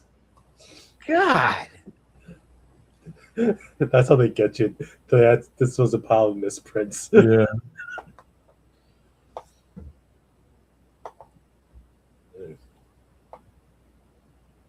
I don't like the style of this chair. But Yeah. it's plausible. I don't recognize anything. It's a very low chair too. But there's some artifacts that help me convince me this is real, like, because this is the type of grainage you get from like a real photograph, Yeah.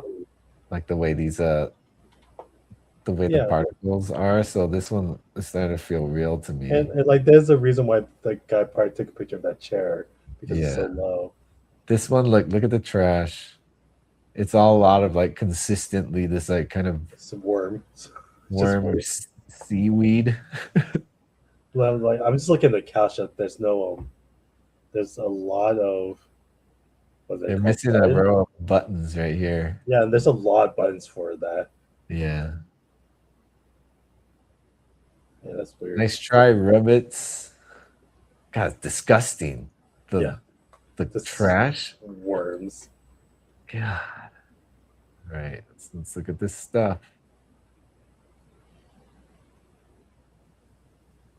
Real stuff. Phone. Some appliances. It's like kettle thing.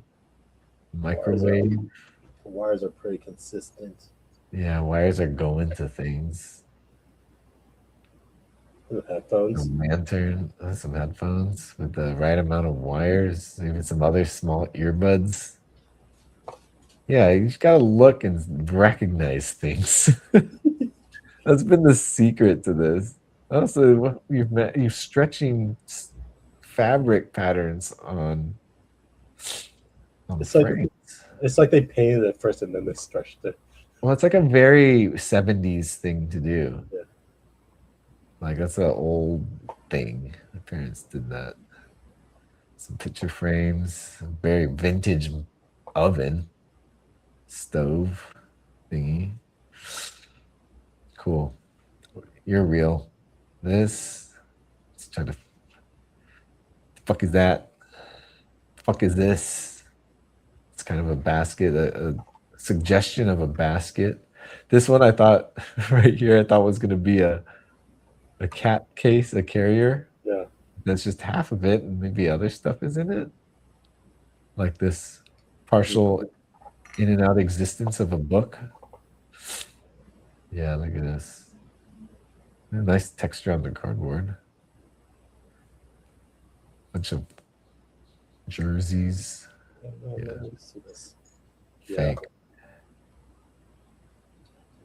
A lot of knobs on that oven. Yeah. Can't do messes, dude. It's too much for it to. Can't fake a mess. 100%. Yeah. Yeah. That was pretty easy. It was easy. The victory, man. Messes, they struggle. That looked like a lot of old AI, though. Yeah. Right? Like Classic. Keyboards and straight lines are not a thing for them. Yeah, but I thought it's doing a little better than that. Yes. You know? Let's check on this print. I Printing with starfish. I said yes because my tax person sent me the email to organize things. So I'm excited to do my taxes. Nice. Oh God, I'm such an adult. That's good. Being productive. The print is happening. What you doing? It's a starfish. No, it's a flexible starfish. There's a mosquito hawk flying around in here. Oh no! End up in the machine. Look at all my spools. I got some down there too. Ooh. I got some Pet G for making tool parts and stuff. They're supposed to be stronger, right? Yeah. Stronger and more heat resistant. So if you want to make things for your car, like PLA would melt on a hot day in LA. Like that would just fall apart. It like gets really soft. So Pet G is more industrial strength for certain things. Say if you wanted to make a clamp or something. I may have You can get something as strong as nylon. right? Like if you like the vice grips, those Irwin vice grips, Yeah. like nylon. Is that printable? It's super high temperatures. I feel like there's something there. This, I guess, the graphite, the powder graphite printers do really strong stuff.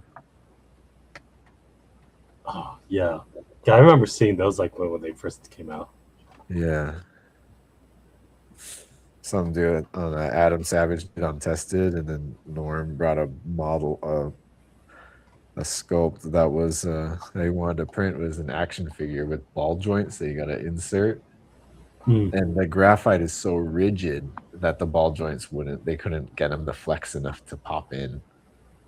And so it was a bust. Great work, Norm. God, fucking Norm. Ever since that conversation, I've been getting like a lot of Mythical Kitchen. No, Mythical Morning. So I just see like fucking Link and see his face like, oh, fucking Link. I want to see Meat Canyon draw him. Yeah. You ever want to come across Meat Canyon's cartoons? Meat Canyons? That sounds familiar. I should know that. He streams a lot now, but he started doing like cartoons of like YouTubers. He focuses a lot on like content creators. No, weirdly I haven't come across his stuff that much. I've came across his stuff. He's funny. He's like my age. The animator does a lot of cool stuff. Jason, let me show you some of the Wonder Man photos I didn't want to show you last week.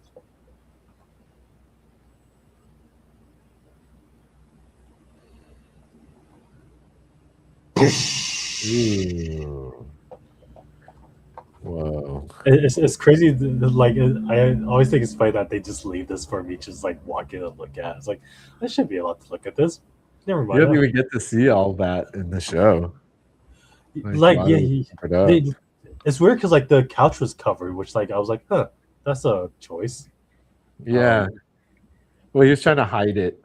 Because they went over there. He didn't want to run lines there. Yeah, but it's just funny because like they made the choice to cover the couch, but then like they still made the scenic like play around with the bird. Well, it's like it's got to exist. Yeah. Psh, Apple Tart did it. Yeah. It was Apple Tart. Oh shit.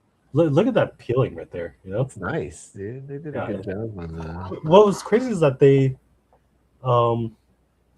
did this in the actual set, and then they had to put it back. And I'm sure it was like a flyaway wall, but still, it was just like like they just had to do that. And then this, they never saw like that angle, but this angle there. Me.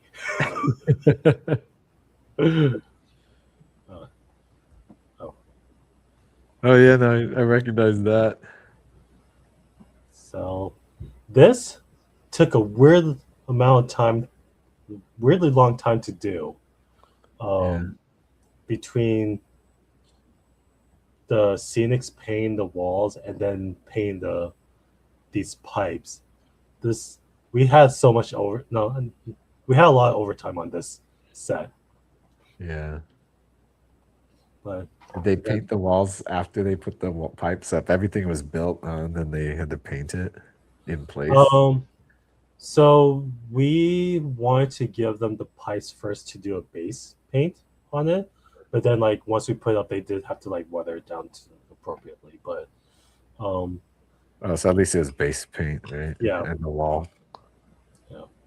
Well, it's good to do it while they're all together because like the pipes catch like some of the weathering that you're painting on and stuff. So it ends up being natural anyways. Listen, And then, bass, good. and then I got to dress this final scene of the show.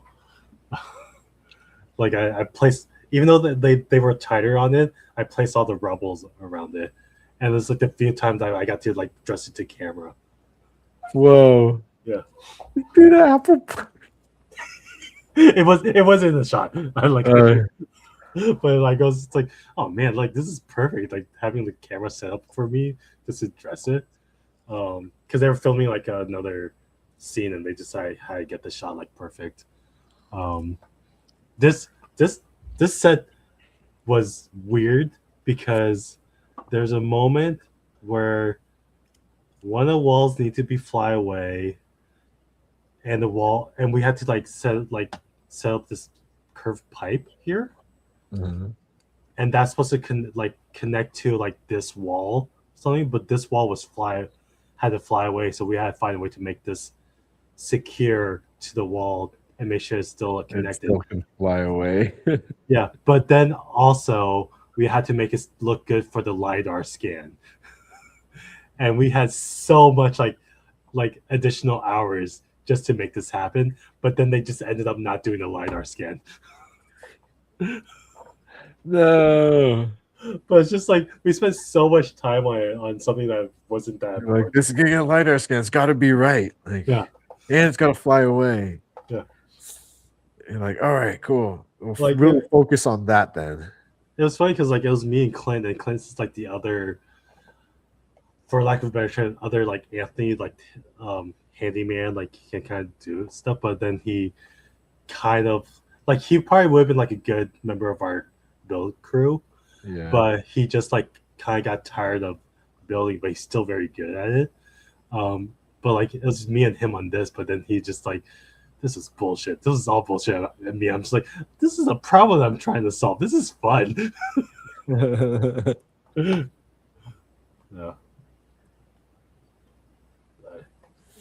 Yeah. It's a bunch of. I dressed this into the talent agency in the first episode, that bullpen. Oh yeah. Actually, I didn't dress it. Michelle placed this. Michelle placed this. The production designer themselves. Yeah. Was And then an active choice. and we dressed it in, and it got approved like the day before the shoot. And on the day of the shoot, Lizzie came in, saw it, and immediately took it away. Damn it, Lizzie. Which is fine because like the we put it on the angle that they were never gonna see it. But Lizzie doesn't like it because it's a grip item. Let's see, sticker. Oh, man. Nice. Sticker. I saw that when I rewatched it. I saw it. It was on the shelf. It was like in between a bunch of other stuff. It's just like so perfectly placed, not like obvious, but it's just like hidden well enough, but you can recognize it. It's popping out. So, Yeah. like, you can't see the whole thing, but you see like the top part. He's like, And like it's enough, you know. yeah.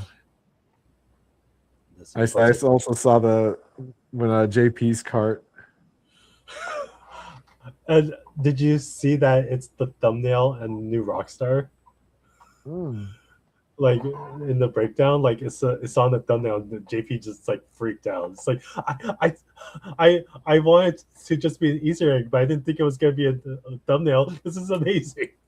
Hell yeah, dude! Dude, that's awesome. Nerd moment.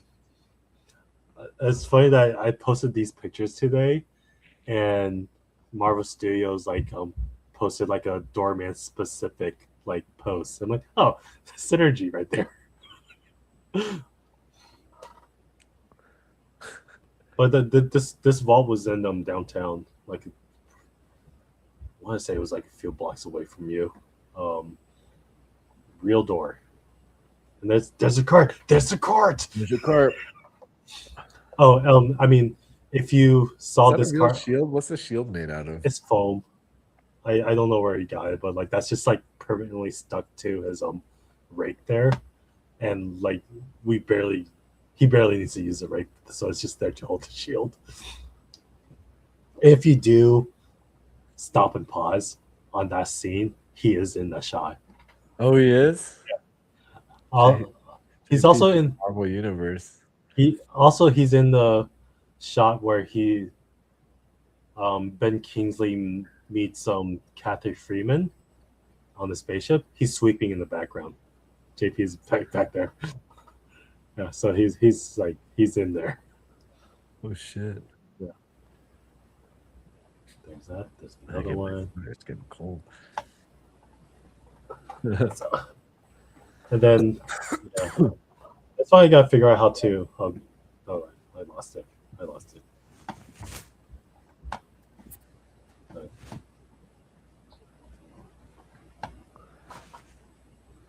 I closed the actual window, so there you go.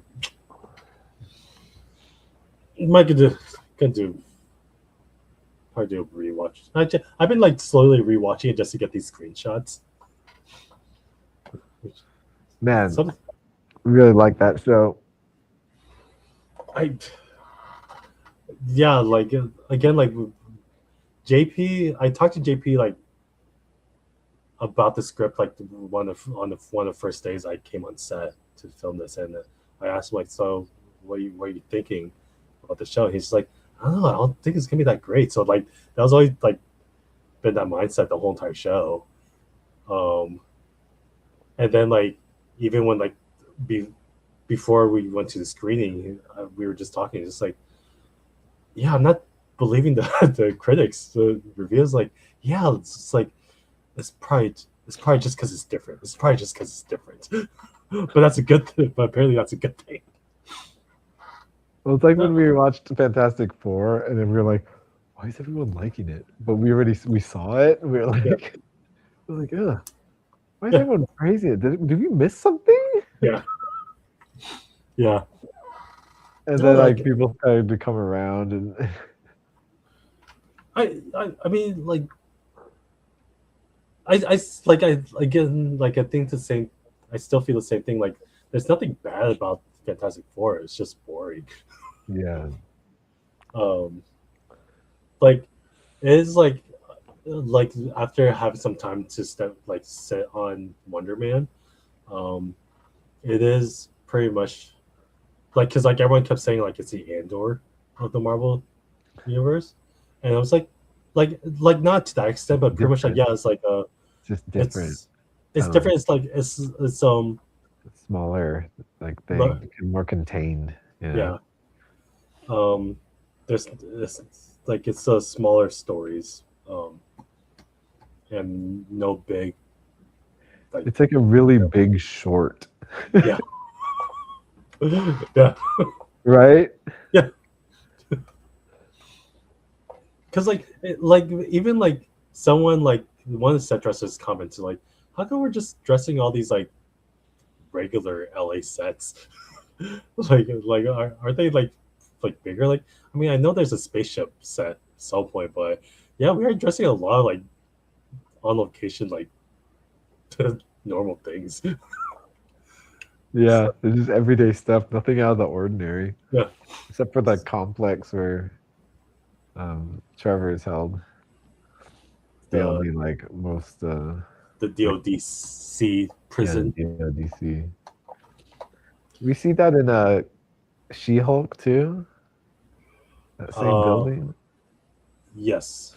A real building. No, I mean the exterior. The exterior is of CG.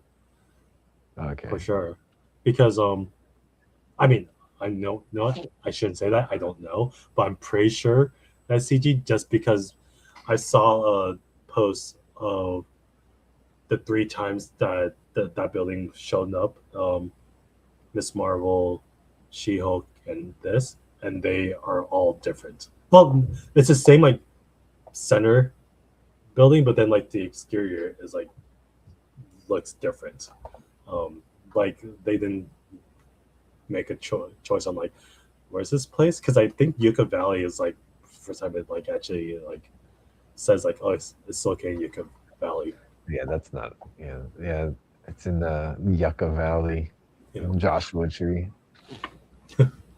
But So it's the new. It should be it's the new damage control after it got exploded in Avengers from the Tesseract or from Loki appearing. Apparently. That makes sense. Wait, a Supermax prison. Oh, never mind. I'm thinking it's Because a like prison now. That'd be weird. because they have a I raft. mean, I could be wrong. What is it? The interior, the set was built like the hallway and I showed you, but then the longer stretches is some water plant that I was supposed to go to, but then that whole thing, the day that we were supposed to shoot that, it was raining and it got chemically dangerous for us to go.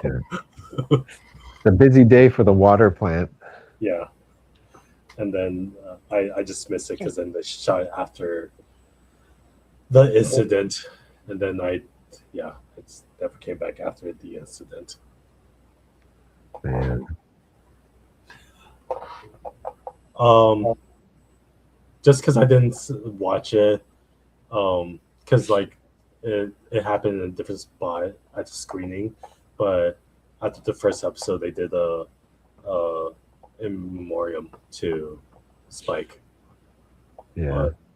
In the first episode, which I was really happy that new rock stars in their breakdown they took a moment to actually talk about that.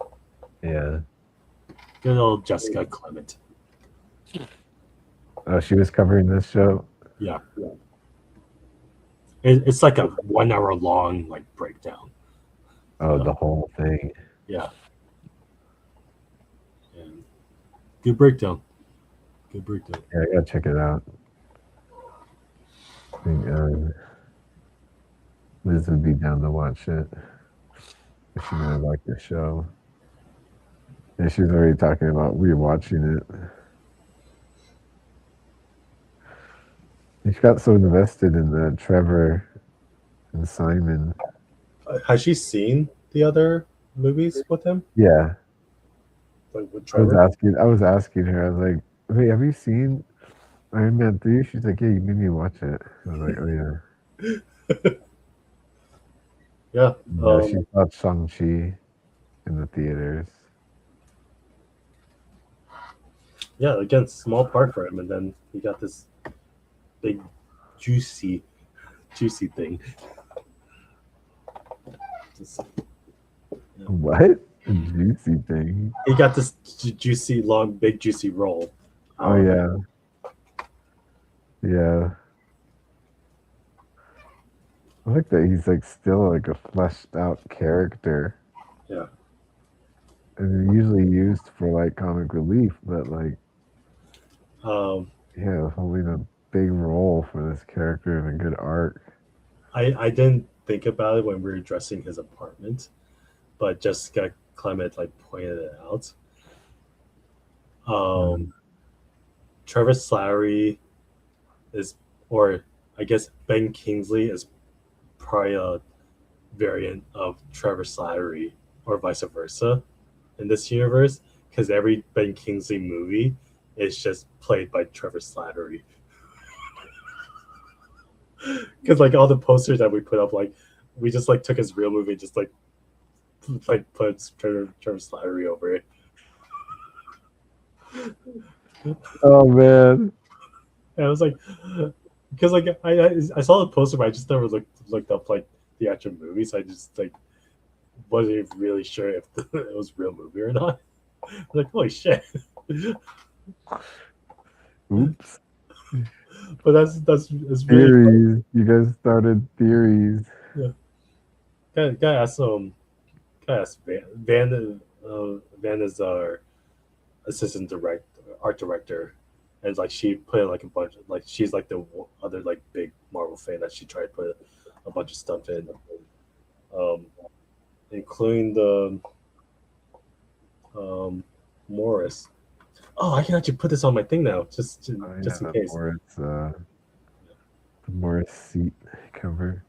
This, Which is weird because like it's weird that they'd hire him to play a terrorist if he could be pretty recognizable, you know?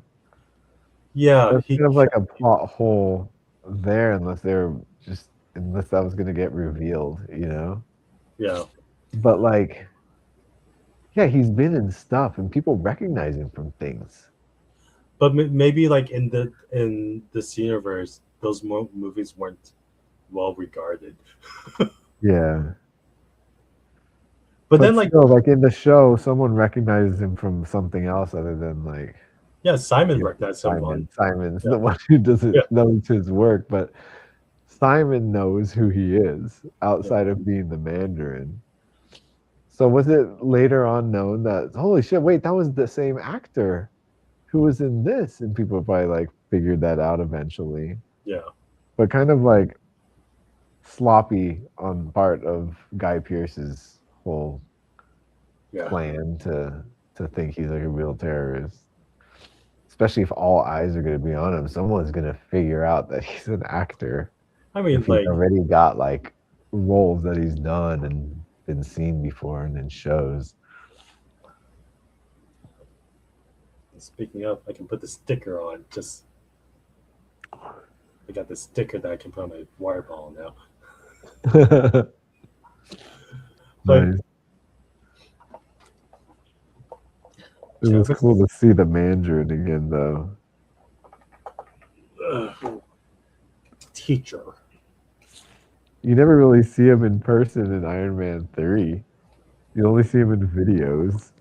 And then, like, when you finally see him, he's just like, oh, try this out to me. Yeah. So it's the most you get to see of him interacting with people as the Mandarin. Yeah. Huh. That's correct. That's crazy. So he got to be in character, like, interacting with the real world as that character, which movie never did. I'm ready for another lesson. His videos are sick though. The Mandarin like videos they made. Well, like that's the other thing I was thinking about. Like that last video he sent out on the last episode, he edited that himself. Yeah, he was able to edit it the same way they did.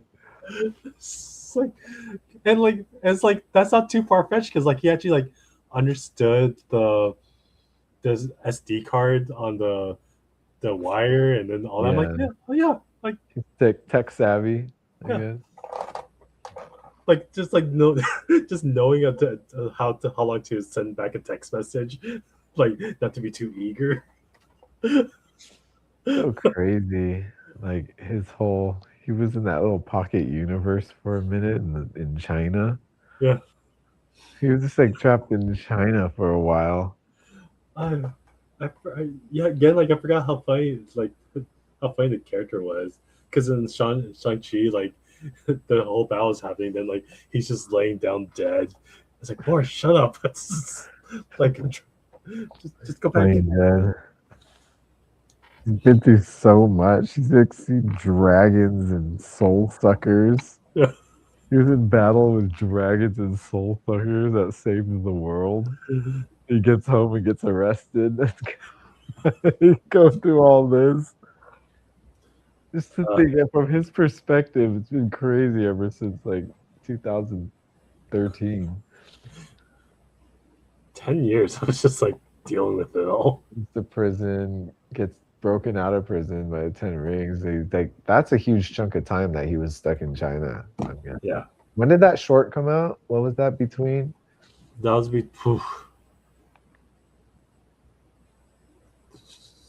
I think it wow.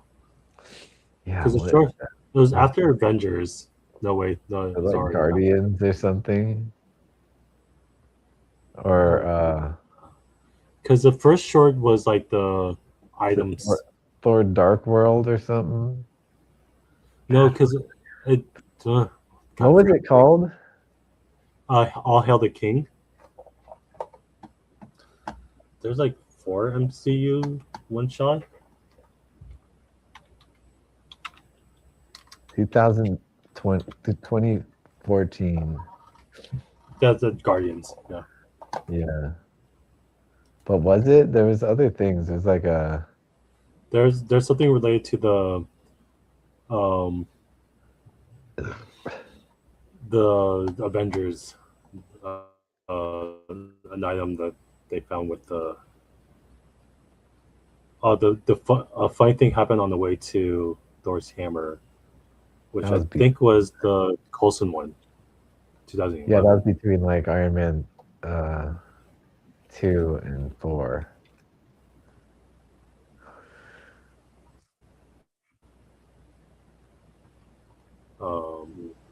Team Thor and Team Daryl was the last of the one shots. Oh yeah, right. Because they did That's one with Jeff Goldblum too. Yeah.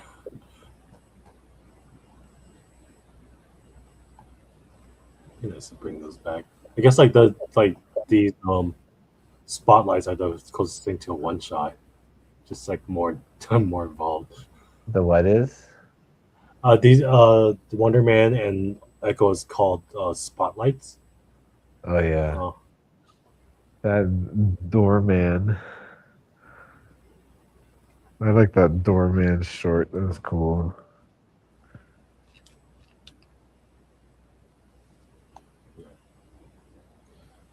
Okay. Doorman.